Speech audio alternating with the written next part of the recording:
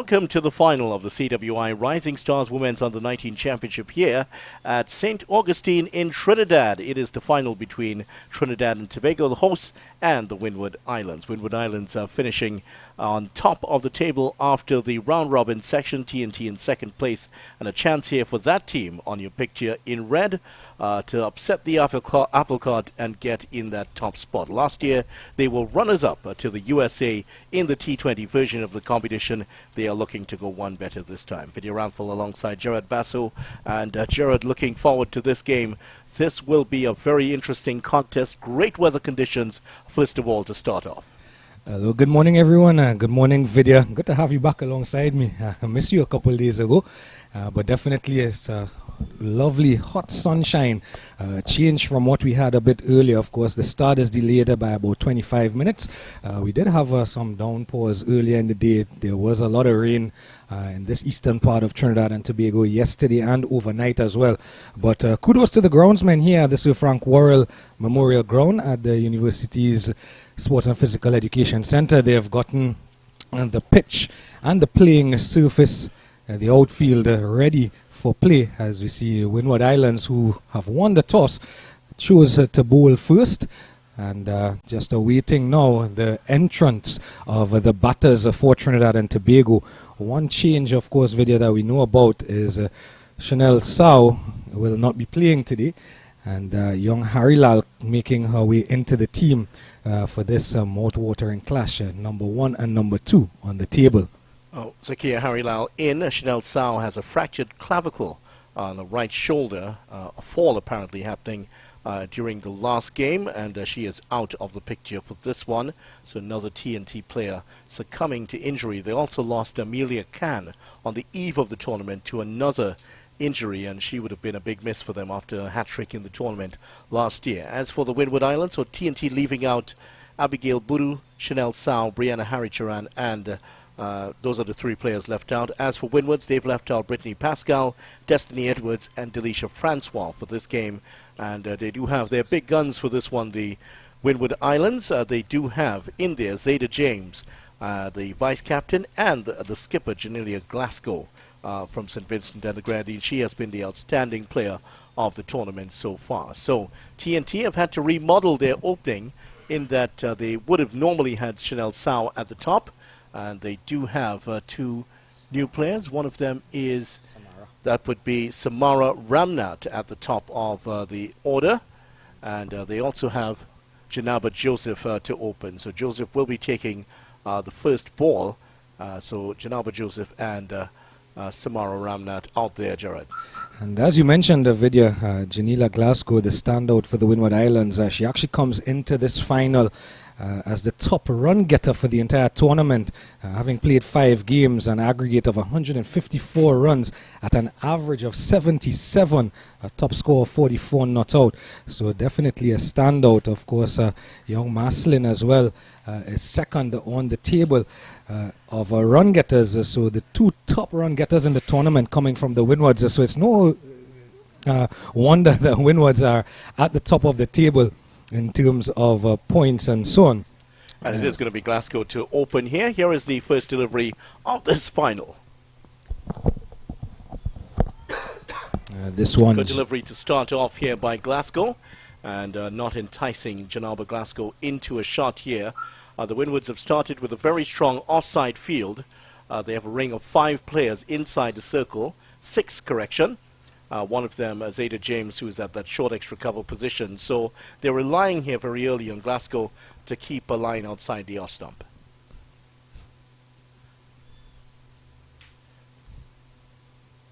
Good delivery again, and some pace here for Glasgow to start off. Now, this is a venue where we haven't seen the field cut for the duration of I think there's been maybe 1 cut since then, Gerard. And the reason we're talking about that, the outfield is very heavy. None of the shots that have been played on the offside have gone for boundaries at this venue. All of the boundaries have come with cross-batted shots in total. That's why you're seeing the fielders inside the circle. Driven nicely. And they will get the first single, so TNT off the mark, and 1 to Joseph. That one's squirting behind square. and another one outside the off stump. So good control shown by Glasgow early here. Yeah, the ground was actually cut on Thursday when Trinidad and Tobago played here on Thursday. And even in that game on Thursday, some of the shots that you would probably expect would get to the boundary, even with a fresh cut outfield, still managed to hold up probably about 5-10 meters inside of the outfield. Fuller delivery, attacking the stumps this time, but Ramnath is equal to it. Just 15 years of age, as we pointed out in this tournament. Ramnath, and quite an outstanding bowler. She has taken a lot of wickets in the tournament. Hasn't quite fired so far with the bat, but she is showing up that she will be at least part of this team, perhaps for the next 3 or 4 seasons. Yeah, she's actually sitting number 14 on the top run getters list. Bit shorter this time, well dealt with. Just getting that. She just got back into her crease and played it nicely down in front of her. Yeah, and Glasgow here not giving away anything, keeping, as you mentioned, Vidya, everything outside of that off stump, and just varying her line and length slightly, bringing the ball closer each time into Samara Ramnath. As you see here, Janaba Joseph standing at the non-striker's end.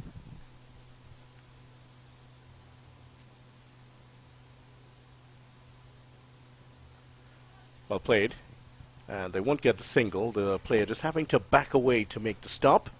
That looked like Della creased there at the backward point position. End of the first over. So at the end of it, just the one run in the over. Very good start here for the Windward Islands, and their powerful fast bowler Janelia Glasgow starting in outstanding fashion.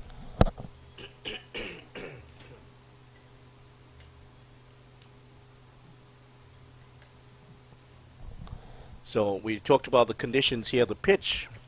A lot of grass rolled into the surface, as we've seen throughout. They haven't been able to cut the outfield, as we mentioned, just the one time because of the amount of rain. There was some rain earlier, and that's what would have explained the later start here. We will see at the other end now. This is Selena Ross, 1 for 13 versus Barbados. But she is back in the picture here. And Trinidad and Tobago will have to be patient because they have two classy bowlers in Glasgow and also in Zayda James in terms of their experience in West Indies cricket. They'll have to try to pick up the runs against the remaining bowlers, including Ross. Ross starting off, the left-hander. There's a to and fro, but eventually the two players get back, and that was Janaba Joseph all at sea there. The call definitely was that of the non-striker. Yeah, it was, and a good start here from Selena Ross. Just a hint of swing by my eye being extracted here from Selena Ross, and of course the cross breeze that usually comes from the east-northeast will probably assist her with extracting any swing that may be on offer in the early going. But of course good to see a left-handed bowler. We haven't seen many left-handed seamers throughout this tournament, but definitely refreshing to see a young Selena Ross.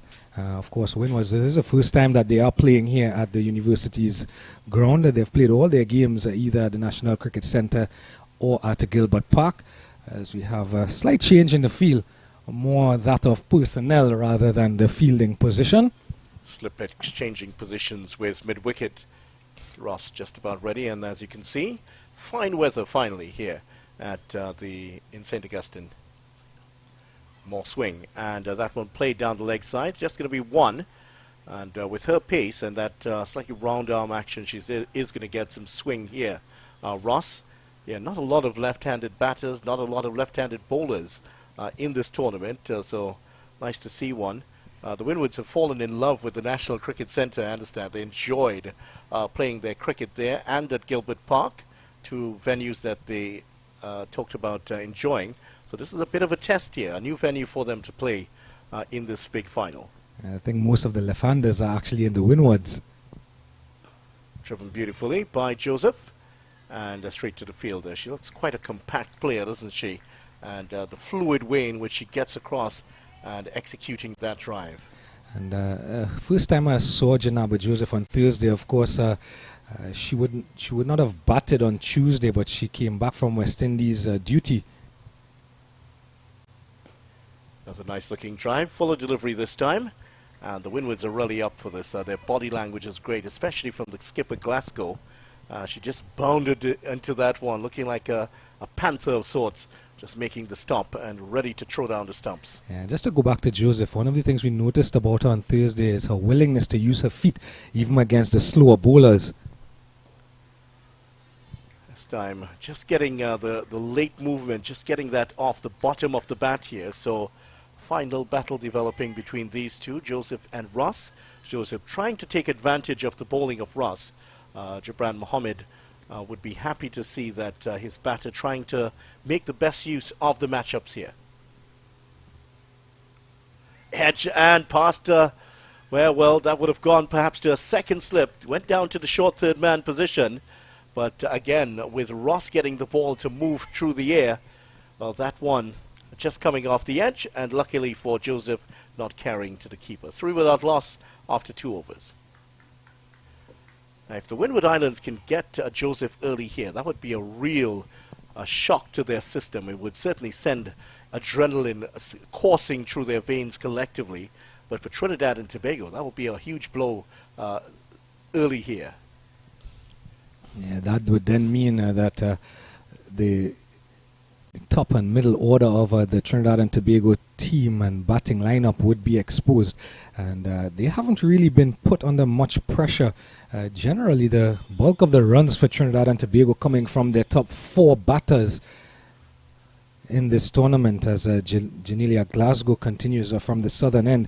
You mentioned bowlers in Glasgow and Zeta James, but not to forget Bini St. Jean, who's had an outstanding tournament. She actually sits number 3 on the bowlers list here for the tournament. So also another one of the outstanding players and bowlers for this Windward Islands team. Yeah, some running repairs here for Samara Ramnath. Right boot, the laces untied. And some news coming out of Wimbledon. The unseeded player, Vonderosa, has beaten Onus Jabeur 6-4, 6-4 in the Wimbledon finals. That's certainly great there. Jabeur losing 2 consecutive Wimbledon finals now. And Vonderosa, when was the last time that happened? An unseeded player going on to win Wimbledon. That's well played. Getting it behind the line well here, Ramnath. And you're getting the feeling that Glasgow has been, the game plan to Ramnath is get those short deliveries in and try to unsettle the young TNT batter. And she hasn't pitched up anything really in her 7 deliveries that she's bowled as yet. Keeping just that good length or back of a good length and short. Another short delivery. So obviously they're bowling to a plan. She's bowling to a plan here. She does have the pace to trouble the batters. She may not have the pace of a Kate Wilmot, who we saw from Jamaica. Maybe not quite that pace, but you would want to believe from seeing what we've seen from Glasgow in this tournament last year and this year, she is destined to be a star for the West Indies team. I had a chat with her about that earlier in the day. We'll come back to it. And she has Ramnath just backing away now. 3 shorter deliveries, and in contrast to how she played the first one, she's now definitely starting to back away to the offside. So I think it's ripe here for that 1-2 punch, that Yorker length delivery coming through. And Janelia Glasgow, definitely one of the fitter girls, and she was telling me, she demands the highest standards from all her players. That's a short one, again on the back foot, playing out to the offside correction. And it's going to be interesting to see when she does choose to pitch one up. And speaking to her earlier, you mentioned destined to be on the West Indies senior team. Of course, that tour to Australia coming up at the end of the month of September. And she was telling me about her stints with the West Indies women's A team back in 2021. And you can almost hear the disappointment in her voice when she was telling me about that. Since 2021, during the Pakistan series, when a Pakistan woman visited here in the Caribbean, and she sounded a bit disappointed in telling me that since then they have not really done a West Indies A team, and she's looking forward to things like that. Nicely driven by Ramnath. Won't get the single. There is a fielder out there. Yeah, that was the first time an 18 tour played, and certainly that was well appreciated, both the Pakistan A and the senior team in the West Indies at the same time. There's the scorecard. A maiden over here by Glasgow, 3 without loss after 3 overs. And that's been almost like a broken record video, that these girls, the young ladies, or the women in particular in the region, they don't play nearly as much cricket as the boys do. And having a chat with Miss Kamara Ito, the manager, that's one of the things, the manager of Windward Islands, she was mentioning the same thing as Selena Ross continues from the northern end, the gymnasium end. Nicely driven again, this time by Joseph. That one beats the mid-wicket fielder. They will get just a 1. And even when the ball travels past the fielder, you're still only going to get a single because it's not really flying away to the boundary as you would expect there. But she's focusing on that line just about that leg stump for Joseph, but Joseph has dealt with it well. Now let's see what she does here to young Ramnath. Yeah, let's just pull the line back a little bit. She doesn't have the pace, really, to trouble Ramnath with those shorter deliveries. Yeah, but I think she's realized that she's getting the ball to move a bit, so she's pitching the ball up just that much more than Janelia Glasgow would have done from the other end. And you can see that she is extracting just that a little bit of swing out of this white ball. Going down the leg side, an easy decision for Carolyn Brown, who's out there with Javed Prasad, the 2 umpires today. Simon Arun, who has been the the reserve umpire all the way through. Hayden Bruce, the match official here. And you talk about the importance of having the reserve umpire. Caleb Wales, the Trinidad and Tobago referee's assistant, found out the hard way how important they are. I had to tell you about that at the CONCACAF Gold Cup recently. That's another dot ball. Yeah, Caleb Wales, the Trinidad and Tobago referee's assistant, had actually done a game at the CONCACAF Gold Cup and decided to stay on to watch the second game. Well, the referee's assistant who was on got hit in the face, and he was asked to come in and do the second game. Only the first time ever that's ever happened. Not a wide. Yeah, it's the first time it's ever happened that a referee's assistant has had to do 2 games on the same day at the Gold Cup. That's why they're there, for that sort of situation, those type of injuries.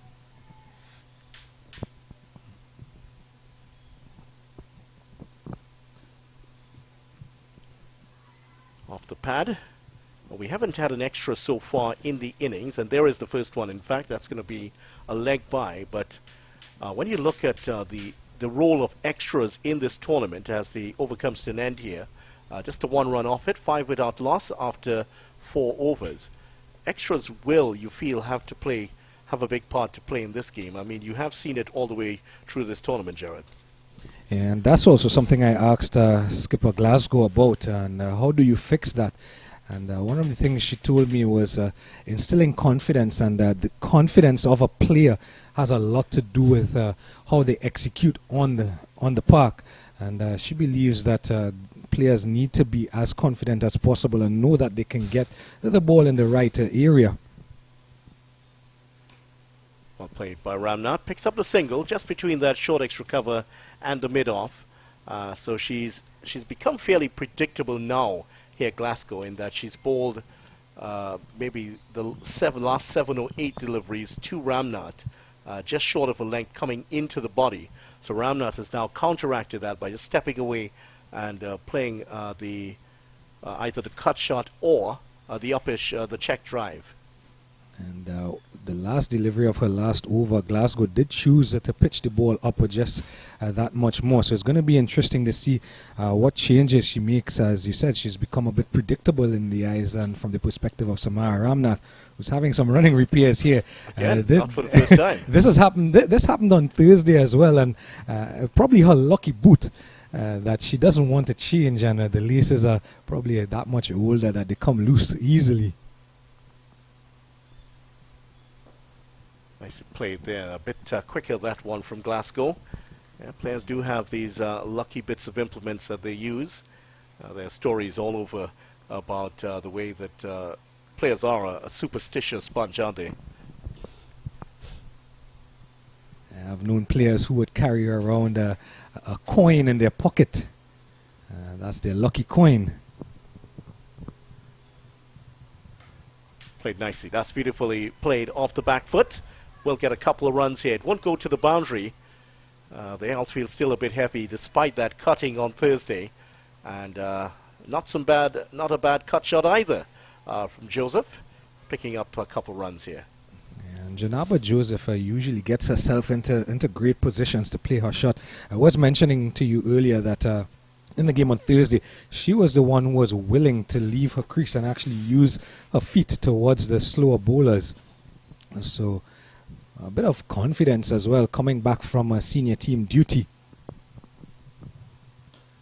Another one would just pitched in short of a good length. Not far away from James there.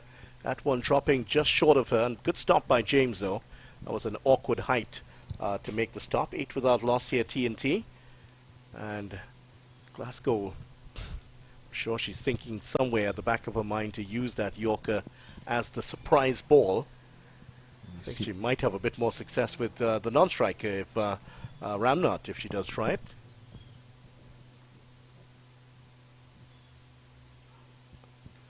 Too wide this time from Glasgow. Now, we talked about the extras. Just want to finish off on that. Trinidad and Tobago, 118 extras for the tournament so far, and they have gone along at just about 1 extra per over for the tournament. They have bowled 117 overs coming into this one. As for the Windward Islands, they've given up 123 extras for the tournament so far. And I don't have to tell anyone who's seen the tournament so far that the majority of those has been from wides. End of the over here, 8 without loss after 5.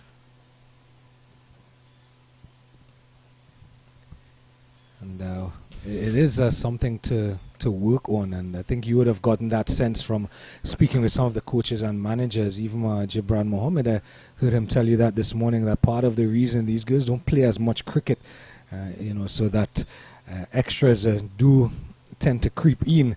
And that stat there about the extras for Trinidad and Tobago, that's to consider that they have had 2 abandoned matches in this tournament. Of course, the second of their abandoned matches, they bowled first, as Selena Ross continues.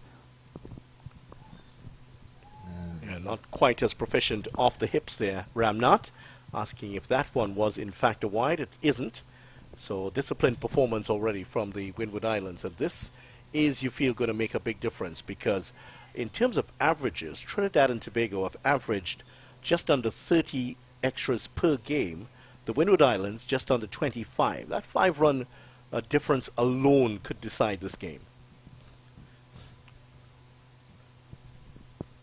Oh, that's on the feet, and that's gone. That looked pretty much in front, and Ross persisting with the tactic of bowling very full here. That one, the late movement, just getting the feet of Ramnat, and she has to go LBW for 2. Yeah, this is good bowling from young Selena Ross, and that she's not straight, as you said. She's probably bowled 1 or if 2 balls outside the off stump, but persisting on that middle and leg line and extracting a bit of a swing on this occasion, full enough, almost taking the boot on the full. Yeah, the ball didn't have that much to travel. Now the ball is coming back in slightly to the batter, and that one hit maybe just in front of middle and leg. So the ball didn't have that much to travel. So that's Samara Ramnat going here early, LBW for 2 runs.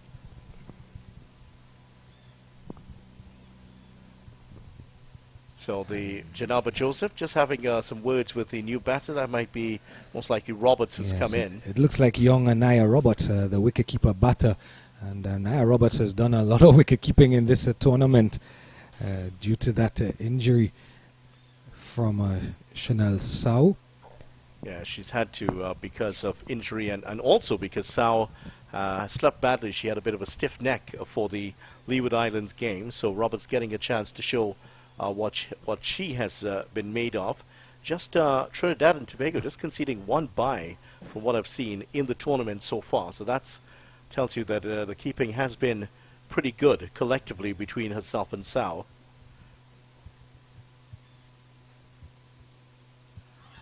That's a good delivery, just a little bit shorter than the previous one. But you can see Vidya though that she still is getting a bit of shape and a bit of a movement, even pitching the ball just that bit shorter. You can see that she's still getting some movement. Yeah, she is getting definitely some movement here. That would have been on the umpire's mind in giving that decision against Ramnath. Yes, getting nicely behind that one. Just driving it back to the bowler, Naya Roberts. And Roberts from the Guayari area. Actually, before she came into the Trinidad and Tobago team, received some support from the Mayaro sporting community. That was nice to see, the community getting behind and providing her with some equipment to come into the national team. Oh, that one was dipping fiercely and just getting enough bat onto it.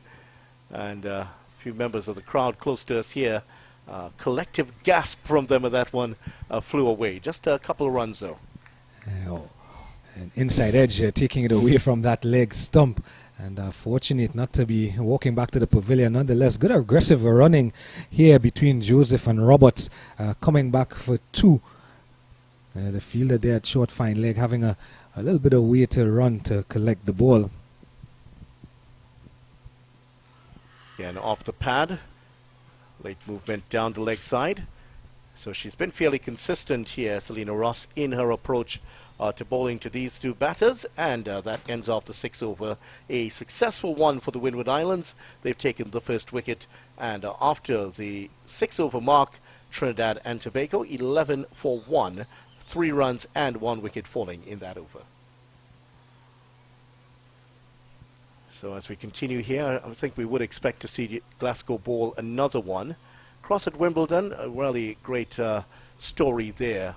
Marquetta Vonderosa beating Ona Shaver 6-4, 6-4 to win the women's singles title at Wimbledon, the first unseeded player, women's champion in the Open era. That is a huge achievement. And when you consider last year, she watched Wimbledon finals with a cast on her arm. Brilliant stuff from her. Just a huge message for all those players who are injured and wondering if their careers will get back. That's what can happen for you. Keep believing.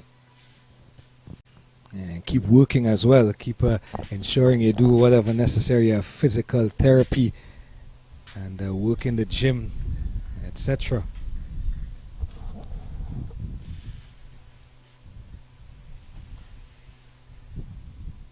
Good delivery, very good delivery here to Roberts. Now she hasn't faced a lot of Glasgow, and that Glasgow is now starting to work up some pace here.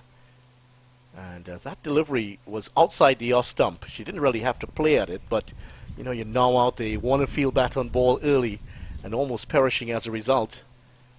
Fontaine doing some interesting calisthenics there.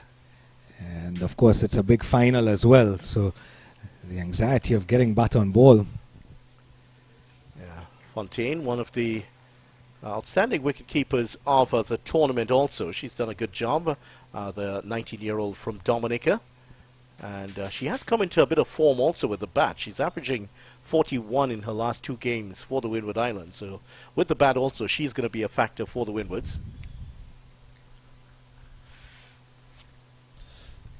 But Glasgow, the player with the ball in hand, she is the one who's going to make the difference, you feel, today. Worked off the legs. That's a good single because it wasn't far away from mid-wicket and they were able to get across, and that was all down to Janaba Joseph calling early and coming through quickly. Yeah, it's definitely a good single, and it's going to be interesting to see, as you mentioned, Fontaine's importance to the Windward Islands lineup. Of course, these two teams would have met prior in the tournament last week Sunday, and Windward Islands would have bowled out Trinidad and Tobago for 131.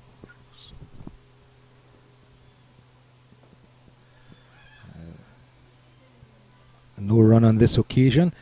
Flicked away backward of square by Janaba Joseph. And in reply, Windward Islands were restricted to 111. That game, of course, was a 28-over affair. They lost 2 overs due to rain.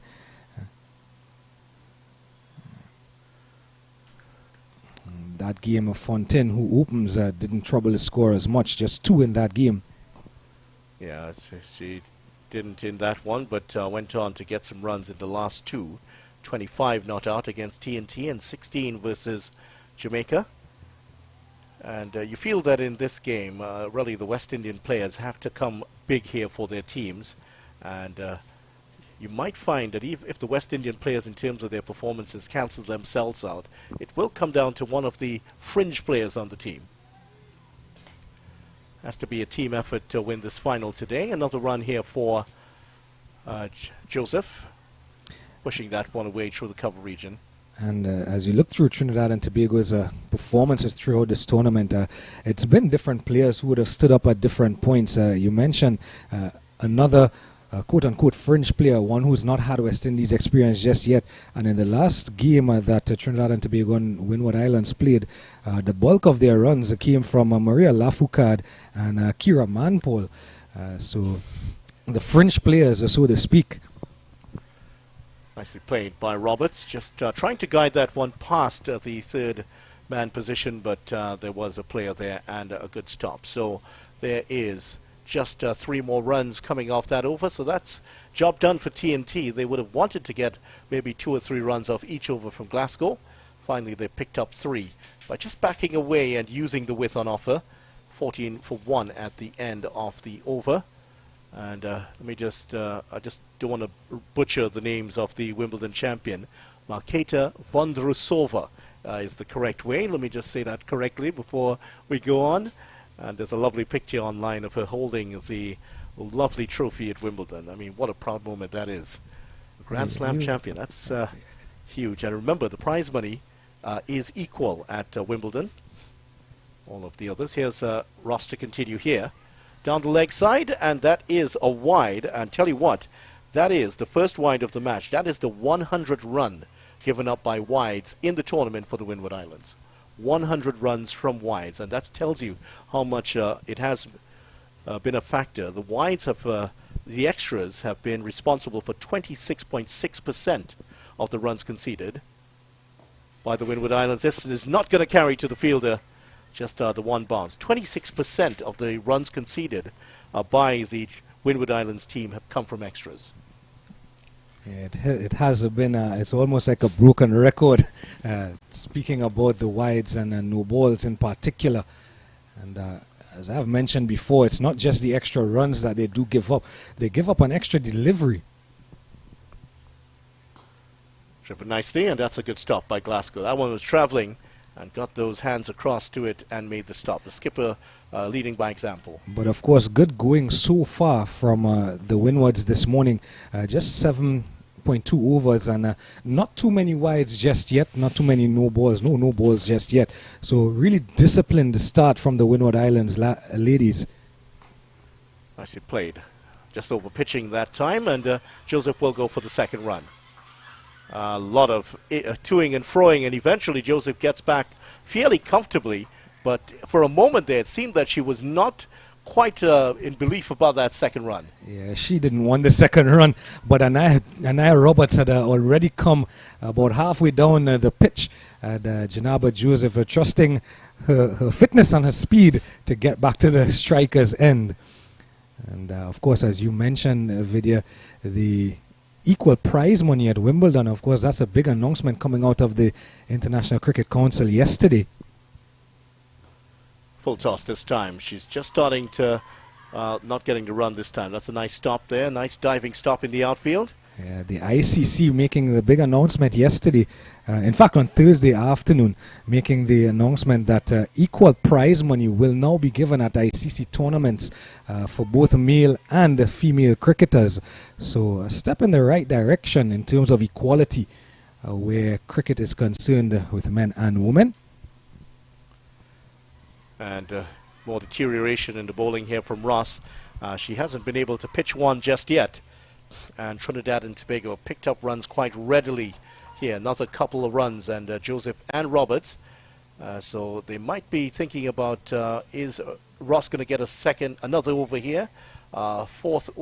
Fifth over on the trot here, because you're starting to see she's just losing her length here in this over. And of course, with all the weather around, even though the sun is out, it's really humid out there in the middle. Driven nicely, not beating the bowler, but not the mid-on fielder. So that is going to bring an end to the 8th over. 19 runs for 1 at the end of 8. 5 runs in the over, the best over so far for Trinidad and Tobago. Yeah, it is quite hot and humid, so fitness definitely will come into play for many of these young ladies, as we see here. The Wimbledon champion. I'm not going to attempt to... Marketa Vondrousova, there she is, and really good win. And there's a headline, the unlikeliest of Wimbledon champions. No one would have expected her, but another Czech Republic player winning the title. Unseeded, unstoppable, love that. And that is the first player in the Open era, unseeded player to win Wimbledon. That's amazing. That's great to see. Great story. Yeah, definitely. Of course, we'll be hearing more about her as in the days coming by, because I don't think too many people would have expected her to win, because Ona Chabert has been one of the most improved players on the women's tour. As we see a bowling change at the southern end, the pavilion end. Zeta James is going to be taking the ball. And of course, Wimbledon, there's also on the men's side the young lad who would have been in the commentary booth last year, just 20 years old. Get his name for you, and he would have made it to the quarterfinals of the tournament this year. One of two 20-year-olds. Carlos Alcaraz, the other 20-year-old that made it to the quarterfinal stage of Wimbledon. So it's going to be interesting here. Zeta James, the first sign of a spin in the bowling innings. And as I mentioned, Janaba Joseph, one of those who likes to use her feet to the spinners. She's not on strike though. She's at the non-strikers end. Young and Naya Roberts is at the strikers end. So when Joseph does get on strike, it's going to be interesting to see if she does use her feet to the spinners. Slip in place. That's cut away nicely by Roberts. Straight to the fielder, so not going to be a run. And there is that slip in place. Of course, we'll see how much spin she's able to extract here. Possibly trying to get the edge out to that keeper or the first slip. The first slip, as you can see, a bit wider than normal. And that's a wide. So only the second wide of the match so far. Yeah, that's the skipper herself, Janelia Glasgow, at slipper. Almost at standing almost as a second slip. More than a first slip. But you can tell the plan that they're going here. Yeah, so they're looking to entice, just to encourage the shot, the cut shot, and also encourage the mistake made. And after that first delivery that went just backward of point, Janelia Glasgow put the backward point fielder and gully closer together. Yeah, there's a bit of a fan in terms of the fielders there. Seeing more of that in cricket. So that in the Ashes also, Ben Stokes using 2 fans on either side of the wicket to get the wicket of Usman Khawaja. More, it really does play on your mind, doesn't it? when you're seeing that that set of players there. Because they're all in front of you, they're all within your eye line. It's trying to tell you, and of course the very human tactic of trying to get the ball through them does come into play. That's hit. Away from the fielder, and that's just away from the fielder, just getting a hand to it. And maybe without that hand, that could have run away for 4. But a couple of runs here for Roberts. She's on to 5. And the flow of runs definitely changing in the last couple of overs. Yeah, but you can see there that she's realized what Zeta James is doing and bowling the ball just outside of the off stump. And making that a little adjustment to get her hands to the ball. Placing it in the gap, and 2 welcome runs to the score for Trinidad and Tobago under 19 women.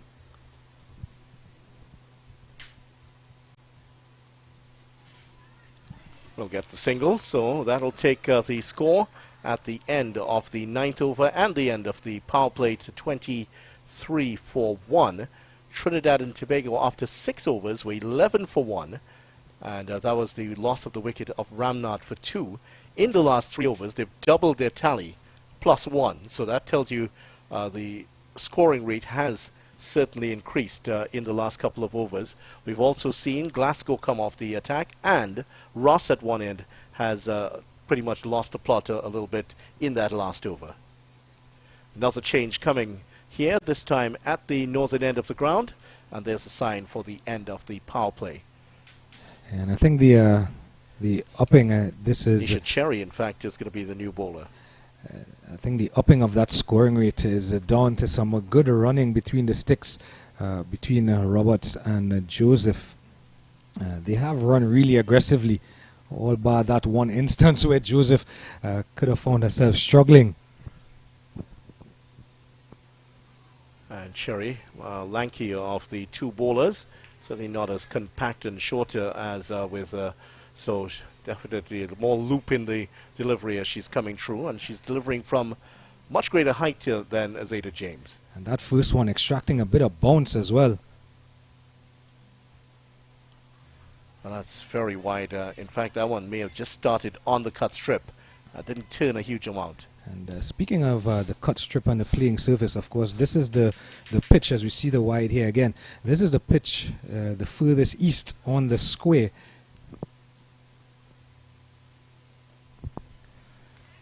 Yeah, it certainly is the widest of the pitches, and we've seen a fair amount of turn even for the finger spinners here at UE Spec. And on Thursday, this was the exact same pitch that they used on Thursday. There's some turn, but also down the leg side, so that's pulled away. And just going to be one. Didn't get quite a hold of that.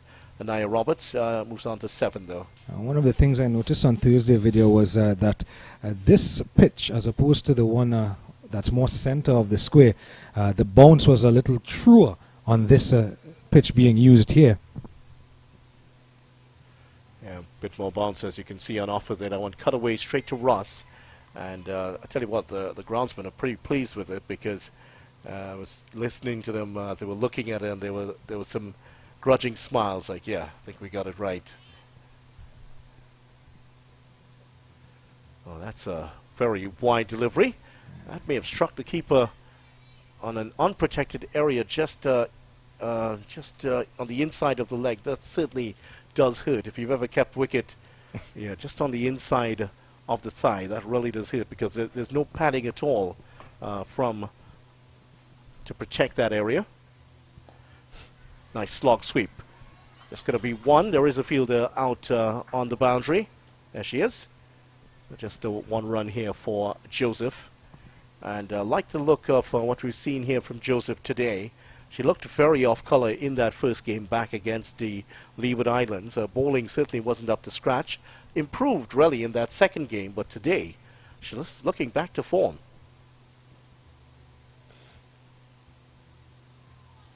And Cherry just too wide to interest the batters at this time. End of the over. That's the end of the 10th over, and Trinidad and Tobago up to 27 now for 4 runs in that over. So there will be a break for some water at this time, but yeah, so that's the situation. 27 for 1, just a wicket of Samara Ramnath so far. To Ross, TNT have weathered the storm largely in the first 10 overs. We'll take a short break ourselves. We'll be back with more.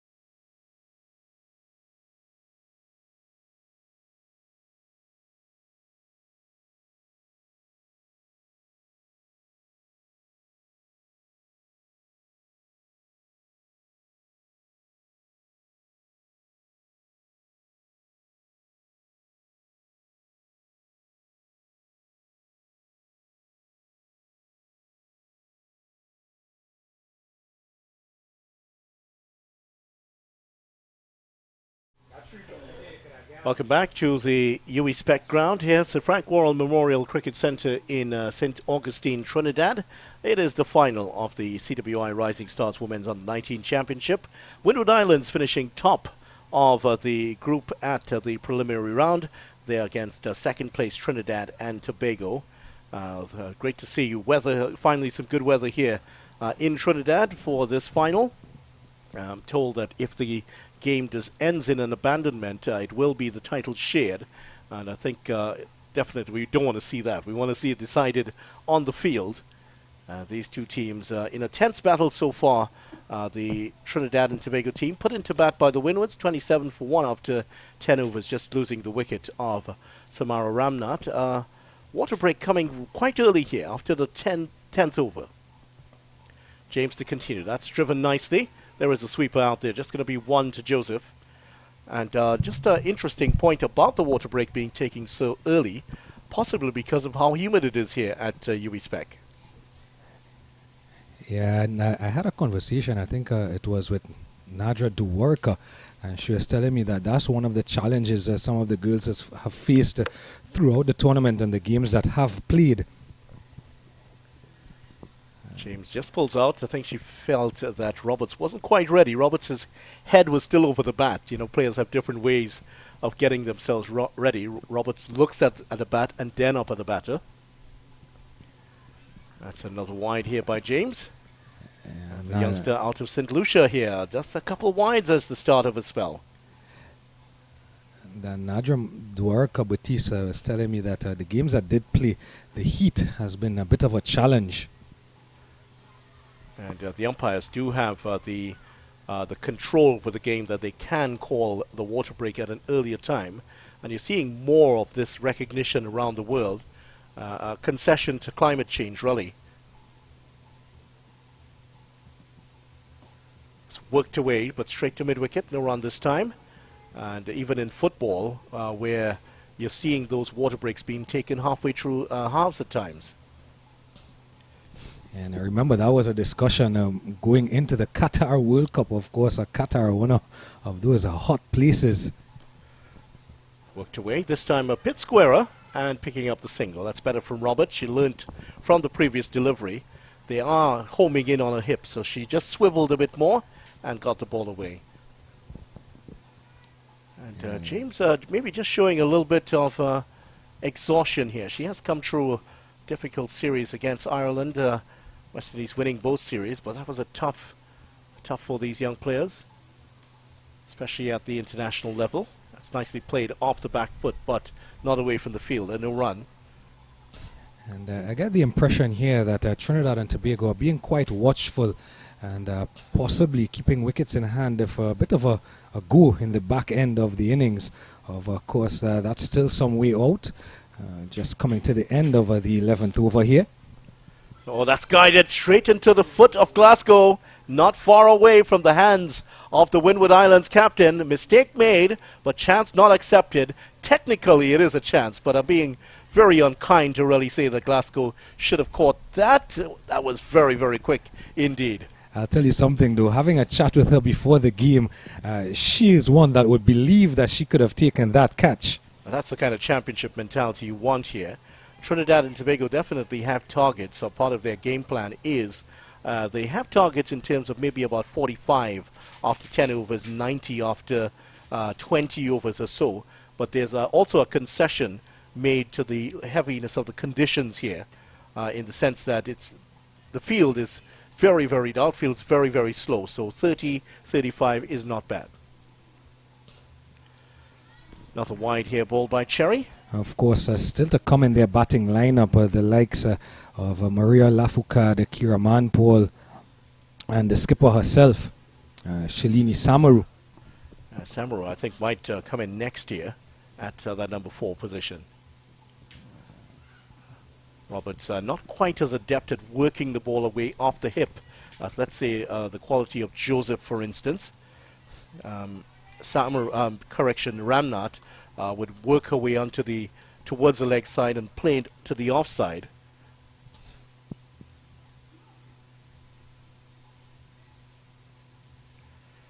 She's just trying to poke at that delivery, and that's very dangerous here from Roberts. She has to rethink the strategy of how she's approaching the bowling of Cherry here. Of course, Trinidad and Tobago without Chanel Sao at the top of their order today. That one coming back, and the appeal there, Carolyn Brown thought about that carefully, but she's just pounding the hip as if to suggest maybe height was the issue. And it was. But of course, a good ball here from Cherry, pitching outside that off stump and extracting a huge amount of turn. Another good ball. Thought about the single and has to run back. Good bit of work there by the Windward Islands fielders. They're really up for this final. TNT have to be very careful. They have to judge his singles very well, because these outfielders for the Windward Islands, boy, you can't spot any weak links out there at all. And I think they're aware that they've played before, and they would have lost to this Trinidad and Tobago team. Now it's hit over the outfield, over the extra cover region. Couple of runs on offer here for Trinidad and Tobago. And two good-looking runs there for Roberts, deciding that she's going to go the aerial route here over the extra cover region. And she's tried to guide the ball down to third man. She's tried to cut the ball behind point, been unsuccessful. Now she's deciding to take it a bit early here. Let's see how Cherry responds to this new attack. Bit more flight, and worked away on the onside for one. This is good work here from Roberts, picking up 3 runs in the over. And once TNT can continue to pick up those 3-4 runs in the over in the early stages, they can build themselves up to a good and a useful total. 34 for 1 after 12. Yeah, and going by what has transpired in the tournament so far, anything in and around that 120, 130 region would definitely, you feel, Trinidad and Tobago would back themselves to defend it. Of course, the last time that these two teams played, last week Sunday, Trinidad and Tobago did defend a total and keep Windward Islands just 111 runs.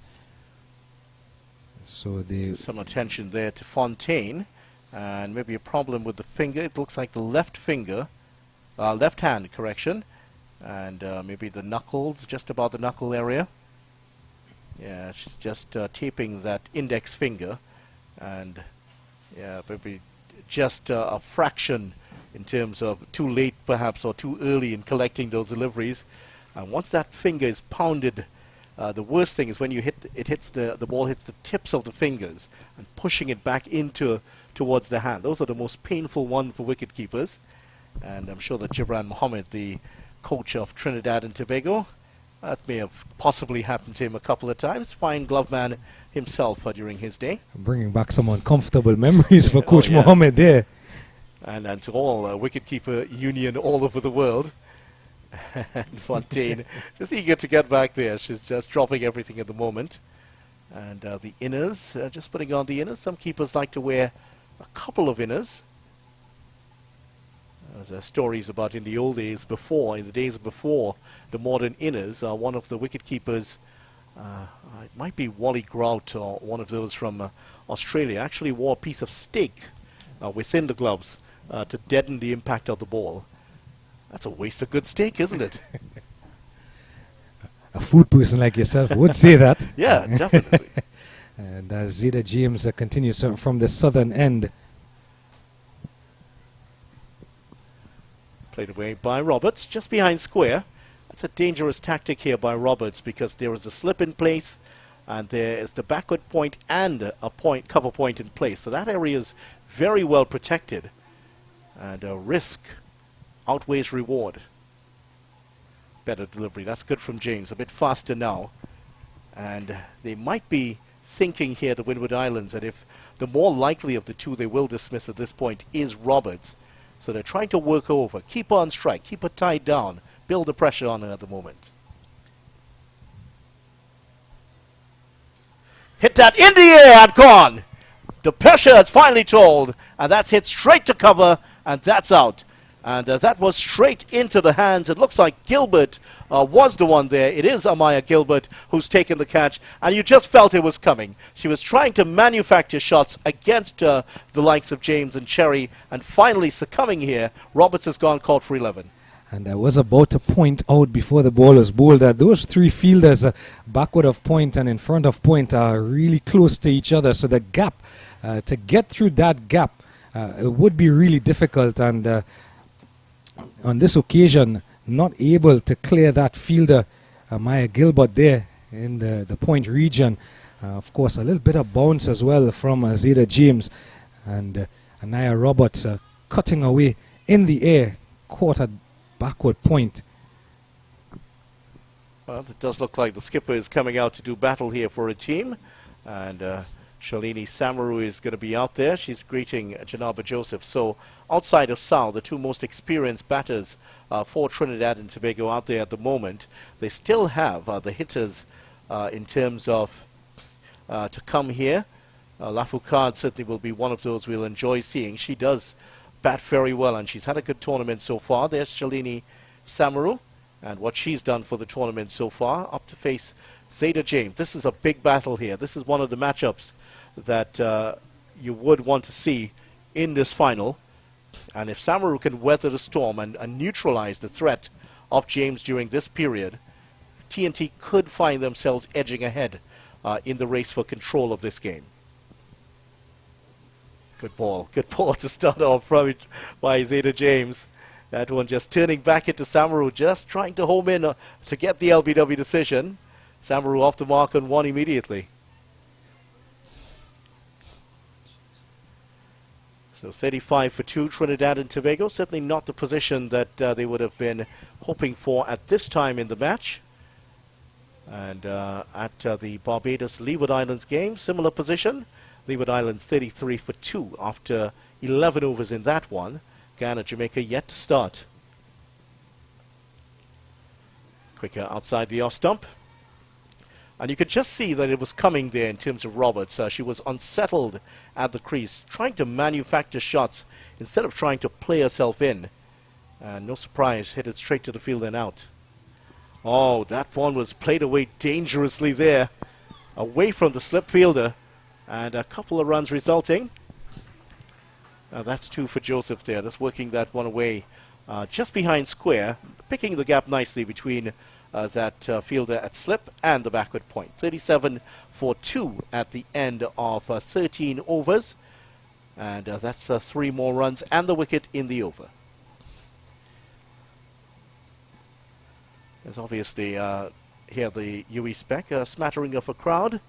There is something of a fete going on close by, so a lot of reggae music floating across the ground. And if you're seeing one or two of the players breaking into dance every now and again, that's why, in case you're not picking it up on the effects mic. It's even infected one or two of our staff members, including Mr. Basso, who's beside me, who is skanking at the moment.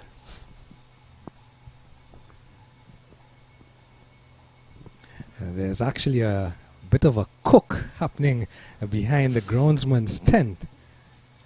So you do know where to find me if I disappear for a moment.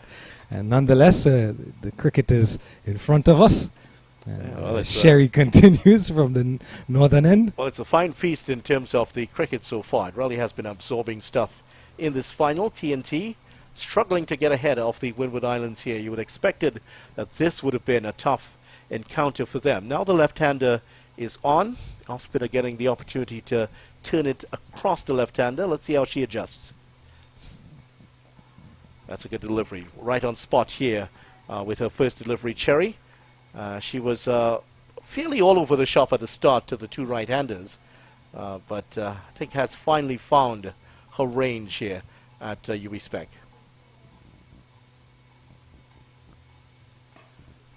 Samaru coming down the track a little bit and driving that. Given that she's getting some turn, there might be the Windwards might want to consider putting in at least a slip here. The last game I called with you, and you said that a ball went to the slip immediately after. It's well played by Samaru, and she does take her time playing herself in, as you would want to see from the skipper. She hasn't quite hit her straps in terms of getting a lot of runs in this tournament yet, though. I think that she'll want to correct that today. To wide outside the off-stump and called as a wide. An attempted arm ball there from young Cherry. And apart, as you mentioned, from her first over where she was a bit all over the place, to Anaya Roberts, she found her spot right outside that off-stump and turning into the right-hander. And she's going to be stumped. And that's out.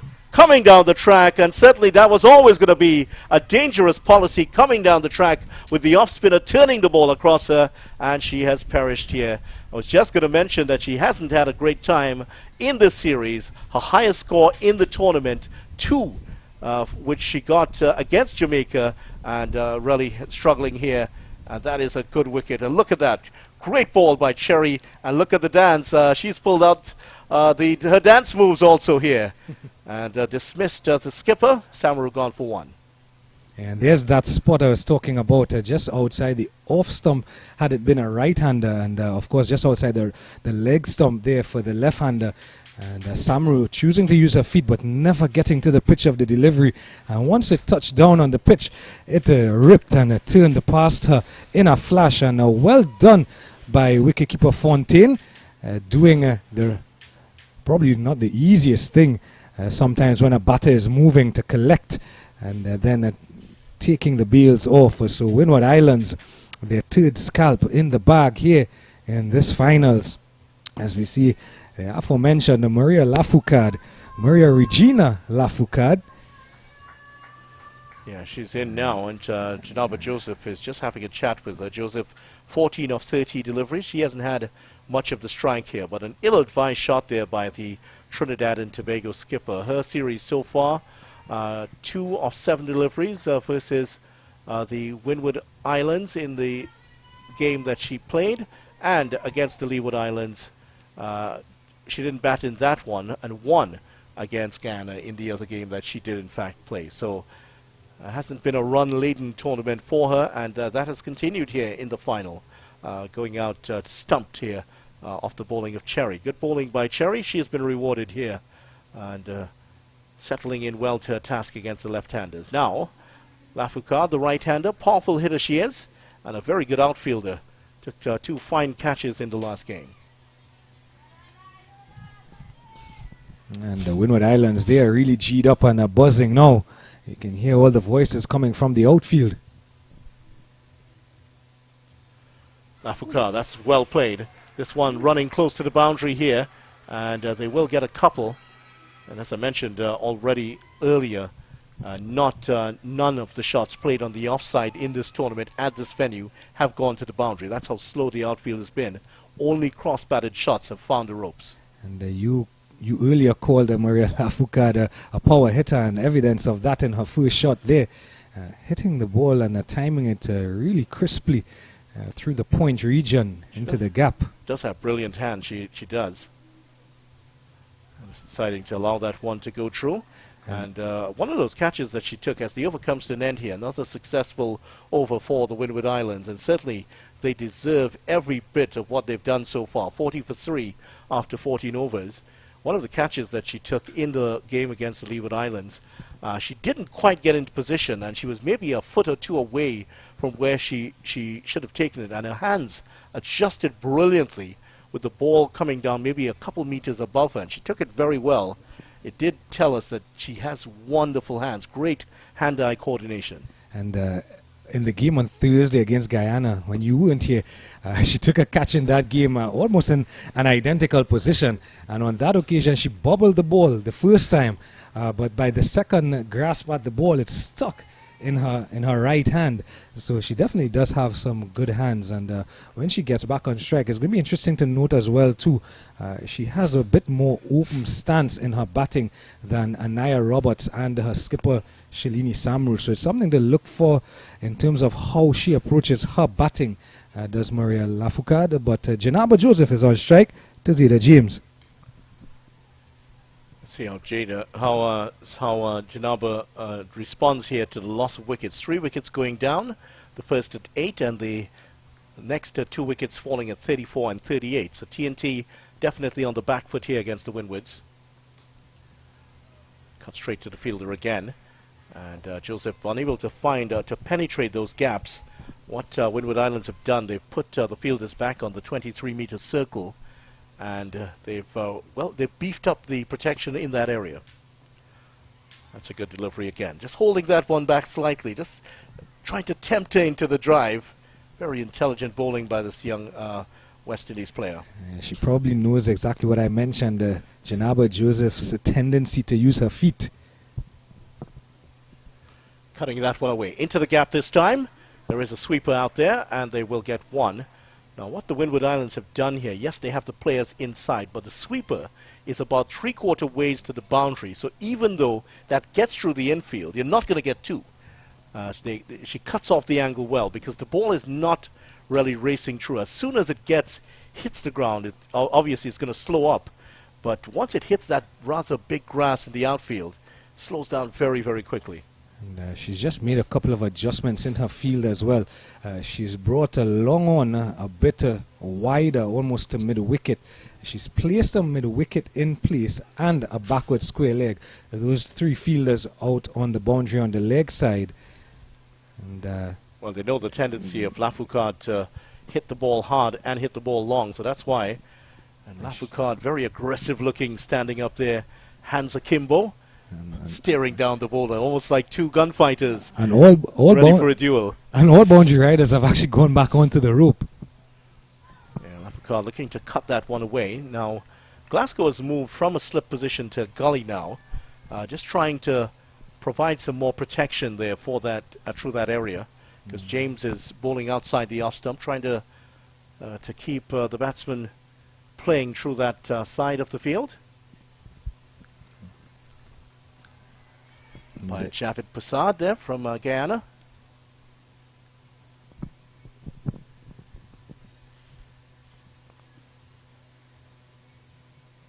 Quicker and almost carrying to the fielder. Chance and a run out here. Well, that was a looped throw-in when a bullet throw was needed. And Lafoucault almost caught in short of a ground. She's still there on 2 after 15 overs. Trinidad and Tobago 41 for 3. And just a 1 run in the over, but that was an action-packed over there for both teams. James continuing to apply the pressure here. And well, just the 1 run, as you can see, of the 4th ball of the over. And the situation with Barbados Leewards almost mirroring this one. Leeward Islands are 39 for 3 in that game against Barbados. That's being played at Gilbert Park in California at the National Cricket Center. Guyana, Jamaica still to start there. Here's Cherry to continue. Down the leg side, pulled away. A chase on here for the fielder. They will get a couple, and that's all there will be. They are looking for the third perhaps, but that throw 1 bounce in. That's not bad work there from the fielder. And there's Nisha Cherry's work so far. 13 dot balls, 13 runs, and not a bad economy read, 4.11. And that wicket that she's taken, the all-important wicket of the Trinidad and Tobago skipper in Shalini Samaru.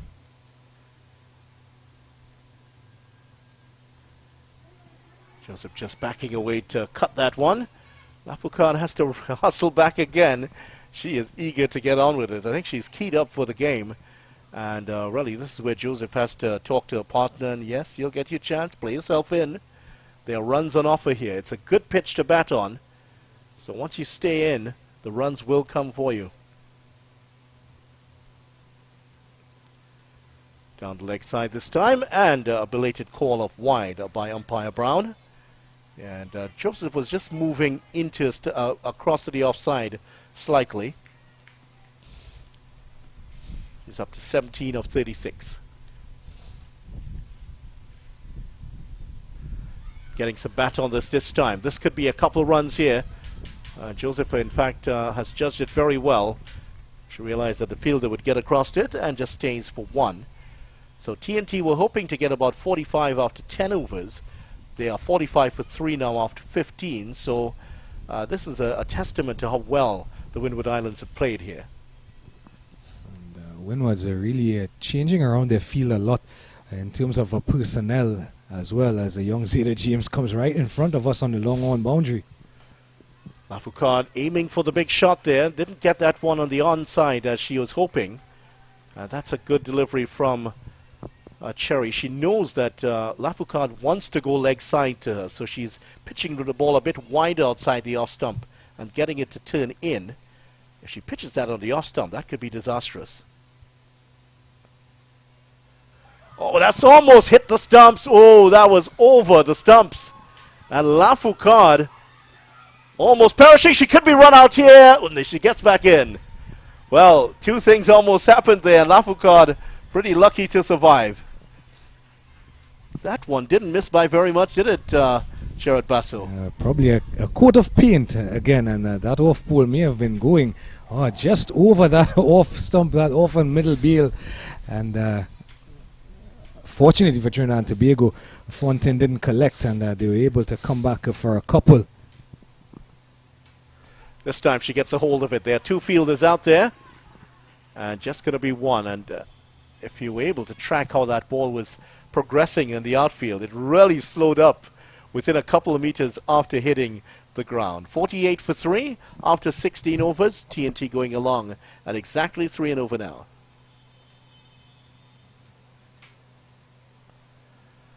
Well, that was quite an eventful over. 7 runs coming off the over, but Lafoucard almost losing her off stump there to Cherry, who has stuck to her guns well. She knows that Lafoucard wants to get after her, but she stuck to her guns well and almost reaping the benefits there. So a bit of a conference between Glasgow and Fontaine. Glasgow just trying to get the angles right. It won't be James to continue. James is off for the moment, and it's going to be Amaya Gilbert to continue, the 15-year-old from Dominica. And Amaya Gilbert has been good in the field so far today. She's been at, especially while Anaya Roberts was there, trying to cut through that point area. Numerous deliveries going in the direction of Amaya Gilbert, and she's been diving around and stopping that ball. She's been at point. She's been at a backward point, cover point. So into the attack now from the southern end. Let's see what she brings here, as she's bowling to Lafoucard, who wants to get after the bowling. And you can see evidence there, Lafoucard with that open stance. That's a very, almost a moon ball there, that one looping up. Just the one run resulting. Let's see what the signal, was there a signal on that? Didn't think there was a signal, so maybe some contact. It seemed to have just a wee bit of an edge on that one, but not a good start from Gilbert, and Lafoucard probably missing out on that occasion. Joseph pulling this one well, just going to get the single. Gilbert has had some good figures in the tournament. She took 4 for 9 versus the Leewards, and also took a wicket for 11 runs against Barbados. So 5 for 20, not a bad return for the tournament so far, in those 2 games at least. Amaya Gilbert out of Dominica, as we mentioned. Looking for the big cut shot here. One of 3 Dominicans on the side. The team dominated by players from St. Lucia. 6 players from St. Lucia, 3 from St. Vincent and the Grenadines, and 2 from Grenada. Hit powerfully over the extra cover region, and that's is caught. That's gone straight to the fielder, and that's well taken there. And that is the end of Maria Lafoucard. So she's chanced her arm a couple of times here and tried to lift that over the extra cover region, but only succeeding in finding the player, yes, just straight to her. For a moment it looked like she's gotten it through, but it was well taken. And that was that Alexander who took it. And Alexander's taken the catch. Lafoucard's gone for 4. And Amaya Gilbert, who before that delivery sat in 10th on the bowling chart, now moves herself into 7th on the bowling chart with her 6th wicket in the tournament. Just hanging that ball outside the off stump, as you said, Vidya. And Lafoucard really trying to muscle the ball through that inner ring on the offside that's been there pretty much from the start. And only picking out the fielder there at the cover point region on the edge of the 23-meter circle. So Trinidad and Tobago in a spot of bother here. The fourth wicket going down with the score of 50 on the board. And in comes Katie Jazz Mitchell, who's had a good tournament with the ball so far. Hasn't had to do much with the bat just yet. Yeah, she hasn't had much at all to do with the bat, so she now gets the chance to bat here. Trinidad and Tobago in all sorts of trouble, and you would have felt before the before this game started that the Windward Islands would have started as favourites with certainly 4 players who would have played in that World Cup team, and certainly with 4 players who are rounding into form here, and those players have come to the fore, at least with the ball so far. Katie Jazz Mitchell now facing up to Gilbert, who's taken that wicket.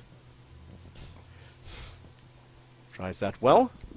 And her mom here to watch her play, and a little sister also here. So they're hoping to see Katie Jazz pick up, maybe get a good score here today. Allows that to go. That's a wide. And there's an old saying, Vidya, that batters win you games and bowlers win you championships. And 3 out of the top 10 bowlers in this tournament are all from the Windward Islands, and we're yet to see a Bini St. Jean.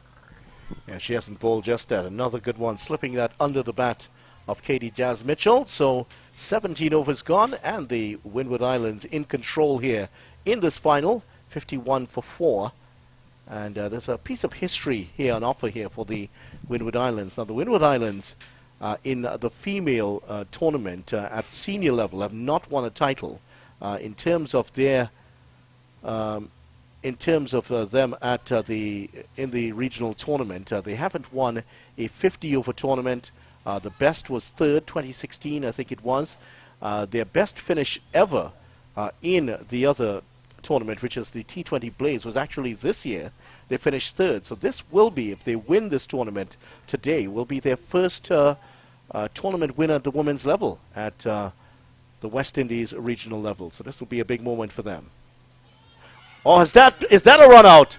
Well, that's an appeal for a run out here. Katie Jazz Mitchell is looking on, and umpire Brown is having a close look at this. Was she in the crease when that ball came back to hit the stumps? Was there a touch on it? Oh, that looks very, very close indeed. Let's see. Now, she definitely touches it, and, well, that to me looks like it is. She would be very lucky to be there. To my estimation, Vidya, very, very lucky to be on, to stay there. Really unfortunate, but Sherry did get a fingertip to the ball as well. Yeah, she definitely got a touch onto that, and I think that's pretty conclusive, but it happens so quickly, and you don't really have the time to move into the correct position, so you would have a bit of sympathy for the official in that situation. But that's a full toss, and Joseph is going to pick up the first boundary of the innings here for Trinidad and Tobago. They're under pressure, and Joseph has shown her mettle here, picking up a boundary off the bowling of Cherry, using her feet well. And almost like clockwork in most cricket, you have a chance or an appeal, one delivery, and the next delivery goes for a boundary. So good going here by Janaba Joseph, who is still there, and you would think, Vidya, that the bulk of the batting going into the final 10 overs will be on the shoulders of Janaba Joseph. Yeah, certainly, and if they can get her, the Windward Islands would feel that they're in a great position to go on to win this final. Right now they are 56 for 4 inside the 18th over here. Trinidad and Tobago have to find something special here if they are to get a total to challenge this powerful Windwards team. And that's a wide. This is a project that started last January with the Windward Islands under 19 team. They didn't win a lot of matches last year in the tournament, but certainly the team has come of age this year. They've looked certainly a lot more well organized in terms of the outfit. That's short and swept away. This actually could go very close. Well, just a one. Didn't get all of that. I thought she'd gotten a bit more onto it. Just a one run. And Windward Islands, like Leeward Islands, one of the two of those teams where you have multiple players from different islands.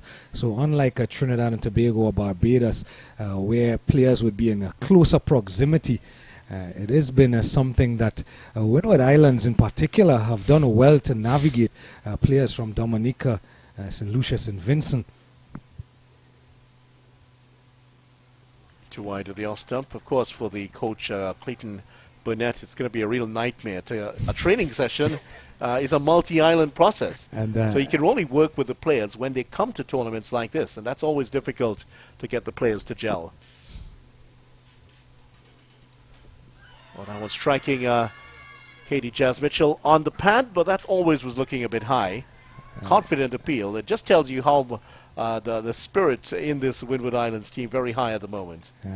I'll tell you something though, and I'll probably come back to it in the next over about coaching of this Windward Islands team being a task that you have players from different islands. Speaking with Janila Glasgow, she talked about the communication and using of the telephone a lot. Mitchell not going to pick up the single, just turned to the right side of the pitch, and Cherry did well to snuff out all chances of a single. 18 overs gone, and Trinidad and Tobago 58 now for 4.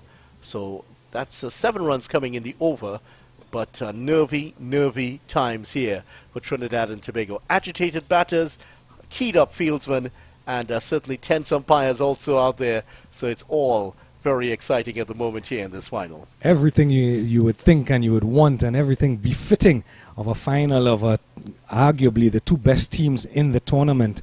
And just to go back to that point you were making, Vidya, about that task of really managing players who would be from a different island. Janila Glasgow was telling me that, you know, they have found ways where in this day and age of technology, they've been able to use the telephones a lot and, you know, do a lot of video calls or phone calls and communicate well with each other, even though she may be from St. Vincent and Zeta James, for example, who's from St. Lucia. And from a coaching perspective, Gilbert to continue. Striking Joseph on the pad, but that one pitching outside the leg stump. I specifically asked the manager, Miss Kimara Ito, I asked her about it, and she said one of the things that the coach does, he's very hands-on, and he keeps in communication with all the coaches in each of the islands who manage these same players. So he is always up to date in terms of their fitness, their techniques, their progression as players. Joseph, oh, that's not far away from the diving figure of the fielder. A couple of runs here for Joseph, but the bells are starting to ring here. Someone has brought a bell out here at UE Spec, and they're ringing it for every run that Trinidad and Tobago's scored. Yeah. They haven't rung it a lot here in the last half an hour or so, because it's been all Windward Islands. Yeah, there's a contingent of TNT fans just to the basketball court to the east of us. That's a wide, and certainly the fans have turned up. Some of the parents here have come up with their in their T-shirts and with the respective players. I see the Orozco family is here, and all of them wearing the name Orozco on their backs. They've gone all out for this one. Ooh. That's pulled away. This one could go to the ropes, and it has. Second boundary here for the bat of Janaba Joseph. She's picked up another boundary, and that has brought a loud bit of applause here from the just around that basketball court. And it did, to be fair, it did deserve the treatment because it was a full toss, and Joseph making a half a step out of a crease and just getting momentum into the ball, leaning back and pulling over square leg. A well-timed shot. Another boundary to Hatali. And there could be another one here because, oh, that one comes off the hand of the fielder. She was looking to get that gap between deep mid-wicket and the long on fielder, but mid-wicket just getting a hand to that. And I think that boundary, that last one, was in fact perhaps the first one on that side of the field here at UE Spec. That's the heavier side. And that one got there in a hurry. All of the boundaries have come to the right of your picture. Going with the wind. That's the first one against the wind we've seen so far here at UE Spec. Mitchell looking for the sweep shot. And that's turned down by umpire Prasad. Mitchell has, after that narrow escape in the other over, has not been able to get off the mark just yet. 66 for 4 after 19 overs.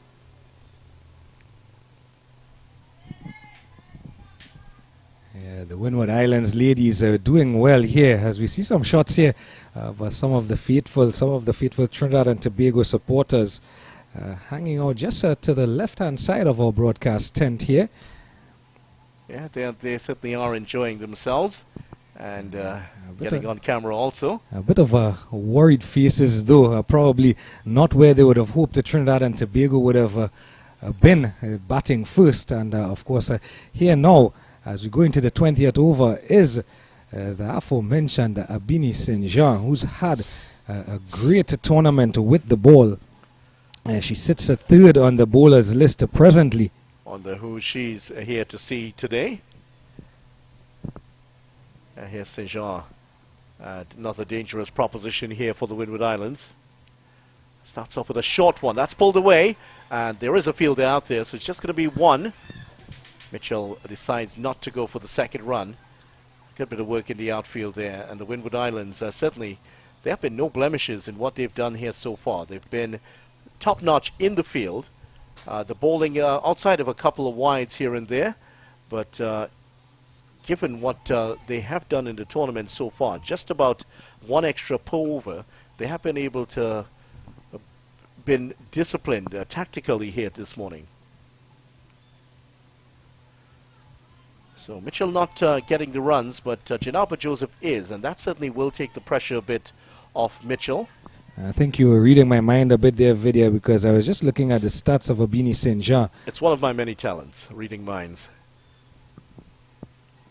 Oh, that's chipped straight back to St. Jean, and that is Mitchell walking off. Well, I think she got her bat under that one, did she? Yeah, she is out, yeah. Yeah, she did definitely get the bat under that. There it is, just about there, and that is out.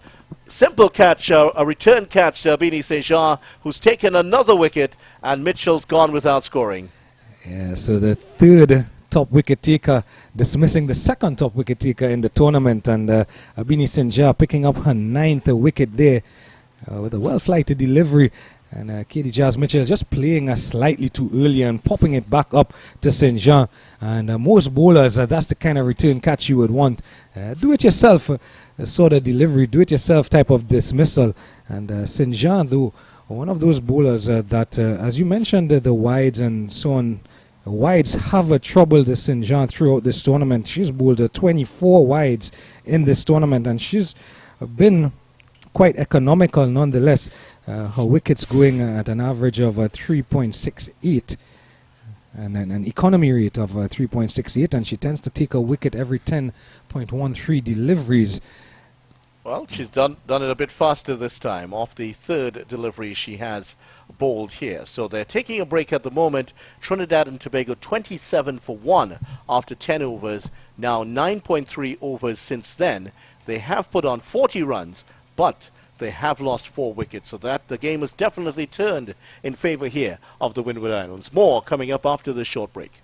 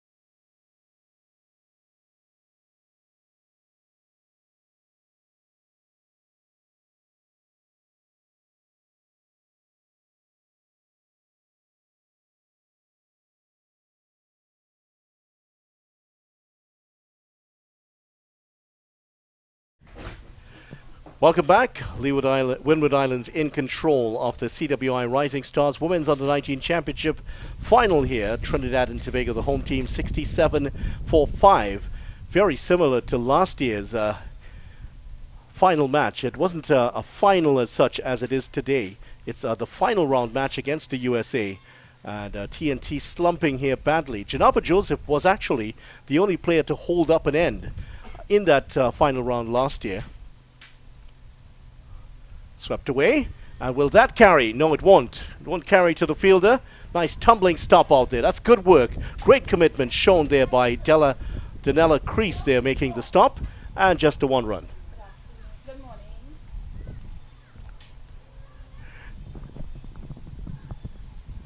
morning. That was a good stop. And you're pointing out someone in the field, in the crowd there, Jared Basso. Yeah, it was trying to draw your attention to the jersey that the young man was wearing.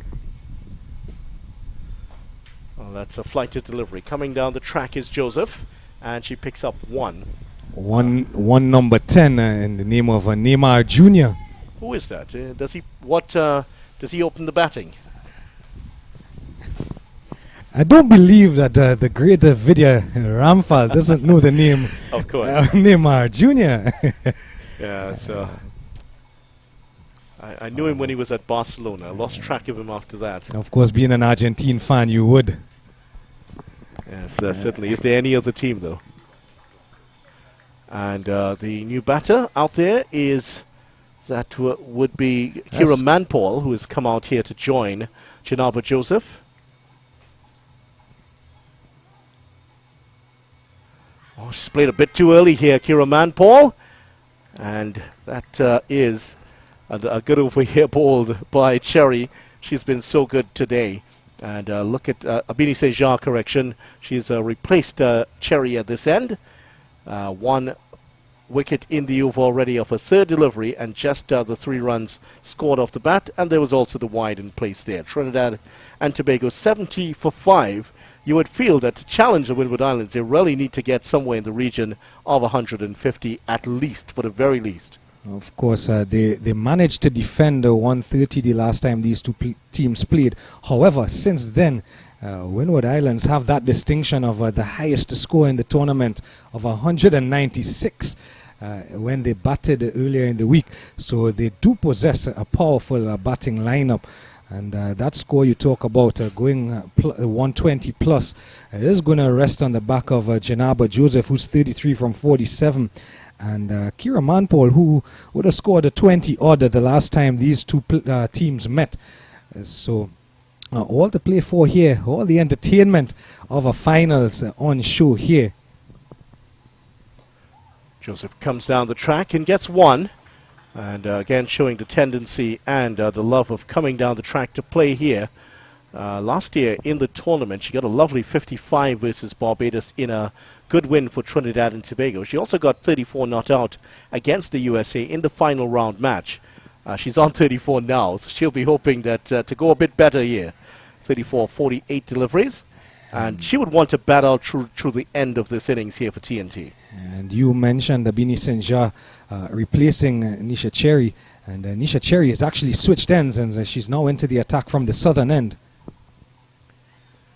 Yeah, this one's certainly not going to help in terms of if she's getting a lot of rotations on, might help her in getting that drift away from the right-hander. But in terms of turn, let's see how she does from this end. Pulled away. Too much down the leg side, and that will result in a couple of runs here for Trinidad and Tobago. Manpaul was struggling to get back. A better throw might have had Manpaul in some problems there. She's not the fastest of runners here. She's a small frame figure, but certainly was struggling to get back.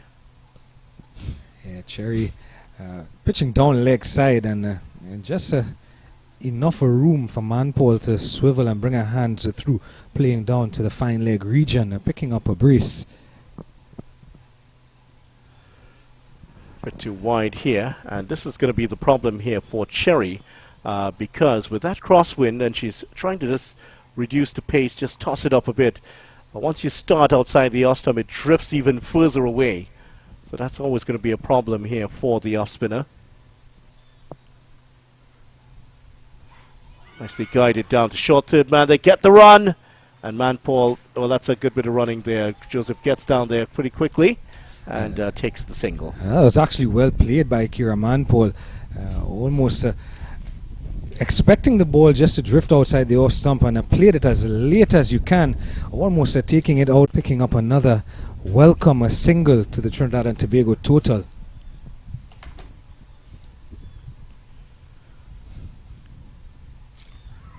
Pulled away, and going to be one here, possibly a couple of runs. They might go for the second. They decide against it because James was there, and was she able to effect a run out? Well, the batter's safe there. That's Zeta James. That's why you don't run to James, who swooped in, and that left-handed throw was very flat and almost catching Manpaul out. Manpaul's coming to the danger end. Here's James running round it, and look at that. Good bit of work.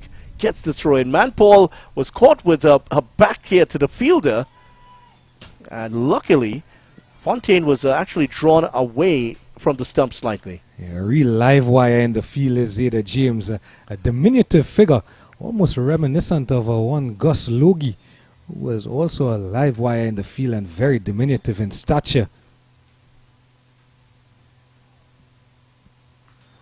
Pulled away, uppishly though, away from the fielder. James is after this one. She's trying to get there first. Beaten to it, and they do get a couple. We haven't seen any threes run here at this venue. Just a lot of twos, many singles, but no threes run. And almost a chance of getting one there. 21 overs gone, 78 for 5. So Trinidad and Tobago trying to come back here. The last wicket falling at 67. And we haven't had a huge amount of partnerships. We haven't seen a huge amount of partnerships here. The best has been the second wicket, which yielded 26 runs. That's the best we've seen so far. So an absence of big partnerships for TNT today. The partnerships really have been for the Windward Islands, who put together some fine bowling partnerships in their team. Yeah, they have. And it definitely would have started from the get-go with the skipper herself taking the new ball. And even in that very, very first over, I mean, we had spoken about wides and no balls. And in her first couple of overs, Janila Glasgow gave nothing away. Full toss, making that into a full toss. And they will go for the second run.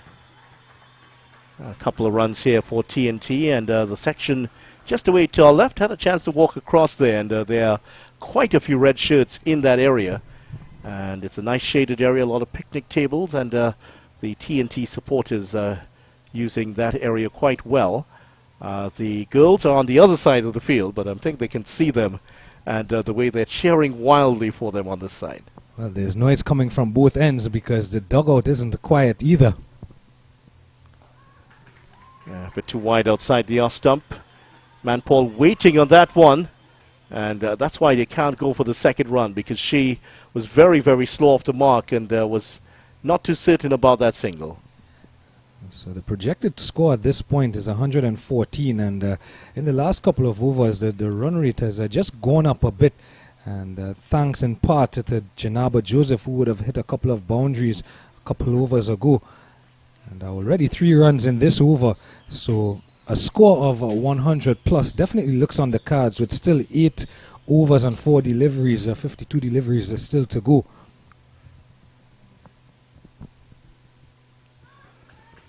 Just trying to hit that one too hard, and just getting the single behind square.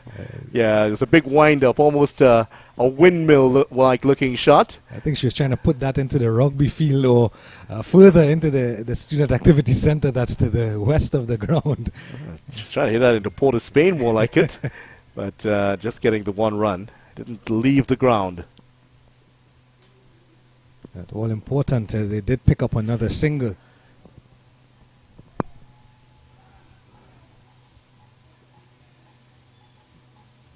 That's lifted straight towards the fielder and dropped. Straight through the hands, and that will not go for 4. They could actually get 3 here if they hustle for it, and they will get 3. First time we've seen 3 runs run here, but that should have been caught. And Gaines was the player who was going towards it, and I think it was dipping on her viciously, and just at the last moment pulled out the dive, couldn't get across to it. No, the problem was she went to ground too early, and that was the catch gone down at that point. I think she misjudged it slightly as well, because she ran in and the ball ended up to her right-hand side and had to really stretch to get to the ball. But importantly, she got her fingertips to it, so it didn't run away for a boundary. That one comes off the pads, an appeal here, which umpire Brown says not out. That's going to be leg byes, and there's the signal for leg byes. Yeah, so it's the first time we've seen 3 run here. That came off the misfield, and now there's been a change in the field just in front of us here. Gaines has been sent into the mid-wicket region, and Glasgow has gone out to that position where the catch was dropped. Well, that was a rather wild-looking delivery down the leg side, and the easiest of calls there for umpire Brown. So 9-10 runs already from the over. Yeah, it's easily the most expensive over so far for the Windward Islands. And they're not doing themselves any favors here, Vidya. Bit too short. No, that's tugged away. Just going to be 1 this time. Fielder out there, and Sejan's just lost the plot a little bit here. This certainly has gone against the grain of what we've seen from the Windward Islands so far in this game. Is this the release hatch for Trinidad and Tobago? Will they be able to capitalize on this? 88 now for 5 at the end of the over, the most expensive over of the innings. And there's that point, Vidya, that I was mentioning to you when St. Jean bowled a bit earlier. The fact that she has had her troubles with wides in the tournament, and on this occasion, that last over from her, you can see her straying in line a lot and also in length, and she's paid the price. 10 runs, already 13 runs from her in the 2 overs that she's bowled. Her first over was quite economical, but that second one really releasing that valve, that pressure cooker valve that Windwards would have had placed on the Trinidad and Tobago girls for the better part of their batting innings. So the partnership has now moved up to 21, so the second best partnership of the innings so far. And Manpaul has done a part, 7 of 8, nothing wrong with that. Joseph, look at her. Her strike rate has increased. She was under 50 at one point. Now she has gone up to just about 80. And she's now pulled this one away. And they've persisted with flighting the ball to Janaba Joseph. On what she's responded here, she's used her feet well, and she's used the slog sweep to good effect. So they might have to start pushing the ball through here, the combination of the Windward bowlers, Sejan and Gilbert at the other end. And that's something, evidence of what I would have seen from Janaba Joseph when she played against Guyana here on Thursday. And that willingness to use the feet to the spinners. Oh, is that a stumping? Yes, that is. That is the wicket. And they've gotten the wicket they've wanted here. And it is Manpaul who's gone. She's come down the track. And she was trying to get on with it. Nothing wrong with her effort up to that point. But maybe not the correct shot chosen. And she's out, stumped to 4-7. Yeah, probably a change of pace, as you mentioned. Quicker in flight was Maya Gilbert, and as you mentioned, Vidya, wrong selection of shot. Definitely not the length to be playing that shot. A wild swipe across the line, playing all around the delivery was Kira Manpaul, and she has to go back for 7 from 8 deliveries. So while her strike rate was good while she was there, playing all around that delivery and being outside of a crease, and Fontaine has another stumping in the innings from wicketkeeper Fontaine. Yeah, so that partnership being ended at 22, and certainly that's been the problem for Trinidad and Tobago, the absence of partnerships. But take nothing away from what the Windward Islands have done here. They have been able to strike quite effectively and efficiently all the way through this innings. Kanika Kassar is now going to be out there for Trinidad and Tobago, and those who are fans of track and field would have been familiar with the name Kanika Kassar, silver medalist in the javelin last year at the under-17 level for Trinidad and Tobago when the championship was held at the office in Kingston, Jamaica. She moved up to the under-20 level, finished in 6th place, I believe it was, at the Thomas A. Robinson Stadium in Bahamas this year. I'm sure she'll be posing for medals once again next year, the couple of years she has at that level. And really a good sight to see Kanika Kassar here taking to the crease. And a lefty for Trinidad and Tobago, one of those rare lefties in this tournament. And of course, you would remember a video, the last Trinidad and Tobago game that you did with me. She had a bit of a health issue and had to be carted off to the hospital. And again, using her feet to come up. Yeah, she hits the ball a long way, and a lot is expected of her. She will turn out the field to be a really quick bowler for Trinidad and Tobago and West Indies. Oh, she's hit that one long. Will that go all the way? Will it travel towards the fielder? Ooh. Oh, that one's dropped just in front of the stumps. And, well, the fielder was touching the ball, but was she over the ropes? In the meantime, they have crossed for 3 runs, and that's in a nutshell what Kanika Kassar does offer. She's a fine hitter of the cricket ball. Well, she did play on Thursday, so all health issues from the earlier games in the week have been put behind her. And as you called it, Vidya, a really powerful striker of the cricket ball, just putting the foot down and getting a half a step and putting momentum into the shot over long on. Joseph, meanwhile, is heading towards a 50 here. That's a good stop in the outfield. And Joseph, you can see, she's just a class apart from the rest of the batters. She looks like she's batting on a different pitch. And the way she uses her feet, so brilliant today. And just as you say that, she is stumped. Comes down the track and misses that one completely. And that's the end of Janaba Joseph. She is out for 43. And she has become the 3rd stumping victim here. That one just turning away from her and beating the bat, out for 43. And a 3rd stumping chance here taken by Fontaine, who actually had chance to stump her 3 times before taking that one. Here's how it's happened. A commentator's curse, if ever there was one.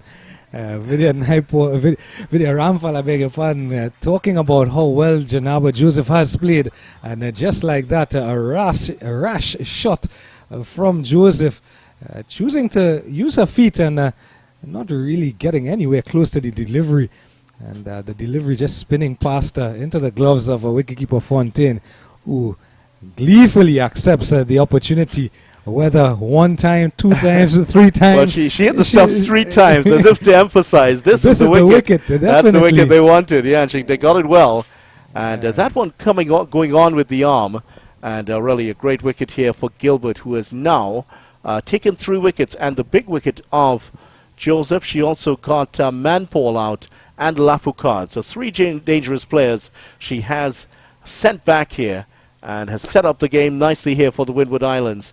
92 for 7 Trinidad and Tobago. This is the score that they got against the USA last year.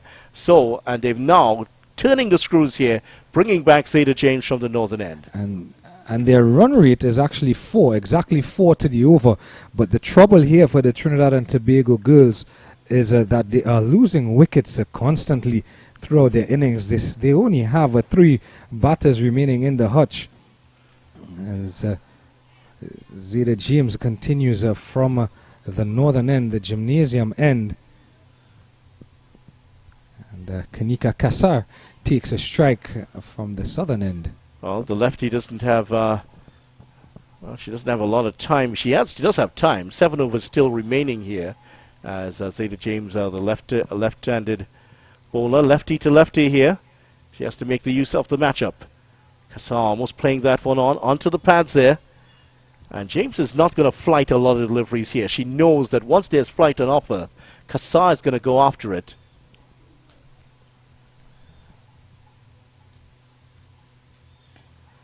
It's good, well played by Kassar.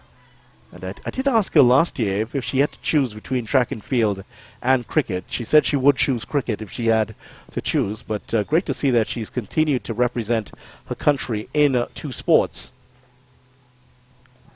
Good delivery, and James, reading the situation well here, has decided to push it through. It is Danella Matthew, the 18-year-old who plays for South Young Warriors here in Trinidad, who's at the non-striker's end.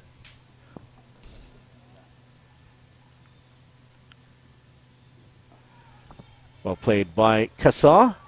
And that is good. There's Danella Matthews, 3 matches, and hasn't gotten a run in the tournament so far.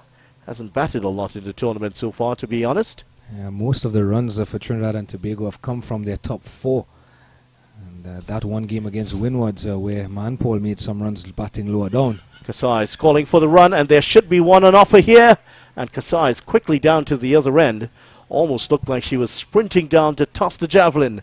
And she got there pretty quickly in the end. And as Matthew comes on to strike, Zeta James waves her hands and calls every one of the fielders that have been on the boundary rope into the 23-meter circle.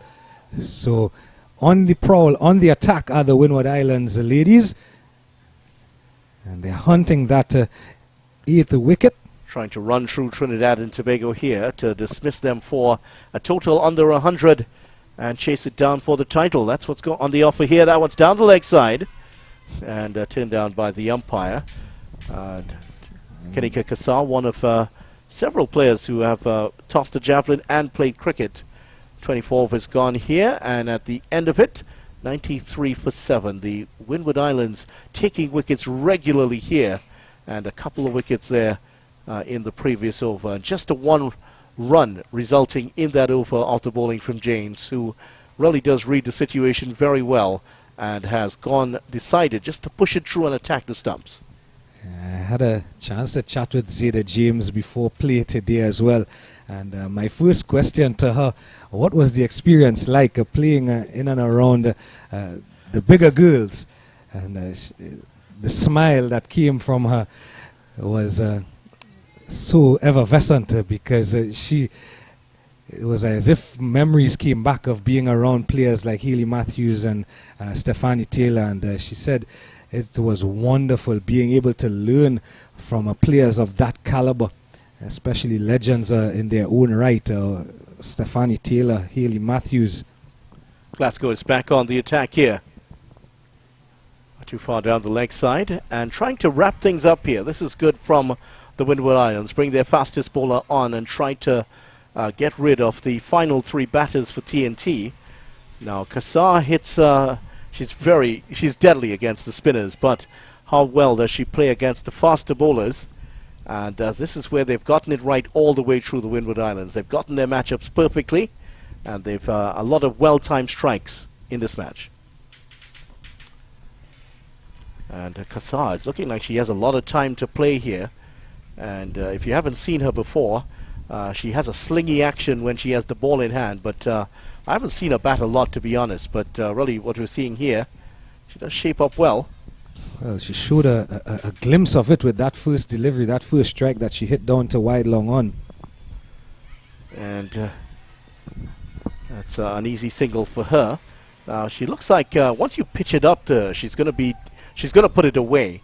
But I'd like to see Glasgow get a couple of shorter deliveries in at her, the body, to see how well she deals with those type of deliveries. One of the things that's evident nonetheless with Kassar is how well she runs between the wickets. Definitely the athlete in her is showing that track background. Well, field background to be correct, yeah, because she's the yes. field athlete, yeah. No field athletes would be having a word with you after. They might be inviting you to their Christmas party this year.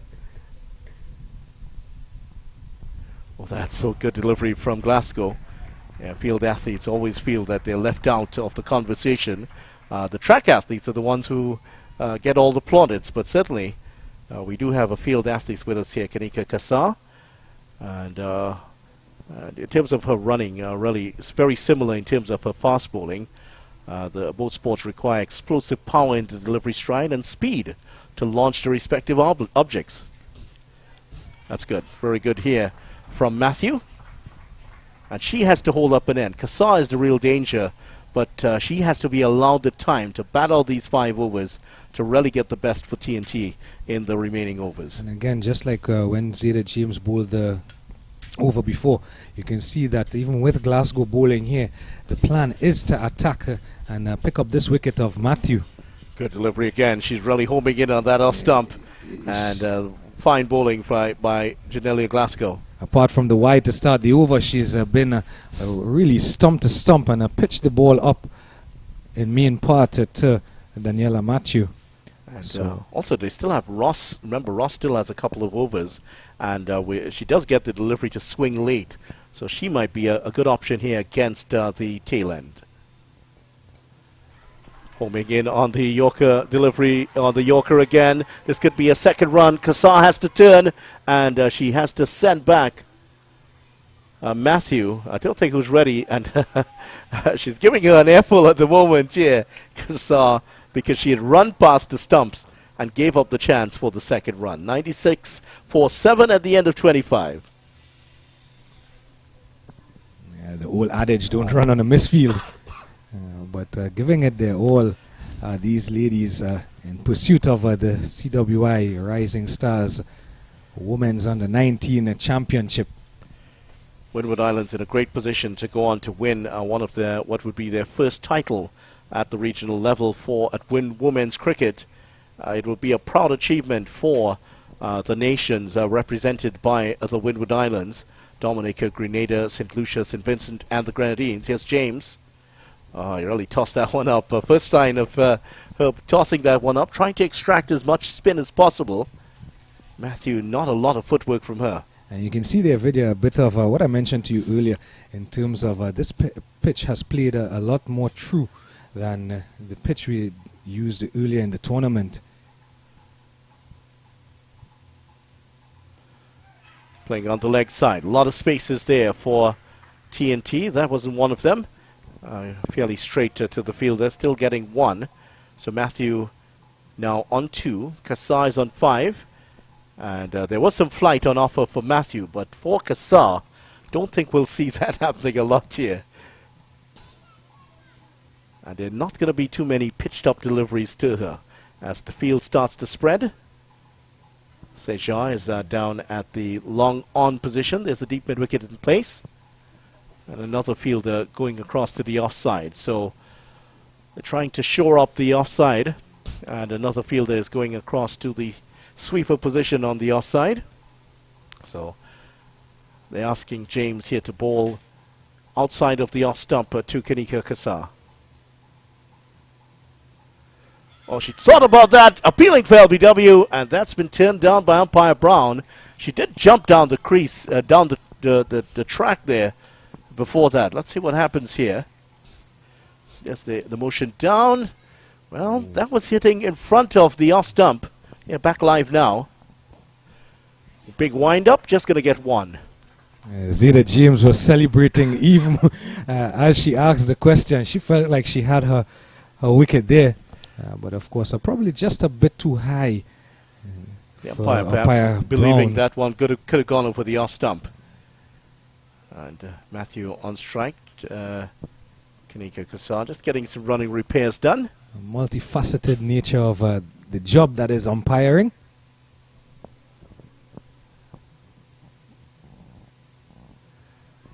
That's a wide, just string outside the off stump there, James. And umpires do have all sorts of things in their pockets. Scissors to cut stitches off. Well, if the stitches have come loose, they do have that. That one homing in on the Yorker. An attempt at the run out here, but Kassar getting back there quickly. I don't think an extra shoelace is one of the things umpires bring on, though. 100 up for TNT. 100 for 7 in the 26th over. Talking about all the different things umpires have in their pocket, they also have that little utensil that they measure the ball with. They also have a similar utensil to measure the bat. That's right. Instruments off the trade, and just in case the ball has gone out of shape there. So the 100 coming up in the 26th over.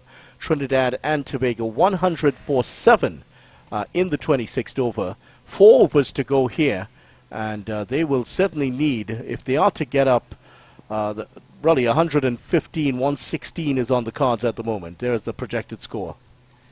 Just to go back, umpires, I've seen umpires that are almost like clothes racks, as you call them, or coat hangers. They have 3 and 4 hats, shades, All sorts of paraphernalia from the players. Well, of course, with COVID-19, that has changed substantially. Now, umpires are less likely to hold. Here's Glasgow to continue. That's good. Glasgow attacking the stumps, and Matthew obviously has worked out what's going to happen here. She's going to try to pick up the singles as she can and to allow the dangerous Kassar to pick up the runs at the other end. But Janila Glasgow is not having any of it. Wicket to wicket in this her return spell and the death of the innings here. Just offering some width this time, and Matthew unable to pick it up to get the single. Certainly a bit more cloudy than it was at the start here today, but no reports of rain coming our way at the moment.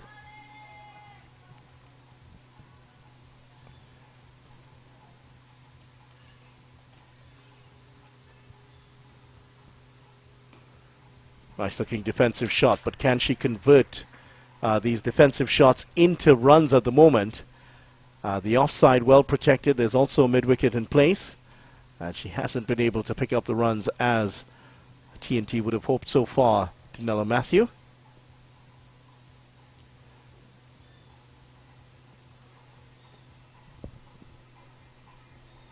Full toss and still can't put it away. The weather report, by the way, has reported partially cloudy conditions. Occasionally light to moderate showers and a 60% chance of the isolated heavy shower or thunderstorm, settled evening and night. Lingering showers favoring Trinidad. And this is shaping up to be another maiden over here. 4 dot balls so far by Glasgow, exactly what the Windward Islands wanted, keeping the pressure on. Pressure definitely on Trinidad and Tobago to get up to some sort of total. And speaking of weather, there is good weather in the National Cricket Centre and the Gilbert Park as well. The other 2 matches well on the way. Another good delivery, and Matthew equal to it, but can't turn the strike over here. At the end of the over, a maiden over here by Glasgow, Trinidad and Tobago, 100 for 7. And the Windward Islands have done everything right here today. Just the one missed chance earlier. It didn't cost them much because Joseph went shortly after that. But they've done everything right. They'll have to do the business with the bat afterwards. And of course, Windward Islands, as we mentioned earlier, do possess that powerful batting lineup as Selena Ross comes back into the bowling attack from the northern end. So it's expected she's going to bowl probably the 28th and 30th over. And as we speak, just a wee bit of breeze starting to pick up here at the Sir Frank Worrell Memorial Ground. So it's going to be interesting to see if she does extract any significant swing similar to her first spell when she bowled from this end. Less of a crosswind at the moment. Yeah, that one a bit too wide at the start here. And she knows that Kassar, once anything straight, is going to be hit back over her head. So she's trying to bowl a bit wider of the off stump. But as you mentioned, the wind now starting to pick up. And certainly we do appreciate the wind here. It's been quite hot this morning. So big wind up for her, just the 1 run. Yeah, that's what's going to happen as soon as she gets it straight. So she's trying to keep it outside the off stump. However, at her pace, the crosswind is taking it away for wides. And just a little bit of an update in the 5th place playoff between Barbados and Leewards. 25 overs in, Leeward Islands 78 for 5. And 3rd place playoff between Guyana and Jamaica. 10.5 overs in, 36 for 1. Well defended. And this is where it has hurt Trinidad and Tobago late here. Matthews getting a lot of the strike, but she hasn't been able to quite turn over the strike as well. 3 of 15 deliveries so far. And of course, that 3rd place playoff, Jamaica, in fact, are batting first. So they're 38 for 1 in that 3rd place playoff against Guyana. Good delivery from Ross. And keeping the batsman honest here. That is just 2 runs in the last 10 deliveries for Trinidad and Tobago. The Windward Islands turning the screws here late. TNT will go on the offensive. Just 2.5 overs to go here. But the Windward Islands doing everything right. Oh, that's a good delivery. An appeal for LBW, and that's gone. And this is exactly what we were expecting to see from Selena Ross. And another full delivery, and she's reaped the rewards here. LBW decision earned against Matthew, who's gone. Yeah, being struck on that back booth there was Matthew, and barred that first delivery that was really wayward from Selena Ross.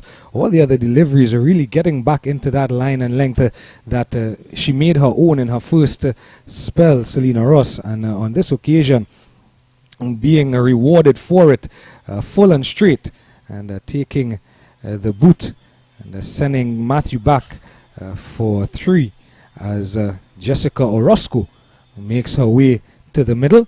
Another powerfully built young lady to join her compatriot Kanika Kassar. Well, she also hasn't had a chance to bat in the tournament. Well, not much of a chance to bat, I should say. Hasn't scored a run in the tournament here. TNT have not been exposed. Their batting has not been exposed to this level in the tournament. Just lost 2 wickets against Guyana. They were, as the next delivery from Ross. That's a good delivery outside the off stump. TNT bowled out by the Windward Islands and just losing 2 wickets against Jamaica. So the only team that has really got their number in this tournament has been the Windward Islands team. They bowled them out for 131 and now looking to do substantially better. Good delivery from Ross outside the off stump to the right-hander, and that's crept past the edge on both occasions. Just 2 overs to go here, and Trinidad and Tobago have only managed to pick up 2 runs in the last 3 overs. Windward Islands certainly on top here. Yeah, definitely well done by Selena Ross after the wide to start the over. She's reverted to what is her strength, and searching for that swing. Not much on offer, but enough in terms of her line and length to pick up that wicket. So 12 deliveries to go. How much can Trinidad and Tobago get? Can they get probably a minimum of 15 to 18 runs and really get to that 120 mark in and around? And you feel that Kanika Kassar will be the one to do that. She hasn't really found her straps or found the timing just yet on her shots, and she's going to have her hands full.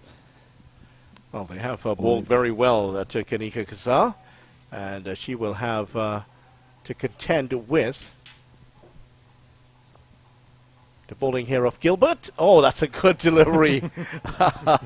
She thought she had her for a moment, one that she was going to blast over long on, but suddenly had to come down on it. Well, I was wondering who the bowler was going to be. She was hidden partially behind umpire Passad, and she's in your shot now.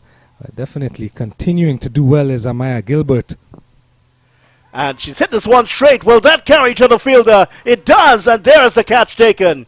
And that is a 4th wicket, and that's the end of Kassar, and that is brilliantly taken. A nice running catch, and Kassar has gone for 7, so Trinidad and Tobago lose their 8th wicket, and it's now 102 for 8, and that is a 4th wicket there for Gilbert. For 9, correction, and that is the wicket there that they wanted. Kassar, who was the only of the batters to really force the issue late, has perished. And Amaya Gilbert started this game with 5 wickets, and she was number 10 on the wicket takers list. But now with 4 wickets, she's moved to 9 wickets and now gone into 3rd on the wicket takers list, alongside her compatriot Bini St. Jean, who also has 9 in the tournament. Zakira Harilal is the new batter to come in, so she's moved up the charts with some fine bowling in the finals here, and she really has exerted huge influence over this final.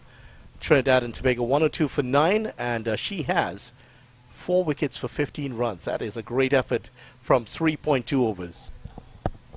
And really, she's put herself in a position to go on to claim a player of the match, because since her introduction, that's where the wickets have started to tumble for TNT. And I remember mentioning it at the start in terms of the bowlers that they have. Looking to pull that away, and this is one of the younger players on the Trinidad and Tobago team. That's okay. Harry Lal, 15 years old, plays for the Hibiscus Club here in Trinidad. Plays for, is it Holy Name Convent at schools level. Driven away. Oh, that's a misfield. They won't get the single though. Of course, that Hibiscus Club is actually playing some invitational cricket across in Barbados as we speak. And, the ladies look like they're having a lot of fun across there in Barbados. Harry Lal picks up a run here. Down to that fine leg position, just getting enough of the bat on it. And good work by Glasgow, putting herself in the danger area for that catch for Kassar, and taking the catch well. She was on the boundary, ran in maybe about 10 to 15 meters and took the catch well. And the way she released the ball after that tells you that that was their plan. They certainly were hoping that they could have fed one to Kassar, because they know she loves to hit straight, and she perished from that.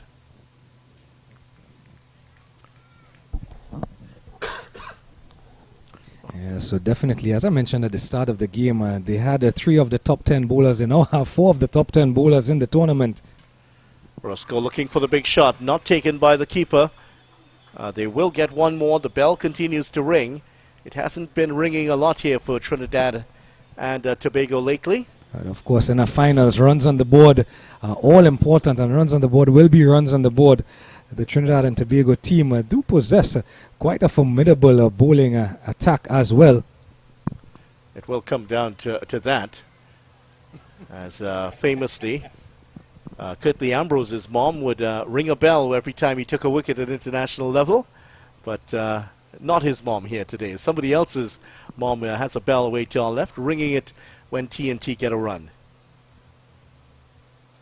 That's cut away. Straight to the field, and they go for the run. Chance at a run out here, and that's it. Trinidad and Tobago have been pulled out, and that was always going to be a difficult single. And Harry Lal cutting the ball away, and unfortunately, Orozco has to go. She's been run out without scoring, and Trinidad and Tobago have been pulled out for 106. 106 all out, and they have set the Windward Islands the target of 107 for victory. And they would have gone 4 deliveries to the good Trinidad and Tobago, but still not batting out their 30 overs. The last time these two teams met, it was a 28-over affair, and today only facing 28.5 overs. So only 5 extra deliveries. And once again, the Windward Islands have bowled out Trinidad and Tobago, and this time for significantly less runs. Has Windward Islands bowled out Trinidad and Tobago, 24 runs to the good.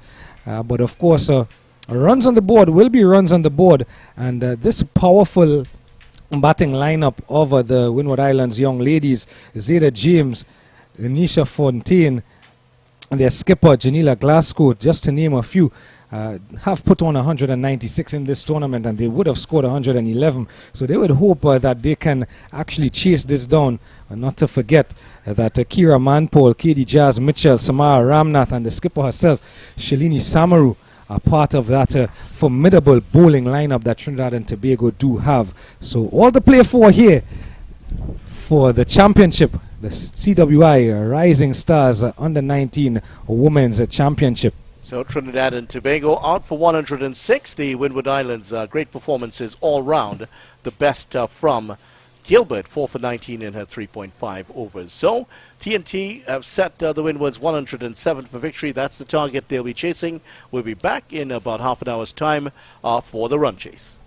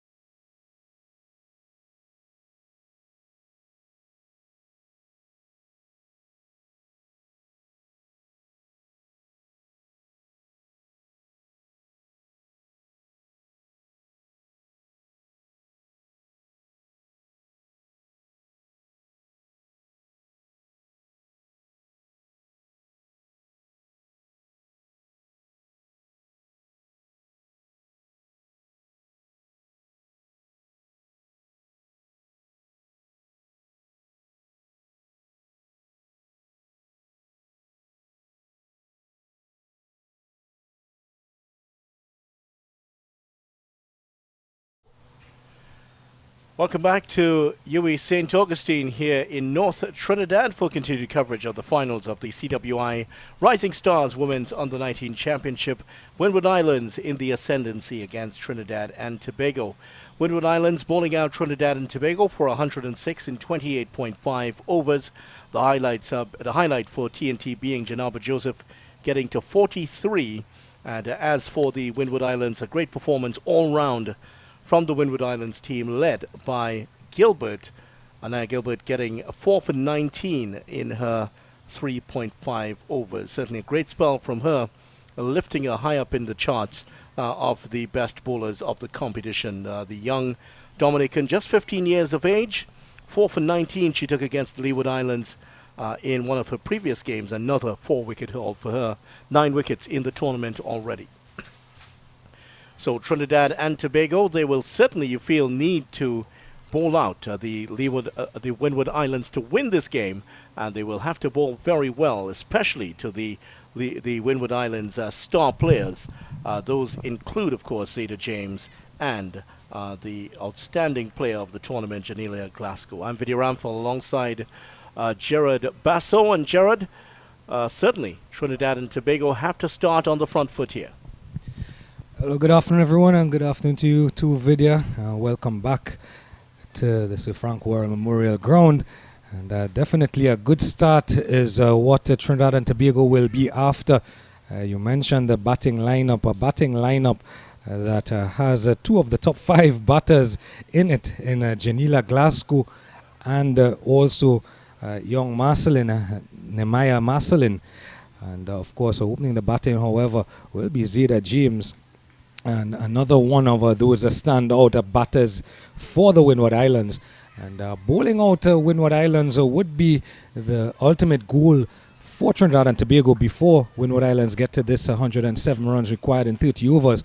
However, not to forget, the last time that these two teams met, Trinidad and Tobago managed to restrict the Windward Islands to 111 runs for just 7 wickets. So even if they don't bowl them out, bowling quite economically would also be a big plus. Yes, Mitchell with the first ball. And 2 wide outside the off stump here. And Zeta James is the identity of the player at the non-striker's end. And at the other end, Windward Islands looking to get 107 for victory here. And certainly the template has been set for TNT, the way they will bowl too. Not far away from the edge there. So Trinidad and Tobago, what Windwards were able to do very well. They bowled economically, they bowled tight lines, they were disciplined, they didn't give away a lot of extras, and they took their chances in the field, and that's really the recipe they came out with here to get Trinidad and Tobago out for 106 in 28.5 overs. Good delivery here from Mitchell to start off. She has started off well, and that's exactly what you expect from your best bowler. Katie Jazz Mitchell, the second leading wicket taker in the tournament.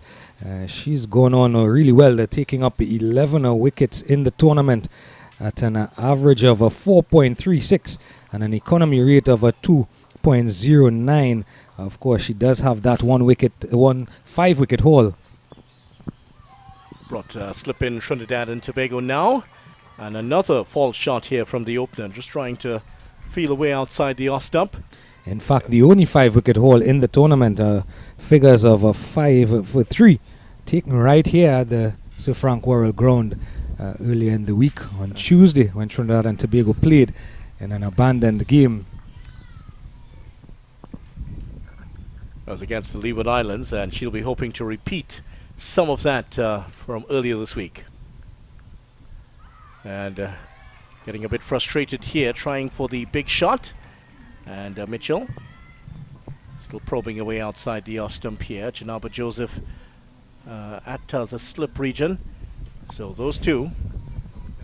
And the Windward Islands opening with Marcelin at who is facing up now and in all sorts of problems. She gets off the mark. That's a nice shot. And well stopped there by Orozco getting across to it. Marcelin, the 18-year-old out of St. Lucia, and she scored runs in every game. She hasn't failed. 16 versus the Leewards, 27 versus TNT, 39 versus Barbados, and 14 against Jamaica. She's averaging 24 in those 4 matches that she's played. In fact, as you say that, and we come to the end of the first over, just 1 on the board for the Windward Islands. I was going to add in the 5th game for you and tell you that she has an aggregate of 97 runs at an average of 19.4 throughout the entire round robin phase of the tournament. And I was also going to say it's going to be interesting to see when skipper Shalini Samaru turns to Samara Ramnath or herself, who sit 7th and 8th on the bowling list so far for the tournament. And she's decided to turn to Samara Ramnath from that southern end, who has gone really well in this tournament. Samara Ramnath picking up 5 wickets throughout the tournament at an average of 11.4 and an economy rate of 2.38. So wickets and economical bowling, the order of the day for Trinidad and Tobago. Now when striking James on the pad, but nothing doing from the correction. That's Marcelin on the pad, nothing doing from the umpire. But a good start here from Samara Ramnath, and as you mentioned, she also from a cricketing family, just like Janaba Joseph, a cricketing family. Rajiv Ramnath, her brother, with the Trinidad and Tobago team in St. Vincent at the moment. They're involved in a big clash against Jamaica.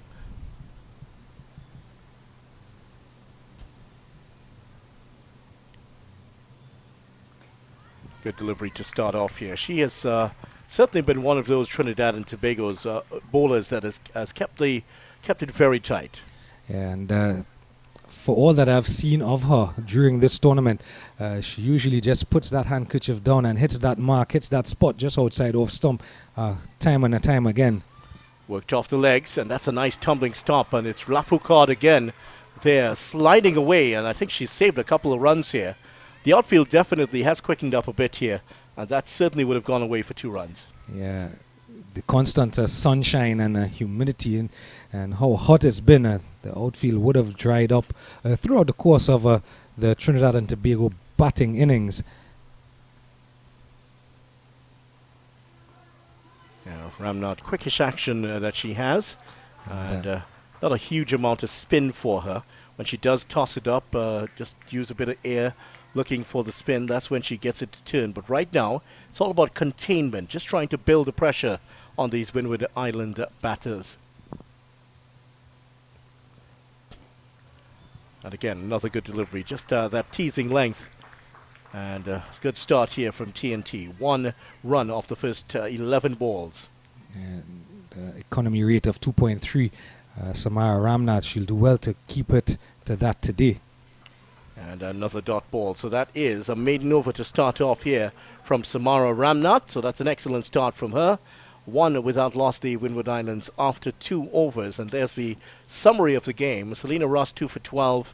Zeta James 1 for 16. She bowled out her 6 overs. And Trinidad and Tobago getting an invaluable 43 from Janaba Joseph. And Joseph certainly looking a class apart in her innings earlier today.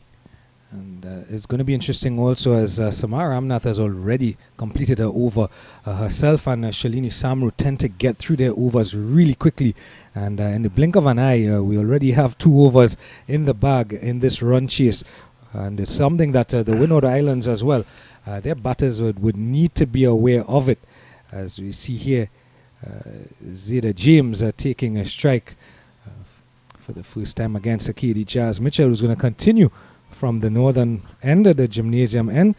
Skipper Samaru there in the covers, just marshalling her troops and sending her mid-wicket back out onto the edge of the 23-meter circle. It's all about the matchups in this game. Best bowler for TNT against one of the best batters for the Windwards. Down the leg side, that's easily called a wide. James might be a bit upset that she did not get something on that, because she definitely would have picked up a couple. As you spoke about the quick way in which Ramnath gets through her overs, that certainly does not help Katie Jazz Mitchell, because after you bowl 6 deliveries, you take about 5 minutes or so. The next over is done in a minute, and you have to be back at your mark once again. Doesn't help at all. And another wide. So she started off with a couple of wides here. And, yeah, deep breathing between the overs definitely on the cards for Mitchell. I think I was alongside you at a prior game earlier in the season at Brian Lara Stadium, Brian Lara Academy, and I gave you the story of Samuel Badri and Ravi Rampal, where Ravi would complain constantly that Badri was getting through his overs too quickly, 30 and 45 seconds. Yeah, and he was always at the batsman. That's one of the keys for his success. Bowling one bowler really did change the outlook for spinners in the T20 game. Many felt that when T20 came, it would be the death of spinners. Bowlers like Badri certainly did change the outlook of that, bowling in the death overs, in the early overs of the game, the power play overs, and doing spectacularly well, going on to win 2 World Cup titles. Nicely played by James. She will pick up her first single. And she's off the mark. And that's, of course, continued even today, Video. When you look at both men's and women's game, spinners top the bowling charts. The likes of Rashid Khan in the men's game, the likes of Sophie Eccleston, and even our own Hayley Matthews, who is now ranked at #1 all-rounder in the women's game presently. So spin definitely has not died out with the advent of T20 and a shorter format of cricket. Marcelin back on strike, a slip in place for her to Mitchell. She has a tendency to hang her bat outside the off stump. Mitchell just pulling away there. And you certainly would think that you'd see this happen because, yeah, that Ramnath over was so quick. She barely had a chance to breathe. She's back on again. And the heat doesn't help. Definitely, it does not help. Very, very hot day here at St. Augustine in North Trinidad. And the cloud cover has disappeared largely. It's just blue sky out there for the moment.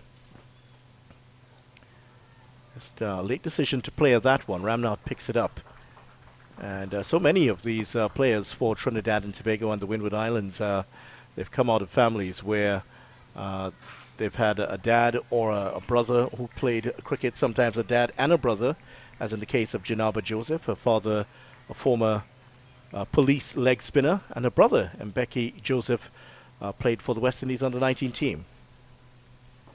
In the air, will that carry? No, it won't. Well stopped there by Lafoucard, and Lafoucard has shown the tendency to trap the ball with her left foot, and she did that again there. Don't know if we'll catch up with that, but she definitely stopped that with her left foot. Might get a call from Manchester United sometime soon. Well, Lafoucard is a name that's been around local football for ages and eons.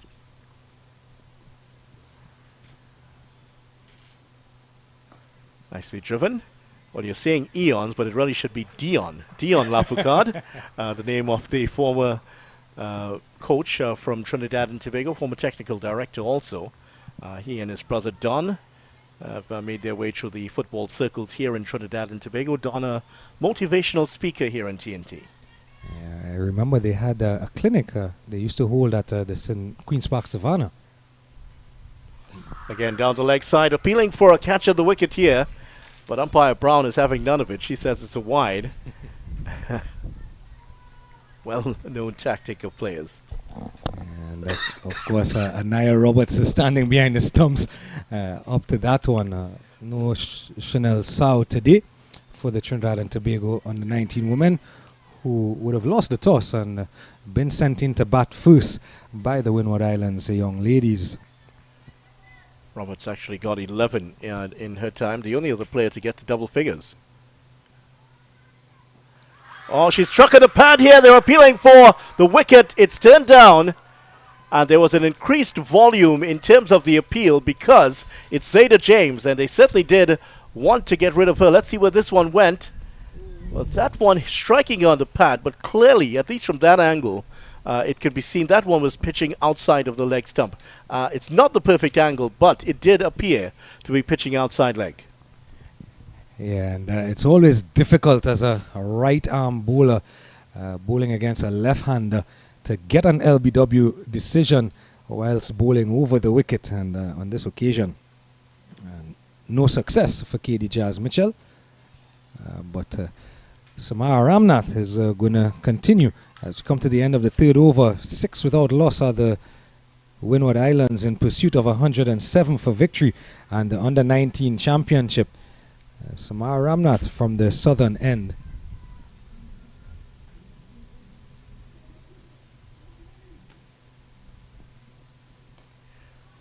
Good delivery, and just to rub salt in the wounds, it is Mitchell who's fielding there, so not much of a break for her. Already one delivery in the books here, and Ramnath tends to bowl wicket to wicket here, keeps it very tight. No sign of any flight so far from her.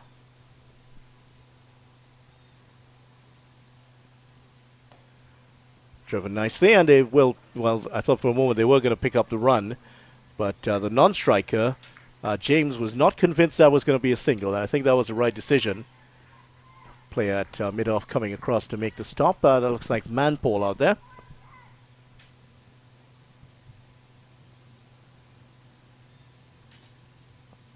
Bit short this time. They go for the single. This could be run out. Yes, yes, have they got it? Yes, that's out. That is definitely going to be out, and Marcelin has perished here, and exactly what the Windward Islands did not want to this time. A chancy run and a run out. Trinidad and Tobago taking the early wicket. And I think that's good alert cricket from Trinidad and Tobago to go to the non-strikers end because the call came from James. She wanted the single, and she saw that the fielder still had about 2 yards to make to get to the ball, and probably making the call thinking, okay, I'm going to the strikers end, which is a danger end. But the fielder on this occasion lifting her head and making the assessment that the non-strikers end, because Marcelin was slow out of the blocks, and making that a right choice to go to the non-strikers end. As we take a look at it here again, going down to the non-strikers end, and well collected as well on that first bounce from Samara Ramnath, and bringing it back to the stumps, leaving top batter of one of the top batters of the tournament, Marcelin, well short of her ground, and she had to continue trotting back in that same direction back to the pavilion. Not the best of throws, you have to say. It did draw Ramnath away from the stump, so good collect from her, and was able to hit the stumps from close in. Now, the two top batters for the Windward Islands are out there at the moment. Janelia Glasgow is out there, and look at that average, 65.1, and yeah, she is a tough customer indeed. And these two, the hopes of the Windward Islands will be carrying on their back. So this is going to be an important partnership here. So we have arrived at the big moment in the game. What can these two do? Can they bring their team back into it? If they can get rid of one of these quickly, TNT will be in the ascendancy. Glasgow looking for the early drive, the left-hander of the two. So it is, well, the left-handed James, correction. And this is a matchup here of players, all who have had senior team, national senior team experience. Samara Ramnath herself has played in and around the Trinidad and Tobago senior team. Plays well again behind square and picked up by, that's Harry Lal there in the backward point. Of course, all these players would have had West Indies under 19 duty. James and Glasgow would have had their time in and around the senior West Indies women setup.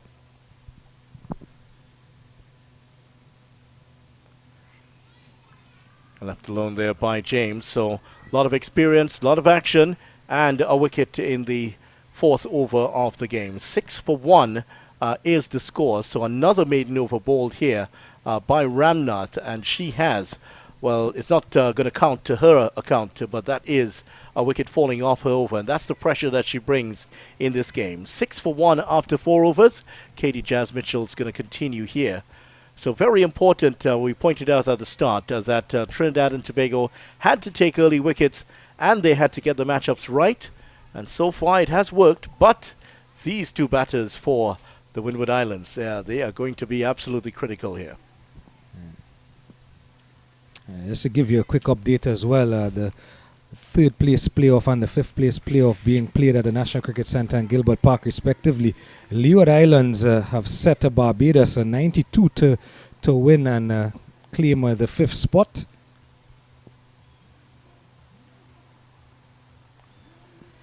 Wide to the off stump here, and in the other game, Jamaica 95 for 4 in their 20 overs. against Guyana. That one reduced to 25 overs a side. That's at the National Cricket Centre in Balmain. That's for 3rd and 4th place. So that's the situation in those two matches here in the CWI Rising Stars Women's Under-19 Championship. Good delivery from Mitchell, testing out the defense here of Glasgow, and she was not found wanting.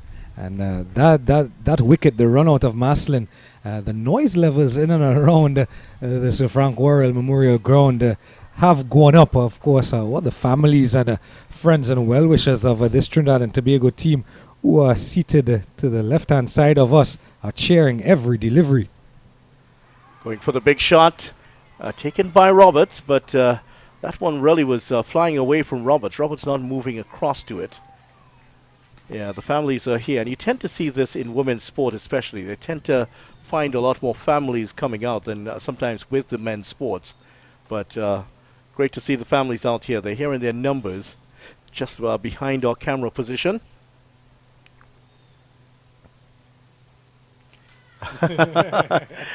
She thought about it. Now, she has every right to run her out if that is the case there. They're all part of the ICC's attempt to decriminalize, or as they put it, decriminalize what is called a mad cat dismissal. And as you can see there, she has no awareness that she's outside of her crease. And Mitchell doing the right thing in the eyes of many, warning her first.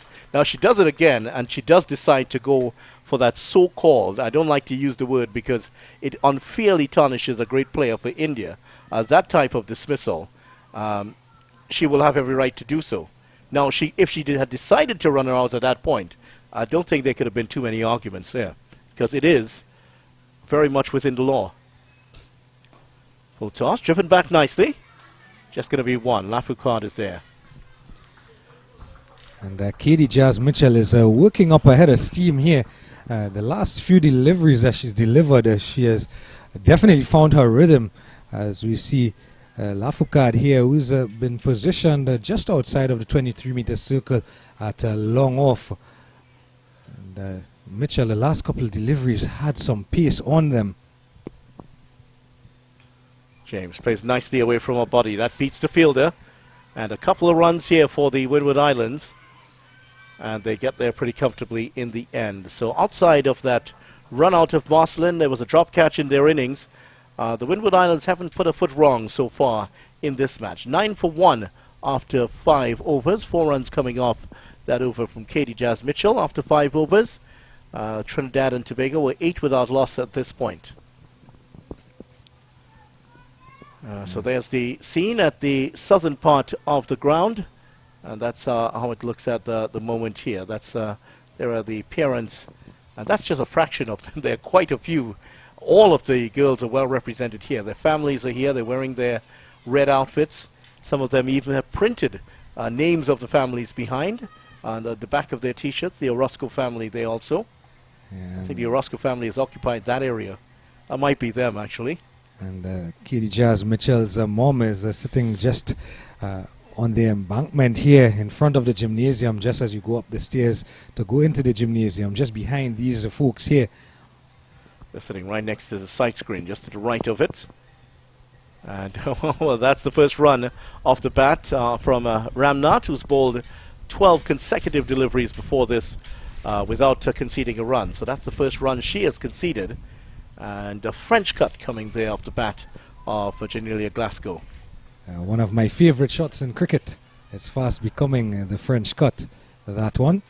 And it went to Lafoucault, so why not? The French cut going to a player with a French name.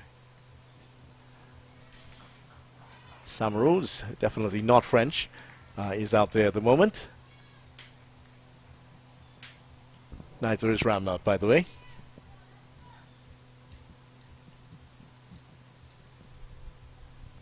Going for the big shot. Will get one. Well, not actually, because the fielder was coming in quickly. The fielder there making the stop. Kira Manpaul was out there. She's quite a good fielder. I've seen her several times in this tournament pull off some fine stops. Paddle around behind square. This time, Lafoucault has to chase down. She tumbles over I think she was trying to throw and turn at the same time and just couldn't achieve either, and fell over rather awkwardly. Hope that she's okay. Yeah, but Zeta James there caught a bit of ball watching on her part, because Glasgow had seen the ball go to Lafourcade's left and the opportunity for a single, but James was planted to her crease. But all's well that ends well. Oh, gone for a big shot here. And the two lefties, I think they're feeling the pressure a little bit, and gets Ramnat, who's bowled quite tightly so far. Good signs for her. And I think there was an edge on that one, hence the exasperation of the Trinidad and Tobago players. Was an edge down, though. That was not technically a chance. Oh, and that one, again, a big shot here played by Glasgow. Well, Glasgow is feeling it. She's up for this challenge here, but she's trying to get some runs early. Hasn't succeeded with those two shots. And there is how it's gone so far. After 6 overs, 11 for 1.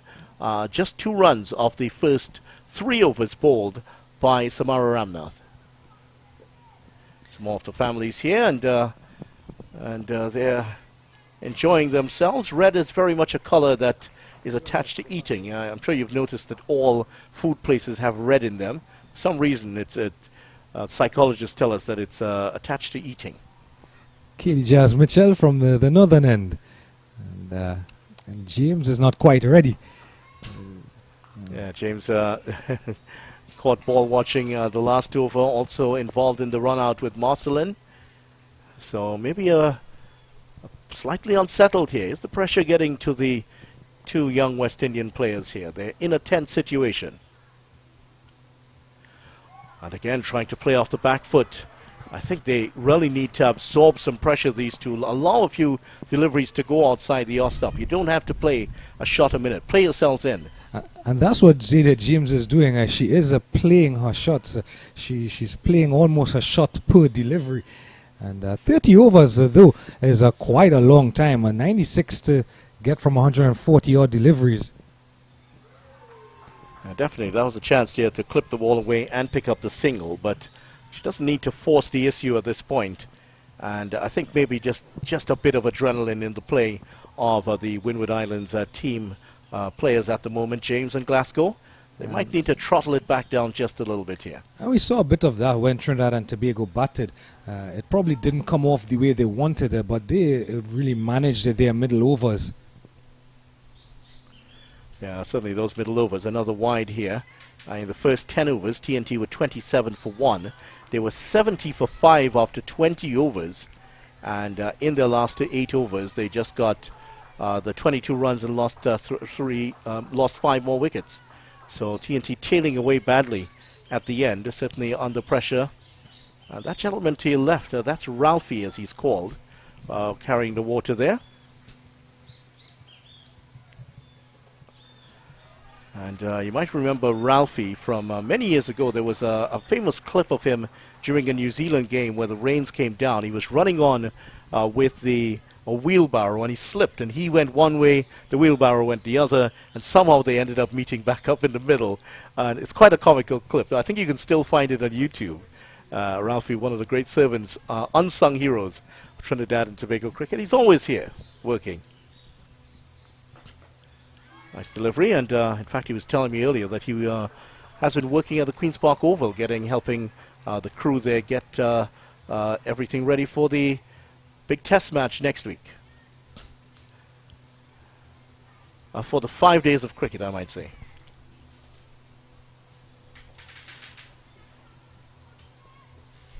$13 for 1 here, Trinidad and Tobago, 6.5 overs gone. Windward Islands looking to add some more runs, and not that way, just straight to the fielder. Straight to Harry Lal, who's there. Zakia Harry Lal taking a couple of wickets in one of her previous games. We might see her bowl here today. Yeah, they do have quite a lot of depth in their bowling, and Trinidad and Tobago wickets are needed, but also economical bowling, and that's what they've done so far. Again, down the leg side there from Mitchell. Mitchell in her, what will be her 4th over. We think that we would see Samara Ramnath come back for a 4th over. They usually go with Kassar after Mitchell to continue with the seam bowling, and then Samaru, the captain, might come in at the southern end to replace Ramnath. So that might be the possible changes coming here in the next couple of overs.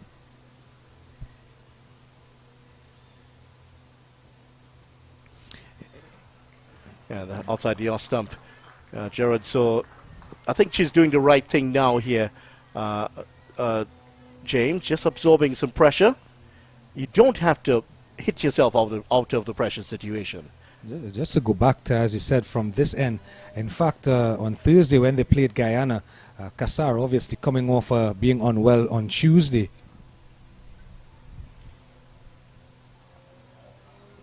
Deft touch there by James, but not able to get the single. Harry Lal is there in the way. And on Thursday, from this northern end, the first change bowler was actually Kira Manpole. So it's going to be interesting to see how Shalini Samaru reads this one. And if she goes with a seam from this end continued when we come back to this end, because well, she's fact, actually taking she's the actually ball. come herself. So she, because that was on Thursday, that was the changeover. Manpole from this end and Samaru herself from the southern end. So we're seeing the change here now. The first change at that southern end will be skipper Shalini Samaru.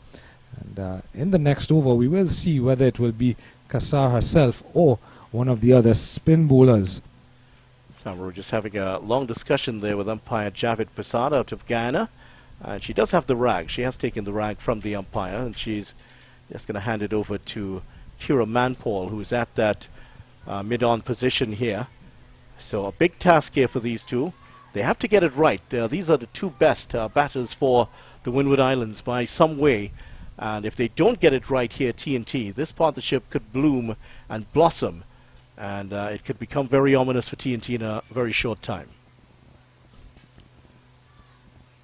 Down the leg side. Remember, TNT without their first choice wicketkeeper, Sao, who is out with a fractured clavicle, right shoulder, picked up that injury during the last game. Shalini Samaru, 7th on the wicket takers list, now 8th on the wicket takers list. Well played. Good line here from the off spinner, and she does have the slip in place. She's taken 5 wickets in the tournament so far at an average of 11.4, and again the economy rate of a 2.38. So when she's not taking wickets, she's being economical. Driven powerfully past Samaru for 1. That's Glasgow up to 3rd now, and Samaru playing on her home ground. She's the only UE women's player here. Of course, her manager is also the coach. That's Nadra Dwarka Batiste. Dwarka Batiste, correction, yeah. She is the coach here at UE. Good delivery, and that is asking the question of umpire Prasad. But definitely, James was long forward to that, so that would have certainly gotten her maybe outside the off stump, but that ball coming into the pads outside the off stump there. Umpire Prasad definitely does have the best vantage point. Not out was given. Looking for the sweep shot. That's well taken by Roberts. Not sure what she's peeling for, because that ball clearly hitting the ground before it got to her. Well, it was a good take. That's really have to give her that. That ball, yeah, it did clip something. It was the pad. That was well taken, though. Yeah, it was the pad. So nice take there by Roberts. That certainly could have gone away for runs. Straight to the fielder again. So Trinidad and Tobago exerting the pressure here. And the small crowd getting behind them, cheering and screaming, and generally a very good feeling around the ground here for the team in red.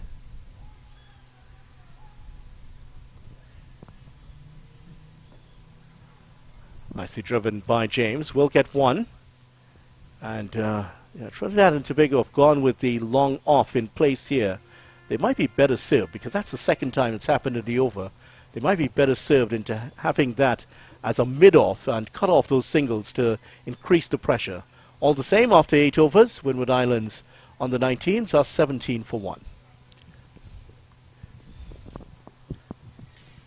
And of course, being a developmental tournament by nature, the CWI Rising Stars tournaments, both boys and girls, young lads, young lasses, one of the things you look for is how the captains and skippers in the teams acquit themselves in the field by way of tactics and reading the game.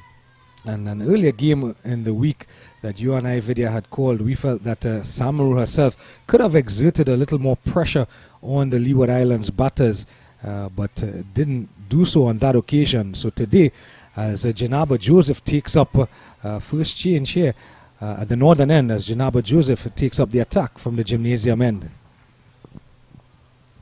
That's hit over the infield. This could run away close to the boundary here. 3 fielders after it. It's slowing up. Just going to be a couple. They might get the third run. They decide to go for the third. No, they pull out of it. But that was deliberately hit by James over the infield. And a nice looking shot that does not go away for 4. As we pointed out, the outfield has been very heavy here at UE Spec. None of the shots on the offside have gone for boundaries in this tournament. All of the games played here. Zeta James and Janila Glasgow are not the slowest. They are both quite fit young ladies, and especially Glasgow does probably remind you of a track athlete when she's running around the park. I'm sure I'm positive she's done some track at some point. And track and field might be having a look at her, asking, why don't you try it for the Carifta Games? Well, that's a good delivery by Joseph. And the two West Indian players, they were in action against each other in practice while they were training for the Ireland series. Here they are again in a different sort of format. The Carifta Games have gone. Of course, we're going into an Olympic year, Paris 2024. Has it come already so quickly? James drives that nicely. That's a good stop. They won't get the single. And that's Kassar. We're talking about Carifta Games. There she is, the javelin thrower, silver medalist in Jamaica last year in the under-17s. They're making a fine stop. Don't think you have to do too much diving when you're doing the javelin, but a different side of her skill set here. Of course, the momentum sometimes takes the javelin throwers over onto the ground. Well, it shouldn't, because that would be a foul. And she stopped it again. And nicely played once again there by Kassar. Was in that cover position, and obviously James very powerful in that region, driving the ball very well. This is good from Joseph, though. She's found a line and a length here, just carrying the ball ever so slightly across with the angle across James. And has she taken the edge here? There's a big appeal. It's turned down. And always when there's an appeal against either one of James and Glasgow, everyone joins in. And certainly a unanimous feeling among the TNT players. That was an edge, was there? In fact, there was a noise, but it's actually bat on to the turf. So that's the noise that you'd have probably heard. Umpire Brown judging that there was no edge. There seemed to be a bit of gap between bat and ball all the same. And the umpire is the one that matters in this instance. Full toss this time. That one's tucked behind square. Chase on here. Roscoe is out there. But they do get a couple of runs, and James is safely back for 2. So mistake there by Joseph. And that came off the last ball of the 9th over. So James up to 9. Glasgow is 3. And there's the situation. The Windward Islands are 21 for 1. And that brings us to the end of the video of the power play. 9 overs the power play in a 30-over affair. And a quick comparison at the end of the power play, Trinidad and Tobago were 23 for 1. So not much in it by way of comparison of where these both teams are or were during their batting innings. These teams know each other very well. They played last year, Trinidad and Tobago defeating the Windward Islands. Also TNT playing against the Windward Islands in a tri-series earlier this year. And Trinidad and Tobago coming out of that well. That's a good delivery here from Samaru, taking the pace off it totally. The tri-series played in April 2023 involved the Windward Islands and Barbados. Several of these players, in fact, all of these players were on that particular tournament. Cut away and straight past slip. That is the chance they were looking for. That was past Janaba Joseph in a flash. Off the bat there of Glasgow, and Glasgow survives the first chance created here by Samaru. Well, Trinidad and Tobago will be encouraged by that. Here we see Shalini Samaru just putting that ball just outside that off stump and inviting Janila Glasgow to go after it, and she went after it, getting that edge. She would probably tell you that she was playing for it, going beyond the Janaba Joseph. Nicely driven by Glasgow. Better shot from her, presenting the full face of the bat this time and getting one. But definitely a chance there, but that flew by so quickly. In the blink of an eye, it went past Joseph before she could even raise up out of that crouched position at probably a second slip rather than a first slip.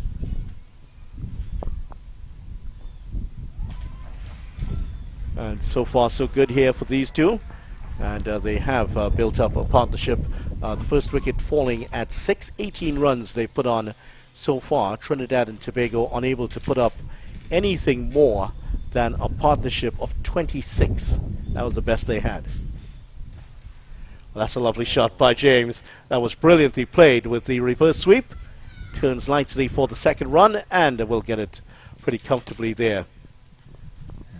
Beautiful shot there by Zeta James. Into position really quickly, getting down on that back knee and choosing, knowing that there is a gap at third between Janaba Joseph and Samar Ramnath, who is at backward point, opting for that reverse sweep into that gap and picking up a brace.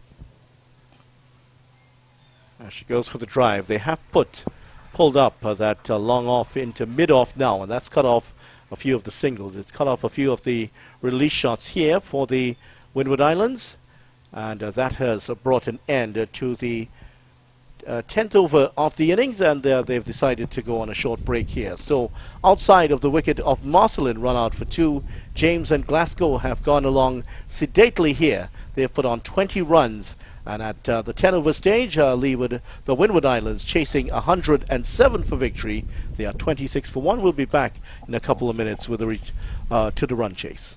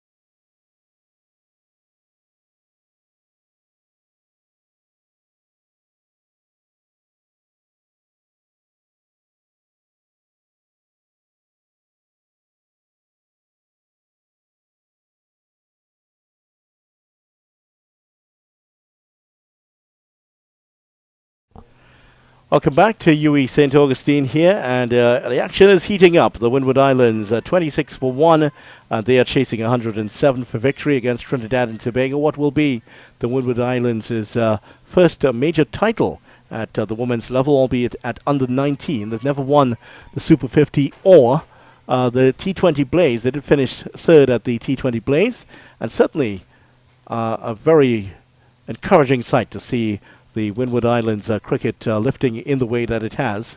And two of their best players out there, Janelia Glasgow and Zeta James. Both left-handers. And Glasgow, the taller of the two, she's on strike at the moment. 6 of 15 deliveries. And one of the players from the St. Vincent and the Grenadines, Glasgow, 19 years of age. What a season she's had. And Joseph spearing in, looking for that leg stump. But Glasgow's defense has been rock solid so far. And 24 not out versus the Leeward Islands, 41 versus Trinidad and Tobago in the previous game. She also got 44 against Barbados and 27 against Jamaica. Just giving some width here, but nothing doing from Glasgow. Decided not to go after that one. Glasgow and James, part of the team that went to the World Cup for the West Indies under-19 team, and certainly played their part in the West Indies in that tournament. Nice looking drive, but straight to the fielder. And so far Trinidad and Tobago have done themselves no end of good here. They've gotten the field placings right, and they have been able to keep the pressure on these two. One chance coming from it already, an edge that went through the hands of Janaba Joseph in the previous over. Everything just seems to be going to the fielders at the moment here. So the Windward Islands know that this particular partnership is going to be essential to them getting the victory here today, and they have to keep these TNT bowlers at bay.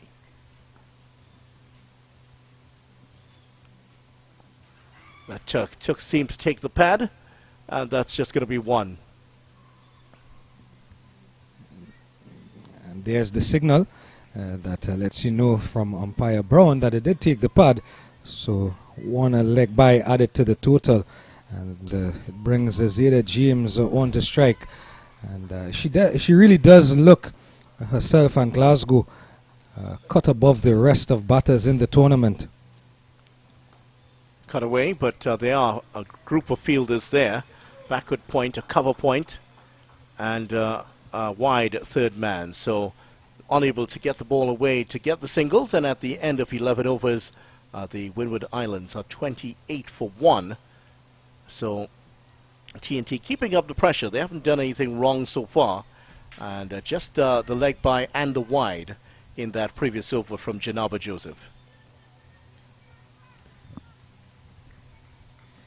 You mentioned, Vidya, that these two young ladies, James and Glasgow, we've spoken about it, having their opportunity in and around the senior team, the West Indies senior team. And I had a chance to ask Zeta James about that jump from under-19 cricket up to that senior level. And she did admit it is quite a jump, what she tends to do and what she attempts to do. Good delivery by Samaru. I guess keep it simple.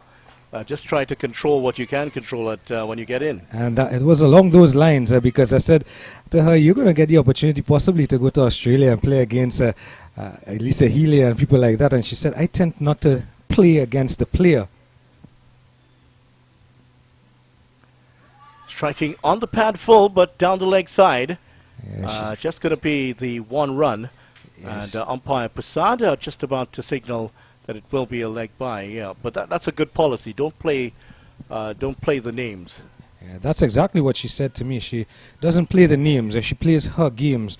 And of course, it is quite a huge gap, especially for someone like Zeta, who hasn't played a lot of cricket outside of her national team setup on under-19 cricket. Another big shot here, essay this time by James. Past the edge, and it's always going to be a big jump, and several players we've seen promising at under-19 and even 8-team level. It's very difficult to make the jump up to test level, especially when you're coming up against the big guns like Australia. In fact, well, we've seen that, of course, just yesterday with the West Indies senior team capitulating within 3 days against India. They'll be here in Trinidad and Tobago to play the second test next week, the 100th match between the two countries.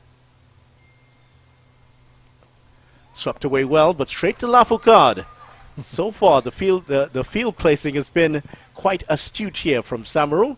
Everything seems to be going to a fielder. And I asked Zeta James about that because she told me there's not much cricket being played at all. And she really just practices on her own a lot.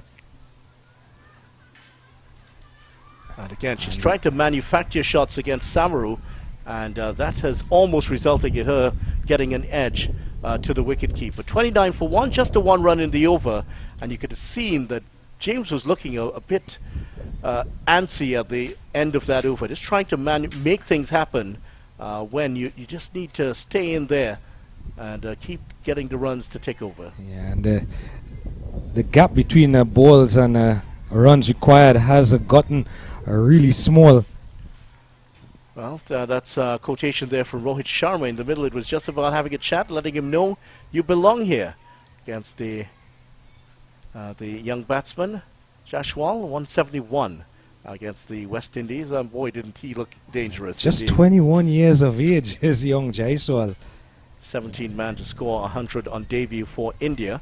And he was actually batting with the man who was the 14th. Rohit Sharma also got 100 in that match. Nice shot here from Glasgow. And what a story Jaiswal has. Just a couple of years ago, living in a tent in the Maidans in Mumbai. And then making his breakthrough in the IPL, and now here he is, scoring a Test 100 in the Caribbean. He has an amazing first-class record. His average in first-class cricket is 80. Phenomenal stuff.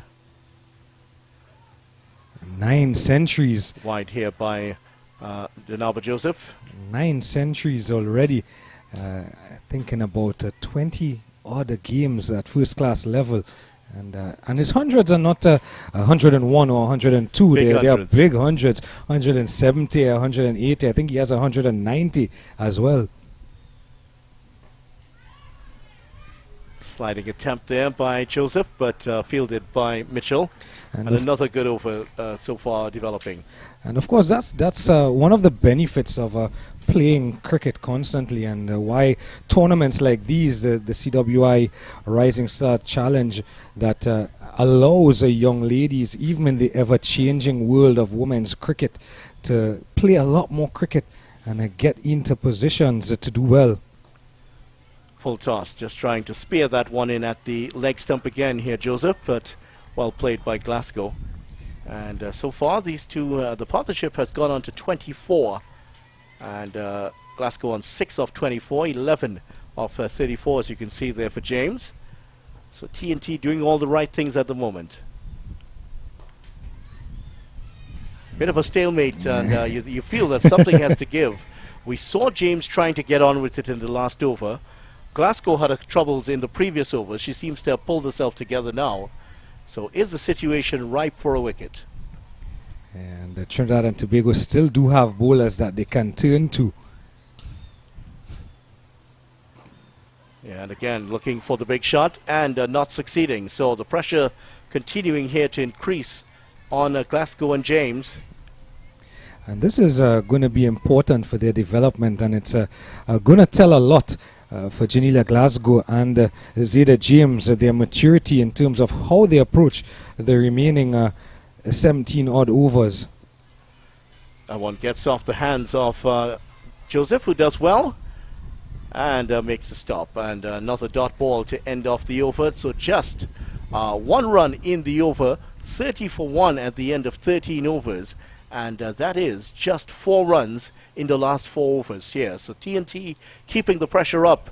If they thought the Windward Islands they were going to run away with the run chase, well, they're in with a real fight here. Yeah, and it's almost a mirror image of the last time these two teams played in this tournament, where Trinidad and Tobago had set them 131 to win, and they restricted them to 111 on the back of some good bowling by all the bowlers from Trinidad and Tobago in terms of their economy rates. And speaking of bowlers, Ramnath's back on. Samaru has turned to one of her strike bowlers here.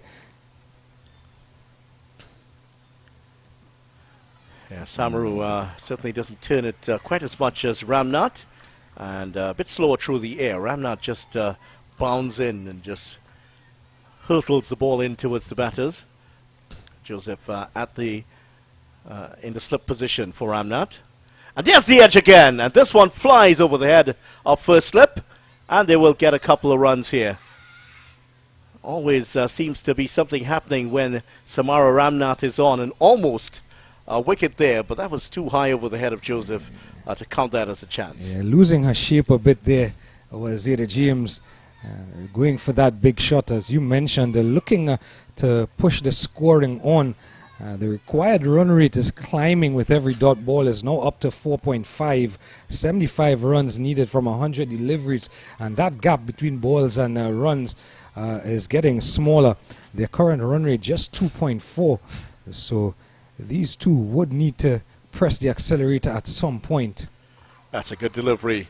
They're full of delivery. They're attacking the stumps, and certainly James equal to it. So the runs have dried up here for the Windward Islands, and these two batters need to find a way in which they can get on. Similar situation, Trinidad and Tobago, their batters deciding to use, now going for the one going the other way, and turned down by the umpire, going for the reverse sweep for the second time. But TNT also, at this point in the match, trying to go for the using their feet. 3 stumping chances, all taken by the Windwards. And the Windward Islands have not shown that they're going to do the same. They're just trying to use the crease in working the ball away. Again, straight to the fielder, and no run. And of course, talking about the evolution of cricket and the evolution of the women's game, you've mentioned it time and time again, Vidya. This tournament was a 20-over affair last year. Of course, we had the invitational team in the United States of America. Yeah, they went on to win the title last year. Yep.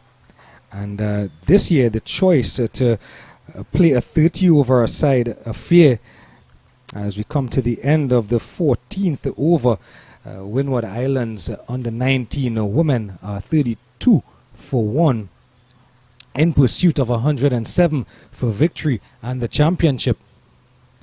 And the choice to do a 30-over-a-side affair, as we see the Windward Islands dugout there, and the coach sitting to the far right of your screen in the front, and the manager sitting on the back bench. Clinton Burnett, the head coach of the team there.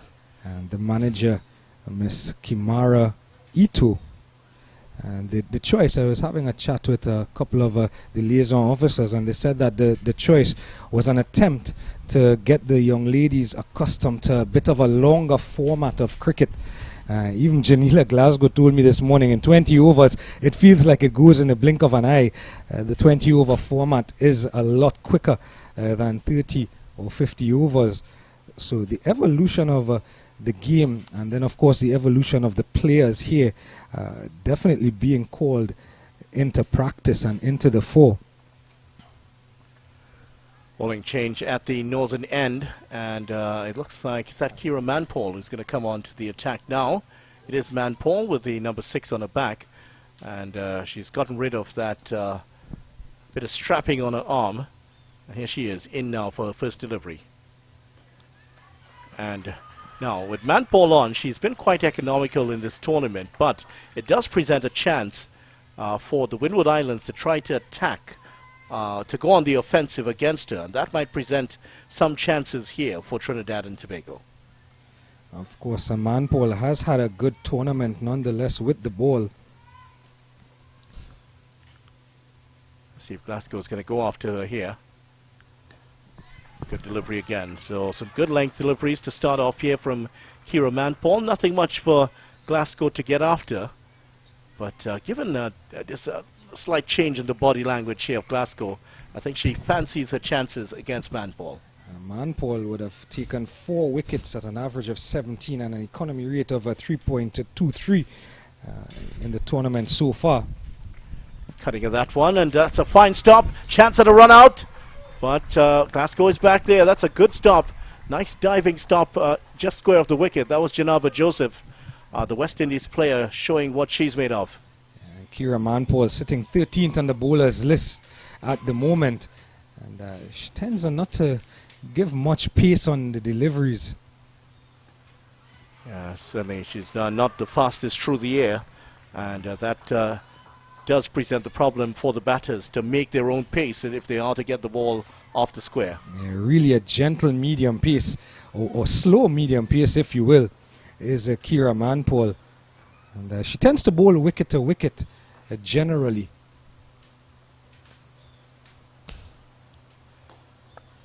Gets the pull shot off, and just going to get one. Get there pretty comfortably in the end. That's a wild looking throw there by Mitchell. Trying to get James out at the other end, but both players very fit and very fast. James just about, maybe just over 5 feet tall, but she's a giant in this Windward Islands team. And of course, evidence there of the lack of pace offered by Kira Manpole. No timing whatsoever on the shot from Glasgow.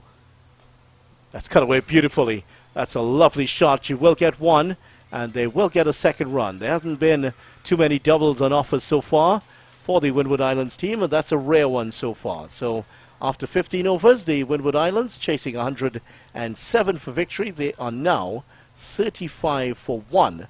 Trinidad and Tobago at the same stage had started to falter. They were 41 for 3 at this point. And it was at this point, as you mentioned, Vidya, they were attempting to increase their scoring rate to Trinidad and Tobago under 19 women, and the constant fall of wickets ensured that Windward Islands restricted them for just 106, and although Windward Islands are scoring slowly by all intents and purposes, the important thing is that they still have 9 wickets in the bag.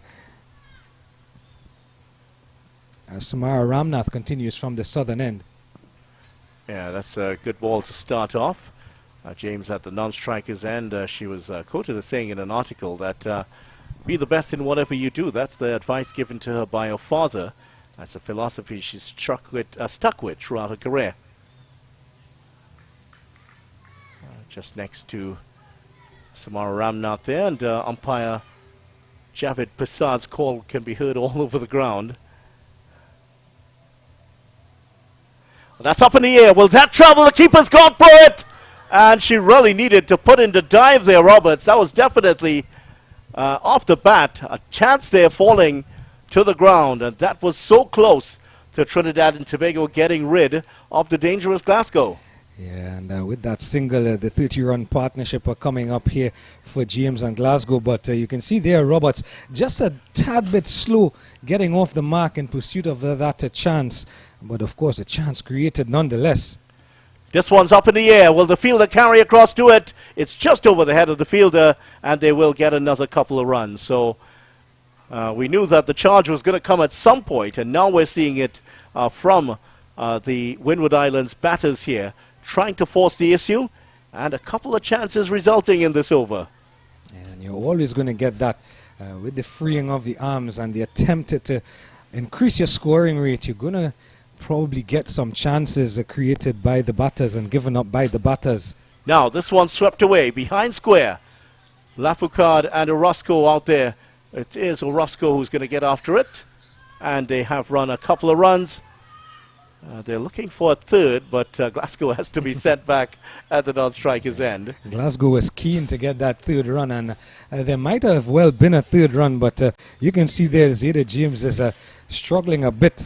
It really is hot out there, and your fitness will be called into question. And this is another aspect of a 30-over game as opposed to a 20-over game. Your fitness really does have to be pinpoint and top tier. Well, is her fitness going to hold up here? She's just seems to be laboring a little bit. She was there draining her helmet just a couple of moments ago.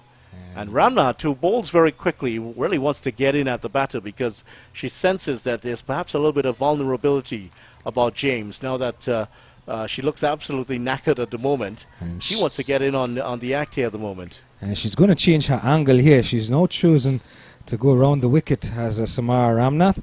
So she's going to change the angle here against Zayda James and hopefully create that chance and pick up the all-important wicket. She's appealing for the LBW decision, and she's hoping to get that one to pitch in line and straighten and beat the bat of James.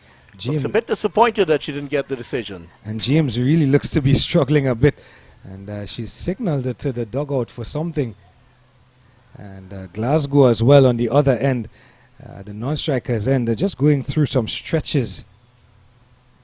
Now she's come down, she's driven that one into the gap. Not far away from that short extra cover position there. False shot, but it doesn't go to hand. That's a good over there by an expensive over in many ways, you have to say, by the off the bowling there of Ramnath, but the chances are coming. And none for 10 off her 5 overs. She has one more over to go here. And James up to 20 of 45 now. Windward Islands 41 for 1 after 16.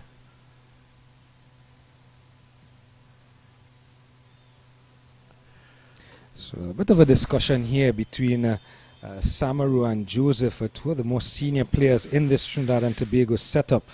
And you can see there Zayda James just to the right of your picture, having some hydration, getting those electrolytes in. And Glasgow herself on the ground, probably just taking a breather. They ran quite a few runs in that over. They ran 6 runs in that last over, so that's one of the reasons why. And I think Glasgow just signaled to the umpire that she does need to get some help from the physio. And we see just outside of your picture, he's going to come into your picture here now, the physio, the team physio coming in here to have a check on Janila Glasgow. Well, I wonder if he was in fact called on by the umpires. The umpires have to call him on, but the physio is here to help Glasgow. And you really shouldn't be taking chances at all. Once you see players go down like that, you really need to get out there as quickly as possible. So the physio just having a quick word with Glasgow just to make sure that she's fine. And umpire Javed Prasad was signaling to the physio that we need to get the game going. But Glasgow did ask umpire Brown, told her that she needed some assistance. And I think it was umpire Brown who did signal to the physio to come onto the field. And but really trying conditions for these young ladies. Remember, they've been playing cricket for the better part of the last 2 weeks. Well, for them, well, at least for the players who've been on the West Indies team, it's actually maybe 4 weeks, because they've been going constantly at it, and then playing at that higher level and the intensity that it brings at the international level, then coming down to play in a final here. It isn't easy at all. But this is how you learn. It's a sharp learning curve here for James and Glasgow and all the rest of the players out there. And we've mentioned that tour to Australia at the end of September. Of course, Coach Shane Dietz is going to be taking over at the end of August in preparation for that tour to Australia. And the conditions in the Australian summer tend to be not much different from what these girls are facing here. And the West Indies women's team looking at making the investment in some of their younger players moving forward. It is something, that steep learning curve that Vidya mentioned is something that they're going to have to come out on the top side of.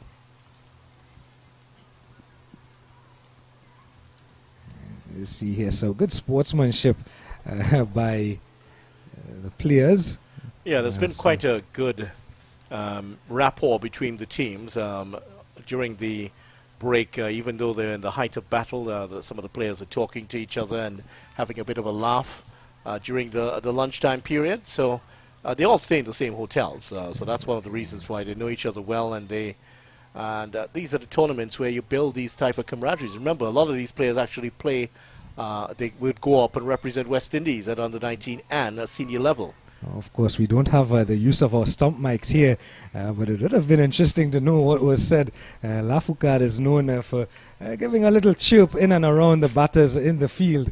It would have been interesting to know what she would have said to Glasgow. Yes, man, Paul? Oh, that's a great delivery. A slow Yorker there, but James had to dig down on that. And might have left quite a depression on the pitch there in her efforts to keep that one out of her stumps. Thankfully, she's not the tallest of players, Ada James, and didn't have very far to carry the hands down. But very well done on that occasion, keeping the ball out. Another good delivery, this time played backwards a square, and that one just a one-run resulting. West Indies, Australia, that first match of the T20 series starting at the 30th, matches on the 2nd and 5th after that. Then the 3 T20s on the 7th, 11th and 14th of October 2023. Those are the matches in Australia. Shane Dietz will be in for those matches. And coming in to replace Courtney Walsh, was the previous coach of the West Indies women's team. Turned away on the leg side, and they get an easy single. Good running between the two. And you can see the understanding. There was barely any call. They just looked at each other, and they were off on their way. So the partnership continues to blossom here. 37 runs. And this is what you would expect to see from the two West Indies players on the Windward Islands team. A partnership developing, and so far it's been sensible, the way that they've approached everything. Ridden their luck a little bit during that time. That's hit straight. Coming across, can she take the catch? She can't.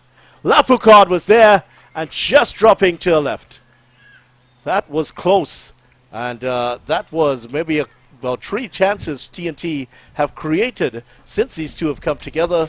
That is perhaps the closest of them. And I think that definitely has to go down as a chance because we know the caliber of a fielder that is a young Lafoucauld.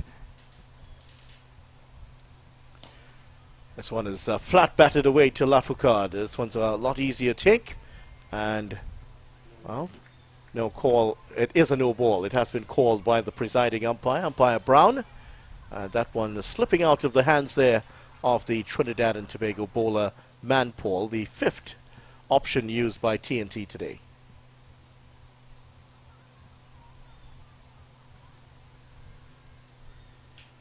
The longer this partnership goes on, the more dangerous it is. It's right now up to 40, and it is going to be a free hit.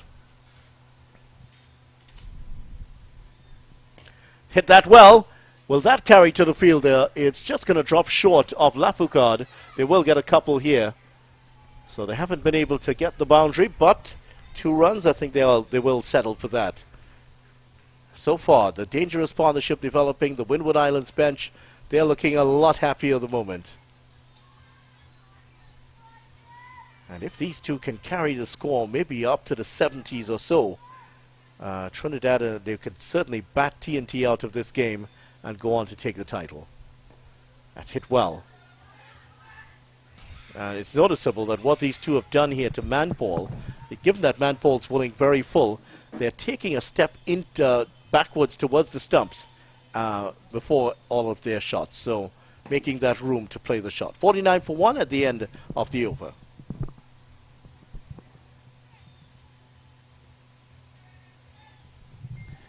And of course, the video you would have given that those details of the West Indies women's tour to Australia. Of course, Australia locked in battle in the women's Ashes. The second ODI starting at 6 a.m. our time here in the Caribbean tomorrow. Of course, that Ashes is heating up. Australia women losing 3 games on the trot to the final 2 T20 games and the first ODI. And the mighty Australians, it's been said, they are no longer invincible. And the Ashes, the women's Ashes, which is usually decided via points, is now locked at 6 points apiece with just the 2 games to go, the 2 final ODIs, one tomorrow and the second one, the third one during the week. Samaru back on here at UE Spec. Back on to do her magic at the southern end. And they won't get the single this time. And Samaru, none for 8 so far in her spell. 3.1 overs, 14 dot balls, and a good economy rate, 2.53. They haven't been able to get her away consistently.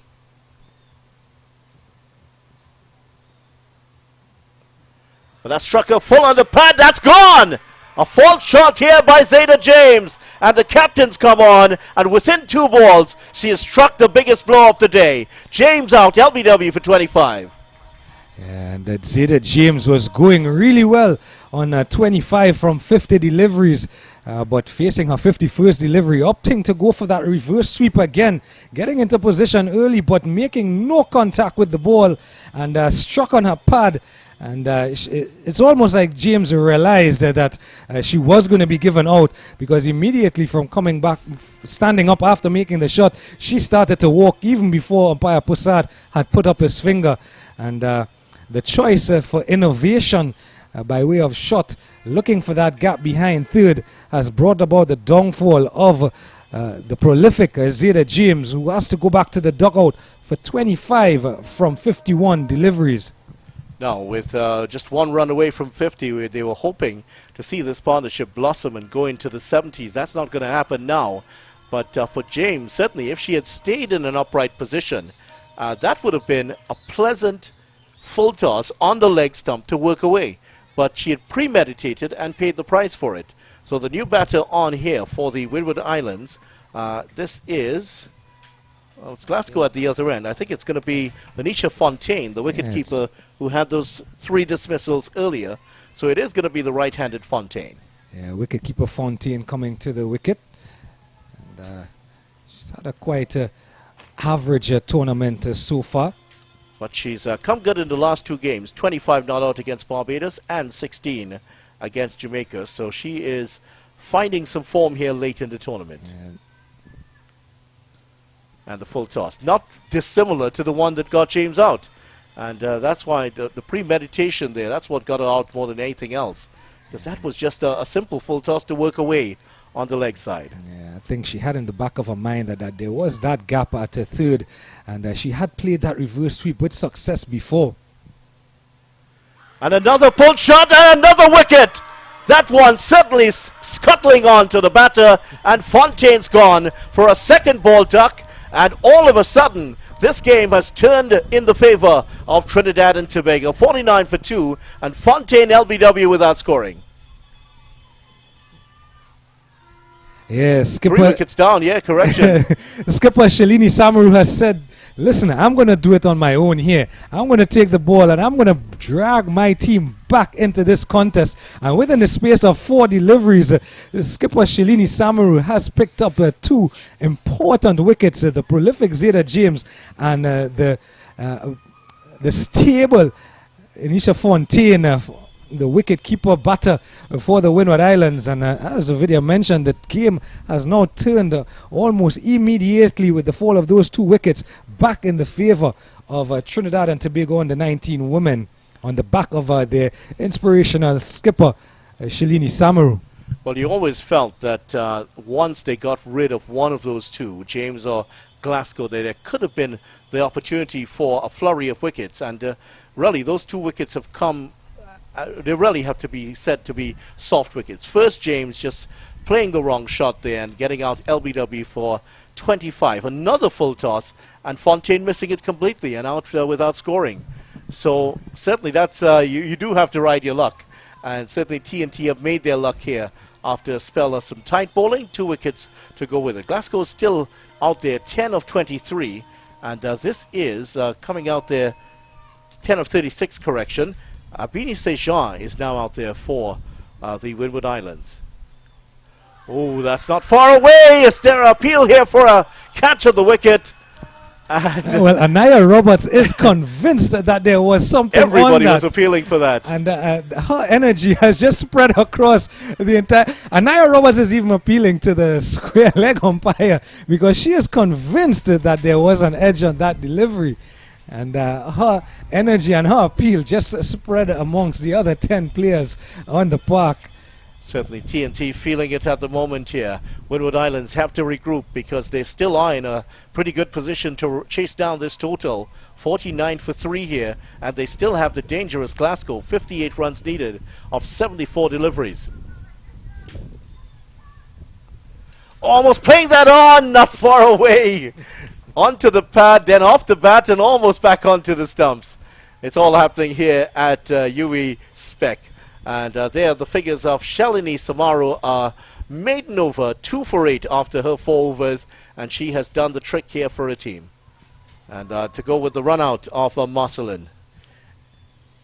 So all the entertainment that you would expect from a championship game. Of course, the rights to lift the CWI Rising Stars Women's Under-19 trophy on the line here with 12 overs still to go. And we know that Janelia Glasgow can hit the ball. And Abini St. Jean, no mug with the bat either. So it's all to play for here in the remaining 12 overs. Just about 72 deliveries to get 58 runs as a man-pole continues from the northern end. Another full toss, this one not punished. Certainly the psychology of the Windward Islands team dressing room would have changed, as has the psychology of the supporters away to our left in red. They're now a lot more vocal. They were starting to sound a bit worried a couple overs ago, but 1 over from the captain has changed things completely. Swept away. This could be a couple of runs here for Glasgow. She's just into the double figures and now getting another couple of runs here. And a nice shot there to get her going once again. And she will know that her wicket, she has to put great value on her wicket here. And she was eager, as we see here, the Windward Islands dugout. And padded up there is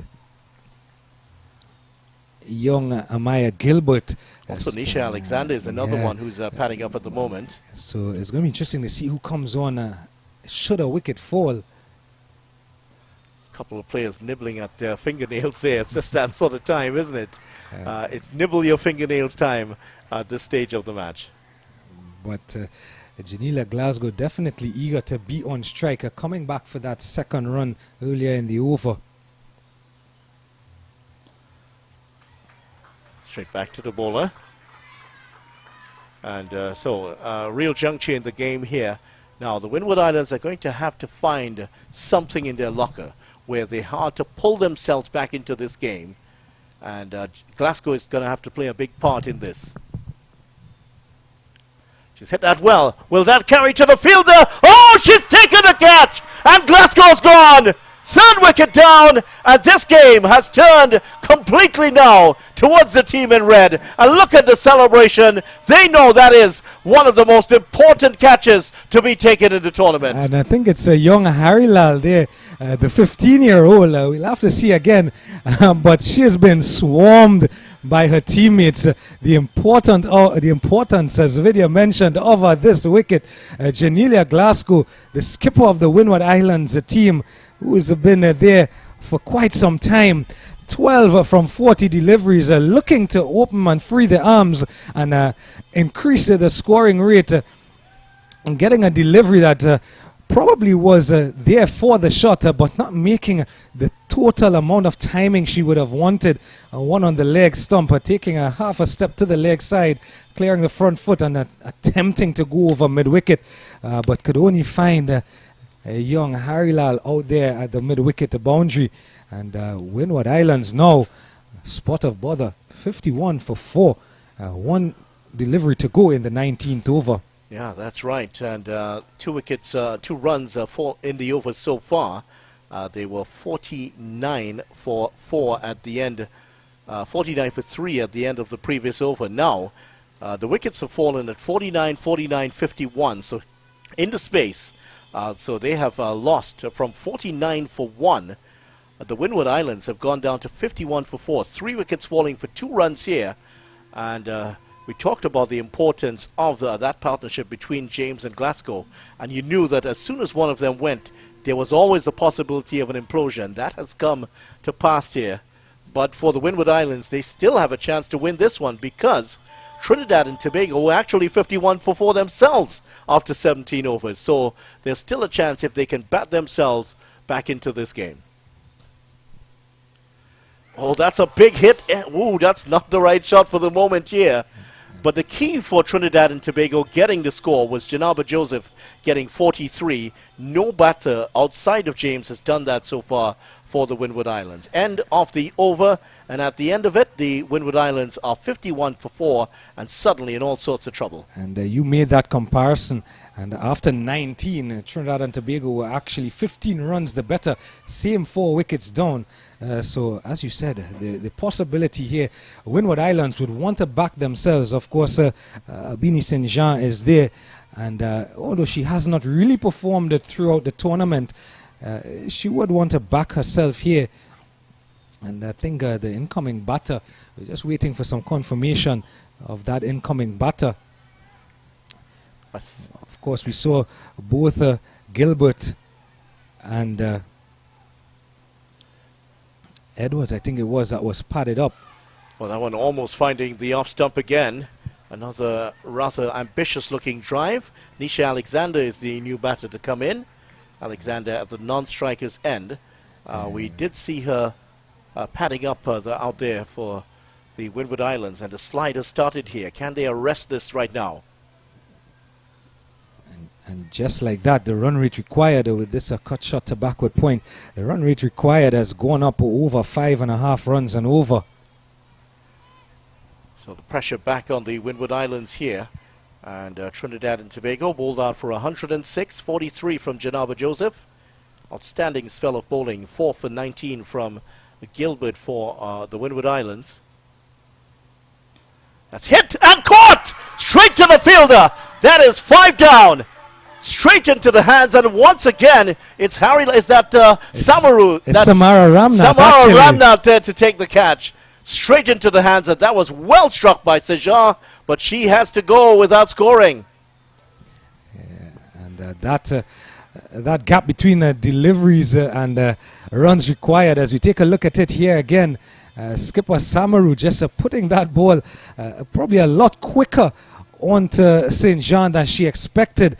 And trying to punch her way to the offside, could only find Samaru in... could only find Ramnath, I beg your pardon, in the cover region. And at the 19.3 over mark, with the fall of that wicket in the 20th over here, we're going to have the second water break for the inning. And just as it happened at the Trinidad and Tobago innings, 19.3, they were 69 for 5 at that point. 67 for 5, correction. Now, the Windward Islands have lost 4 wickets within the space of 2 runs being added. So, a huge slide here. And will Trinidad and Tobago now run away with this after the break, or will the Windward Islands continue to capitulate? Join us in a couple of minutes for the run chase.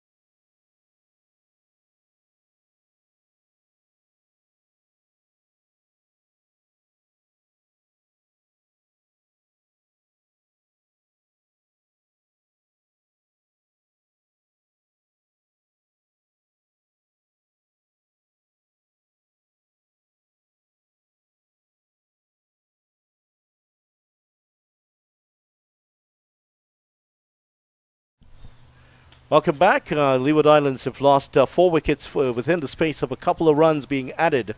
The last over ball by Shalini Samaru proving to be critical. Took 2 wickets there and now has taken another. So she's taken 3 wickets within the space of 9 balls, and her figures are 3 for 8 so far. She hasn't conceded a run in the last 9 balls she's bowled, and has taken 3 wickets. Here she is once again.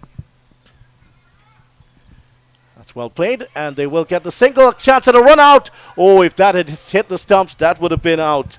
But the new player coming in, it looks like, well, the number looked like 14 to me, but I'm not sure. That's Cherry, new player, Nisha Cherry, coming in to replace the batter who's gone. And a chance going a begging there on this occasion. Joseph fielding at a backward point. Probably would have done better to put the ball into Anaya Roberts' gloves rather than trying to hit the stumps directly. But all's well that ends well for the Windward Islands, who are definitely in a spot of bother here in pursuit of 107 for victory. They still require 55 runs from 62 deliveries. Well, that's a rather agricultural looking swipe there. Luckily not to get a touch onto that. And that actually was the first run in 2 overs that we've seen from the Windward Islands. So sharp has been their decline in the last couple of overs. But you always felt that after James and Glasgow, they really had to add another partnership going quickly. Oh, that was very close to the fielder. Harry Lal unable to pick that one up and get the throw in. And there is the end of the 20th over. At the end of 20 overs, the Windward Islands now are 53 for 5. And at this stage, Trinidad and Tobago had also lost 5 wickets, but they were 70 for 5 at this point. So definitely the Windward Islands have slipped behind where they should be at this point, and they're in some trouble here. A big partnership is required between Cherry and Alexander at the moment.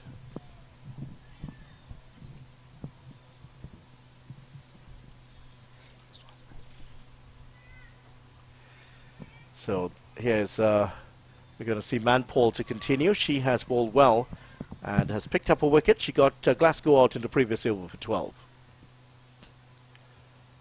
Yeah, that's a wide, too far down the leg side here.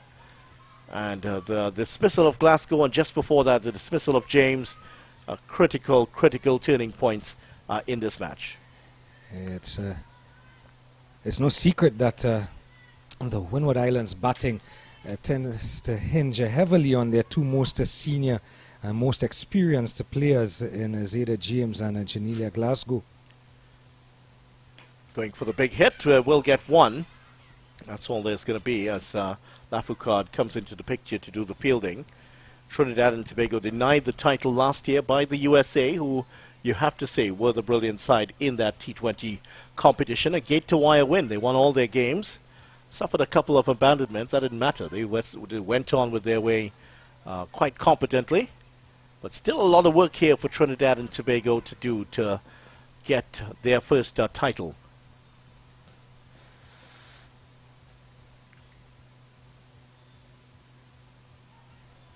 And you look at Manpaul, she's quite accurate. The thing is, still there's some work, a lot of work to be done on her run-up. You can see that as she's approaching the umpire, she just seems to slow down, and there's a huge uncertainty about her run-up. She can correct these. She certainly add a bit of pace to her bowling. And of course, as she grows older, she will get stronger as well. Because basically, the mechanism of getting the ball into the right area is nothing's wrong with that. She's quite good in that area, but she really has to do some work on the run-up, and I'm sure that Gibran Mohammed has been working, and Anisa Mohammed have been working with them, the 2 unrelated Mohammeds. Now struck her on the pad, hitting across the line, but not a decision from the umpire. She does raise the finger, but it's 2 of them signaling 2 more balls to the over. Going down leg side, if anything. We noticed the other day with umpire Carolyn Brown, reminiscent of Steve Bucknor. You have to wait a moment before the decision comes. Yeah, the slow death, certainly. Exactly that. A lot of batters around the region it's exactly would know about, and around the world, know about the slow death. And why not? I mean, one of the best umpires to come out of the Caribbean, Steve Buckner.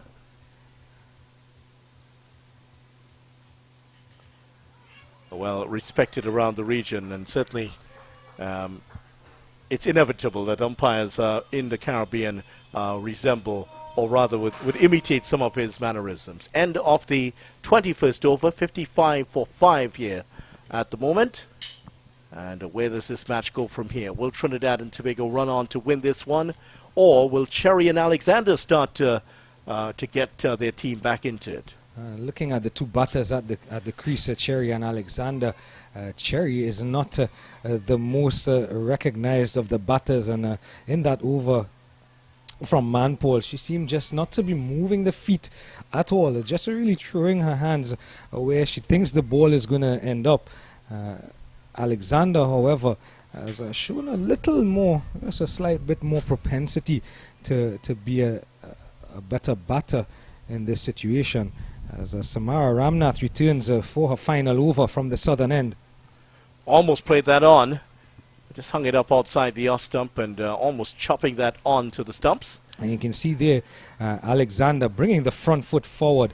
Of course, not going to the pitch of the delivery, but nonetheless, as I was mentioning, a little more propensity of battership in one Nisha Alexander.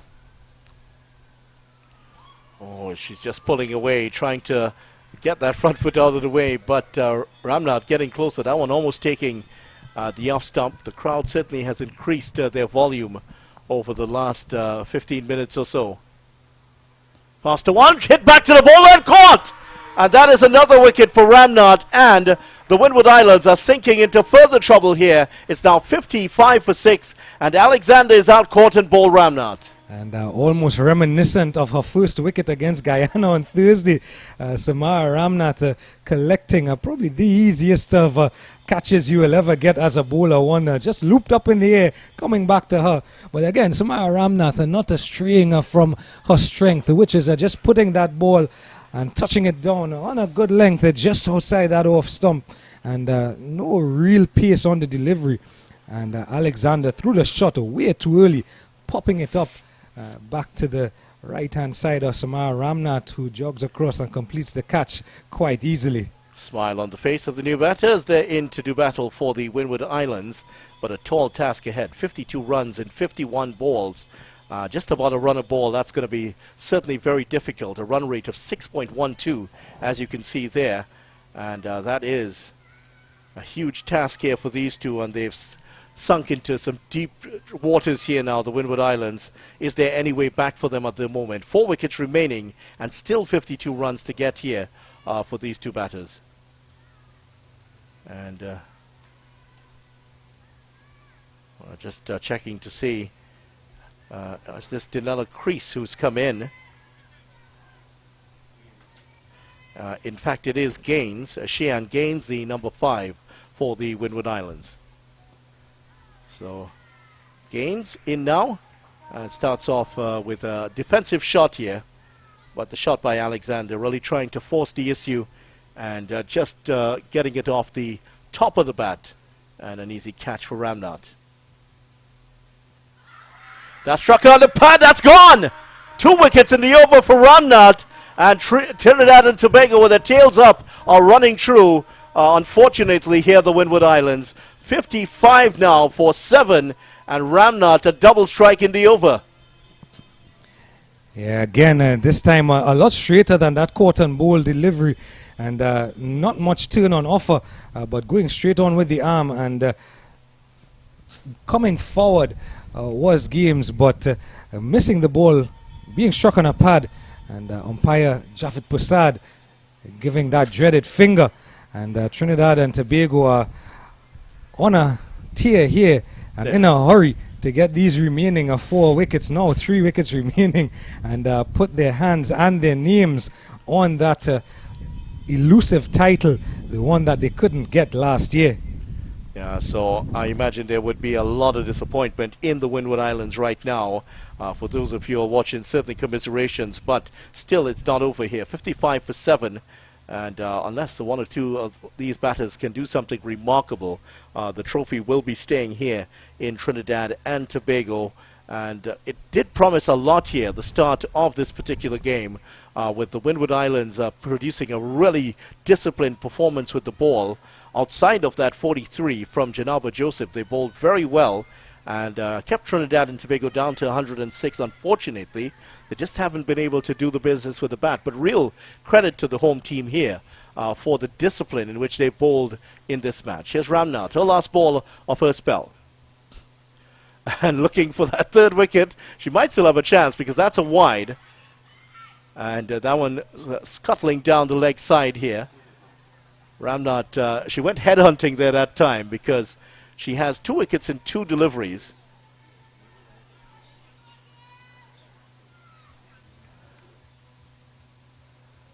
So Cherry back on strike here for the Windward Islands. Danella Crease is the new batter. That's she was forced to run down to the other end. Not facing up to Ramnath. Now something fell out there. What is that? I think there was something on the person of Cherry. Is she all right? I don't think she's quite all right here. Seems that something's not too right about her.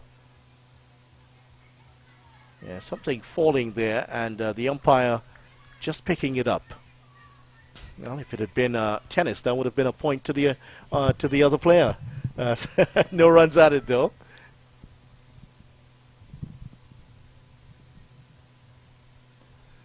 Well defended. I did see that happen a couple of times at, I think it was at the U.S. Open when Serena Williams' beads, or Venus Williams' beads fell off, and the point went to the opposition. So 22 overs gone here, and the Windward Islands have declined sharply. Their fortunes have declined sharply. They're now 57 for 7 after 22 overs. Trinidad and Tobago at this point were 85 for 5, and this is where the two teams have diverged. TNT after 17 overs, 51 for 4. The Leeward Islands were 49 for 1 at that point, but it's been a sharp decline here, and certainly the parents of the TNT players already started the celebration away to our left. I imagine that's the place to be. Here's Manpaul to continue. Wide served up here by Manpaul, and look at her figures. 4 overs, 1 for 16. It's been very accurate stuff from her. Yeah, that 18th into 19th over, the key over, bowled by the skipper herself when she took those 2 wickets.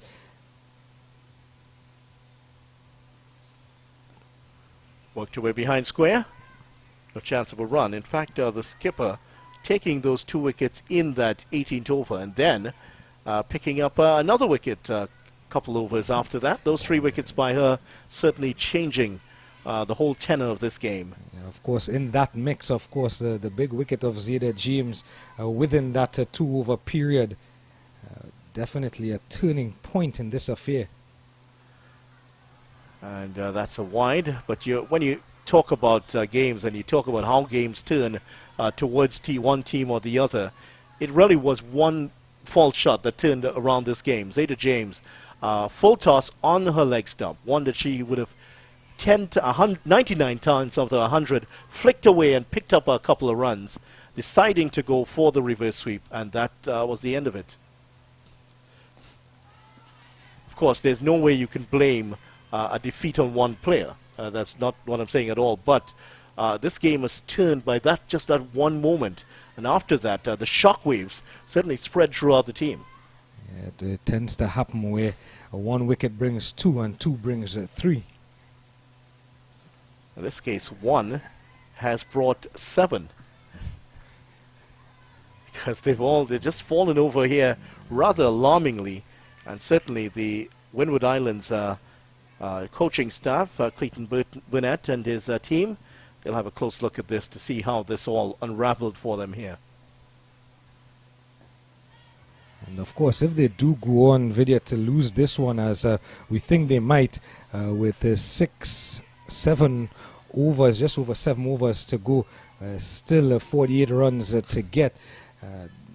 No shame to this Windward Islands team. They have played amazing cricket throughout this entire tournament, and they can hold their heads high As this one is punched into the covers and picked up by skipper Samu. They have played amazing cricket this tournament. Of course, the top run getter and the top wicket taker is their skipper, Janelia Glasgow. They have 4 of the top 10 bowlers in the tournament, and by my estimation, 3 to 4 of the top batters in the tournament as well. It just hasn't come together. All of the elements have not come together for them as we arrive at the end of the 23rd over. At the end of 23 overs, 59 now for 7, the Windward Islands, and certainly a far distance away from getting the victory here today. So the game turning on that dismissal by James for 25. There still was a position, they were still in a position to have gone on to win, but I think the panic set in at that point, because after that the wickets just absolutely tumbled. And there is another, this is the same player we saw a couple minutes ago who seemed to be in some troubles. This is Cherry, and Nisha Cherry here, who bowled quite well in this game, took a couple of wickets, took a wicket in this game, seems to be having some problems here today. And this is good sportsmanship by Trinidad and Tobago as well too. You can see a lot of concern by many of the TNT players, and lending assistance to her to ensure that she's okay. Actually, it's Crease is the one who is down. Cherry is on the striker's end, and she has just walked across into your picture there now. So it seems to be in a spot of bother is Danella Crease. It has been a very difficult day here, and at this particular venue there's been rain earlier, it's been very hot, and while the sun has sort of gone down behind, it's gone behind the clouds at the moment here. There's the medics coming on, and this is well, there is the physio, he's on the right, but these are the 2 medics who've come on here, and there's been medical staff at every one of the games here for the CWI Rising Stars Women's Under-19 Championship, and we've had a few issues. Remember, we did see that issue for the Trinidad and Tobago player, Kanika Kassar, and that was dealt with quickly. She was taken to hospital, able to play in the next game. So the medical staff here on quickly, and it doesn't appear to be life-threatening in any way. Well, that's the main thing. That's good. But she is having a few problems here. She's gotten up on her own accord. That's good to see. And I think if memory serves, I have to go back into my notes. I think one of the Barbados games as well too, they were called into action with the medics. So of course we want to compliment them for being here at the UE Sports and Physical Education Centre and all the grounds, as you mentioned, Vidya National Cricket Centre and Gilbert Park in Couva. Well, I wonder if his crease is going to go off here, because I'm seeing one of the TNT players with a helmet walking her off, and it looks like this is the end for Danella Crease here today, and she is taking off the pads. Unfortunately, that is going to be the end of her tournament here. Danella Crease, I don't think she's going to play any further part in this game. So unfortunately, the Windward Islands are effectively down up to by 8 wickets now, and a disappointing end for Danella Crease, and certainly for all of the Windward Islands players, because they would have come into this final with a lot of high hopes, and really for 75% of the game they were ahead. It's just in the last, it's been a manic last half an hour where they've fallen behind. It's almost like deja vu with the round-robin game that they played against Trinidad and Tobago. For the better part of that game as well, they were ahead in the game, of course restricting Trinidad and Tobago to 130 in that game. And they were ahead when they were batting, and then they lost a lot of wickets in clumps and clusters and fell behind the run rate on that occasion and were restricted to 111.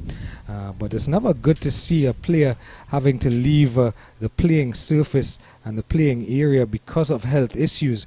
And she is going to go into the medical room to be assessed by the medics here on standby at the UE Spec ground. Well, the good thing is that she's walked off on her own accord. That's the main thing. And of course, this is something that the tournament organizers, when they do their post-mortem, it's something that they're going to probably discuss as well too, the type of effects that having a 30-over game might have had on some of the ladies, and something that the territorial boards will want to look at in terms of the fitness of these players and how to get them better. Well, that's Ross who's come in, and she's at the non-striker's end. So Crease has now departed. She is retired out without scoring. So it is Ross at the other end.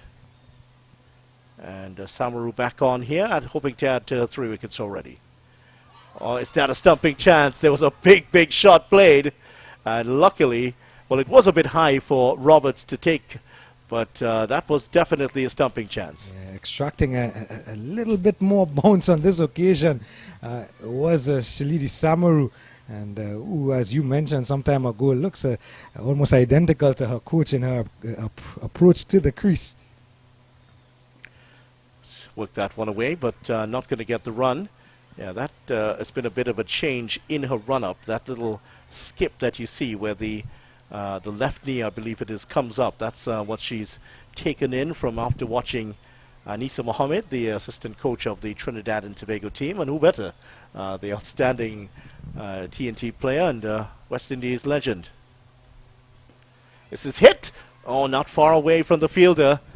And, well, Cherry's not going to hold back here. She's going to play her shots at the moment. And it is a lost cause, it seems, here for the Windward Islands, unfortunately. And the crowd, there's a couple of them, a lot more than there were earlier today, building up nicely to see the TNT ladies play against the Windward Islands on the 19 team. That's up in the air and just over the head of Samaru. They could get the run out here. And I'm wondering why she didn't throw at the non-striker's end. And another player has gone down here, and I think this is the number 11. Cherry has gone down and has that maybe, well, she's taken off the gloves. She did get out on the bat. Maybe mistimed shockwaves flying up the bat. Yeah. Yeah, could be some shockwaves flying up the bat. Didn't time that properly. Yeah, probably as she made the run as well too. Probably the bat getting jammed into the turf, into the pitch as she attempted to slide in to make her ground. That's the other thing. So, of course, the fitness, as we were mentioning a while ago, definitely something Coach Clayton Burnett will want to have a chat with the territorial coaches, as we mentioned earlier in the piece. He is quite a hands-on coach and likes to be on top of things when it comes to the development of his players. Worked away on the onside, all part of the evolution of this tournament. And there is the end of Samaru's over and her spell, 3 for 11. Her figures at the end of her 6 overs. Excellent spell indeed, 28 dot balls, and really it was that over that she bowled in her second spell, the 18th over with the Windward Islands, 49 for 1 at that point. Getting those 2 wickets, getting rid of Zeta James, that certainly has turned the game here. 11 runs since then have been scored, and Trinidad and Tobago have taken 6 wickets. Yeah, and Windward Islands essentially are 60 for 8 because we are not too sure if Crease will be able to return to bat. Although she walked off of her own accord, she looked really uncomfortable. So 60 for 7 with the retirement of Danella Crease about an over and a half ago. Mitchell back to clean things up here for TNT. And will they get the single? There could be a chance at a run out here. Gets the run back in. And is that out? Well, no, I don't think she had the ball in hand. That was the problem there. And the keeper and the batter just running into each other there. And both down for the count. They're both wearing helmets, so that's okay. Could have been possibly a clash of heads.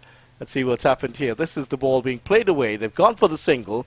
Yes, no, and eventually Ross was sliding. Gilbert, correction. Amaya Gilbert is the batter, the number 17. Amaya Gilbert was sliding the bat in, and she was able to get back in.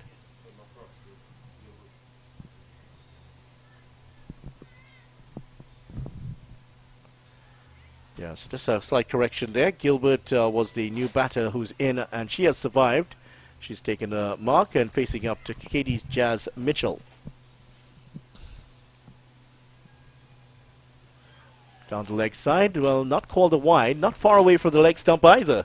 That's why it wasn't called a wide. And the exasperation from Katie Jazz Mitchell kind of actually suggests that there might have been a bit of bat on it. thinking possibly that Roberts could have done better in collecting the ball. But she's had a good day, has Nia Roberts. Of course, she's been the wicketkeeper for the last 3 games that TNT have played, Leewards, Guyana, and today. She's trying to get the Yorker in here. Hasn't quite found the length, because when you're bowling against the tailenders, of course, the Yorker is one of your prime weapons to try to wrap things up quickly. It sounds easy sometimes, but it is one of the difficult balls to bowl. Nicely driven. That won't get the run. Because you tend to go for those Yorkers and you miss your length by 6 inches one way or the other. It becomes a full toss or a half volley. And many times batters would be onto you in a flash and deposit you. But of course, these two, Gilbert and Cherry, probably not the caliber of batters like Glasgow and James, who would take advantage of a missed Yorker. Another good delivery here from Mitchell, trying to get that elusive wicket here today. She is very much close to the top wicket takers in the competition, and she will be certainly hoping that she can get a couple of wickets here. There still are a couple on offer. She sits on 11 wickets in the tournament. Of course, the only 5-wicket haul in the tournament, 5 for 3, versus the Leeward Islands on Tuesday gone before the rains came. Flicked away. There is going to be a run here for the Windward Islands, so that moves the score on to 62 for 7. And Gilbert and Cherry, and they've managed to stay together until the end of the 25th over here. 62 for 7. And I think for the Windward Islands, given the amount of runs, 45 runs in the last 5 overs, they would hope to at least try to bat out the overs here.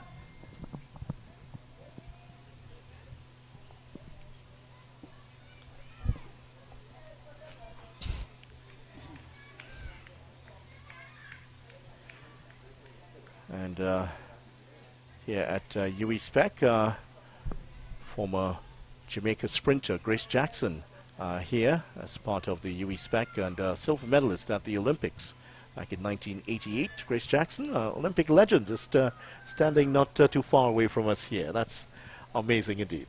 How many times do you just go wrong a cricket ground and run into an Olympian? And an Olympic medalist to boot. Yes, we have a bowling change here from the southern end. Janaba Joseph returns, and she starts with a wide one outside the off stump, but pretty good returns from Janaba Joseph. Just 6 runs off of her 3 previous overs. And a 1 ball to go with that. So she's back on, none for 6. And a big part of why TNT found themselves in this position. They were very disciplined with the ball early, kept the pressure on. Bit shorter this time, and a wide. Having said that, she goes wide, and it's called a wide. So one of the very few deliveries that has strayed today from Janaba Joseph. One of those players who we have spoken about ad nauseum, having her stint with the senior team, possibly putting up a hand to go. Taking the edge, and that will run down to short third man. Well, not fast enough to get that one in to effect the run out, but good bit of fielding. So the Windward Islands are not giving up here. They're still going for their shots. The singles are coming. They need a couple of boundaries in each over. 43 from 28, a run rate required of a 9.21. You would think it's impossible now for the Windward Islands young ladies. Again, playing the big shot outside the off stump, and that one into the gloves of Roberts. Roberts getting the chance to keep largely in this tournament as a result of the injuries to Chanel Sao. And Sao still has another year to play for this under-19 team, so she'll be back next year. Roberts, this is her last year with the team. It's driven nicely, and they will get the single, a chance at a run out. Oh, that was close. If she had hit the stumps, that could have been curtains there for Cherry going down to the other end. A direct hit at either end may have found these batters wanting, but all's well that ends well. And despite, as I mentioned, these two not being established batters, they both had remarkable games with the ball for the Windward Islands. So a lot of positives still to take from this game and the tournament for the Windward Islands. Driven nicely. Samaru is there to make the stop. And yeah, so certainly a huge amount of positives. The Windward Islands certainly not one of the most powerful teams at the women's level. No titles at the senior level. But coming with it, they certainly have led all the way through this game. 75% of the game they were leading on points. Hit back to Joseph, who's taken a spectacular return catch. Diving away to her right, and that's her first wicket. And that's the end of Gilbert. 8 wicket down here for the Windward Islands. They're now 65 for 8. And that's well caught by Joseph, who now seems to be running away with the title of Player of the Match. Yeah, and you mentioned it, Vidya, that when she bowled earlier, like many of the Trinidad and Tobago bowlers, they were really disciplined. And on this occasion, just on and about that off-stump line and on a good length. And the batter had no chance whatsoever, trying to hoik away. And you can understand why, with a run rate just under 10 required per over. You can understand why going for the big shot. No timing on the shot, just popping it back up, and well taken catch, well taken return catch going away to her right hand side by Janaba Joseph. And with the departure of Amaya, it now means that Selena Ross, the number 11 batter, well, she's virtually the last wicket here. It's going to be in. And again, essentially they're 9 down because of that injury. Here's Mitchell. Hit back towards Mitchell, who can't take the catch. That was hit powerfully, technically a return catch. There could be the chance at a run out now. And that's not the best of returns. Probably should have gotten that one in towards Mitchell, who was waiting to effect the run out. A couple of runs here for the Windward Islands.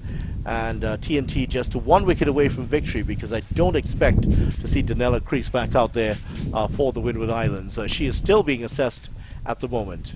And I think a wrong decision there by Lafoucard to go to Roberts. As you mentioned, Katie Jazz Mitchell had to come right back up over the stumps, waiting to collect, and the chance was really at the non-striker's end. Straight to the fielder again. Mitchell homing in on that off stump. Cherry, 6 off 17, and Ross, correction, is out there with her. And Nisha Cherry has been striking the ball pretty well. And for one who bats lower down in the order, you can see the potential to work with this young player moving forward. Nicely played again, but well stopped by the bowler on the follow-through. Katie Jazz Mitchell, 11 wickets as you mentioned in the tournament. None today so far. And it's been a long slog for the young budding fast bowler here from Trinidad and Tobago. And her mom has been with her all the way through. Her little sister's been here. And they have enjoyed themselves immensely to see her as one of the top bowlers in the competition.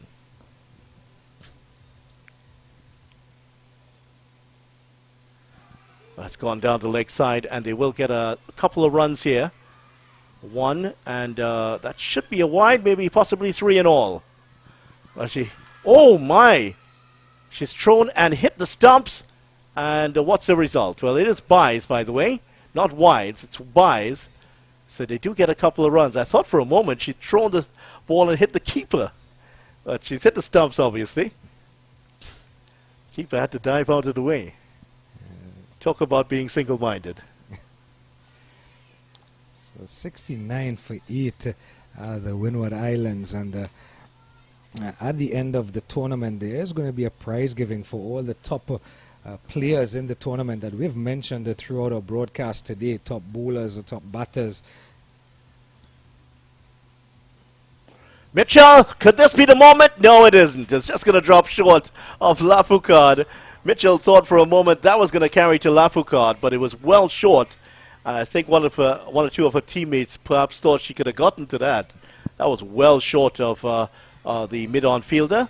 No way she was going to get that at all. Speaking of top batters and top bowlers, top fielders as well, in the running at the prize-giving ceremony at the end of the tournament.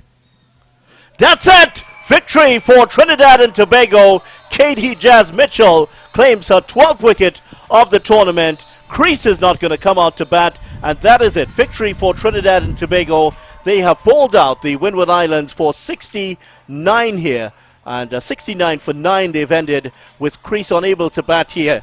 Victory for Trinidad and Tobago, and they were denied the title last year by the USA, and they've gone one step further in order to take the title this time. Trinidad and Tobago unbeaten through the tournament, 2 games abandoned. However, they have been able to win all of their other matches. So congratulations to the team, and look at what it means to them. A lot of these players were part of that team that fell short against the USA last year, and this is the celebration for them.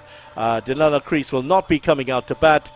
And look at the celebration, and with the music and the horns going on across the ground, Mr. Basso, look at what it means to the players. Yeah, going one better from last year, and Katie Jazz Mitchell doing what we call the clean-up job here, and by our estimation, and no argument from us, the player of this match, skipper Shalini Samaru, and probably would be my pick for the player of this match. Of course, that turning moment, getting the all-important wicket of West Indies international Zeta James, as Vidya mentioned, probably a premeditated shot, but that LBW by Shalini Samaru over Zeta James, the turning point in the Windward Islands batting innings. And there's the coaches, Gibran Mohammed to the right, Anisa Mohammed to the left, congratulating their players.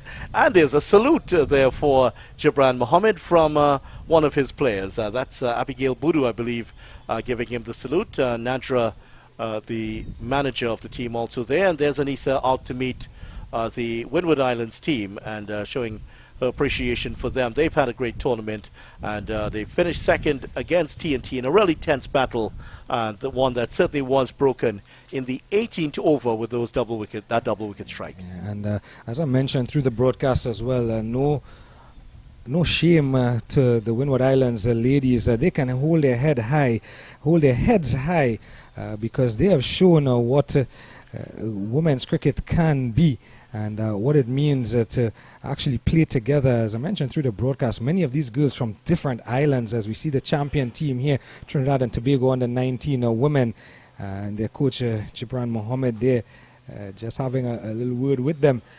But Windward Islands, of course, the top. There is a player who's in a little bit of strife here. I think this is Anaya Roberts. Anaya Roberts here. It looks in a little bit of strife. So several of the players have gone across to her and just assisting her. A good time for a selfie. I think she's in tears. It's not that she's... I think the moment has just gotten to her here, and she's in tears. Her teammates are there with her, just hugging her. Anisa Mohammed is taking a selfie with her at the moment. Is that Anisa or Nadra on the ground? And there's Katie just enjoying. She has Samara Ramnath on her back, and they're enjoying themselves. She has about 3 players on her back. I'm not sure how she's managing. She's a strong girl. In fact, she's taken the entire TNT team on her back during this tournament with those 12 wickets and leading her team to victory here. So big moments here for Trinidad and Tobago, and already Gibran Mohammed doing the media interviews at the back with Roger C. Prasad of the Trinidad Express, one of the reporters here covering the event, and certainly the pictures, young Daniel there taking the photos. And of course, just to go back to the Windward Islands team. I think one of the reasons why Anik Roberts also, this is her last time on the under-19 team, so she's not going to be part of the team, and it just shows how much the camaraderie between the players, how much it means to be part of this team. And Windwards themselves are losing 4 players going into next year's tournament, and the joys of winning the championship, the one that eluded them last year, and as Vidya mentioned, many of these girls, if not all of them, did play in that tournament last year.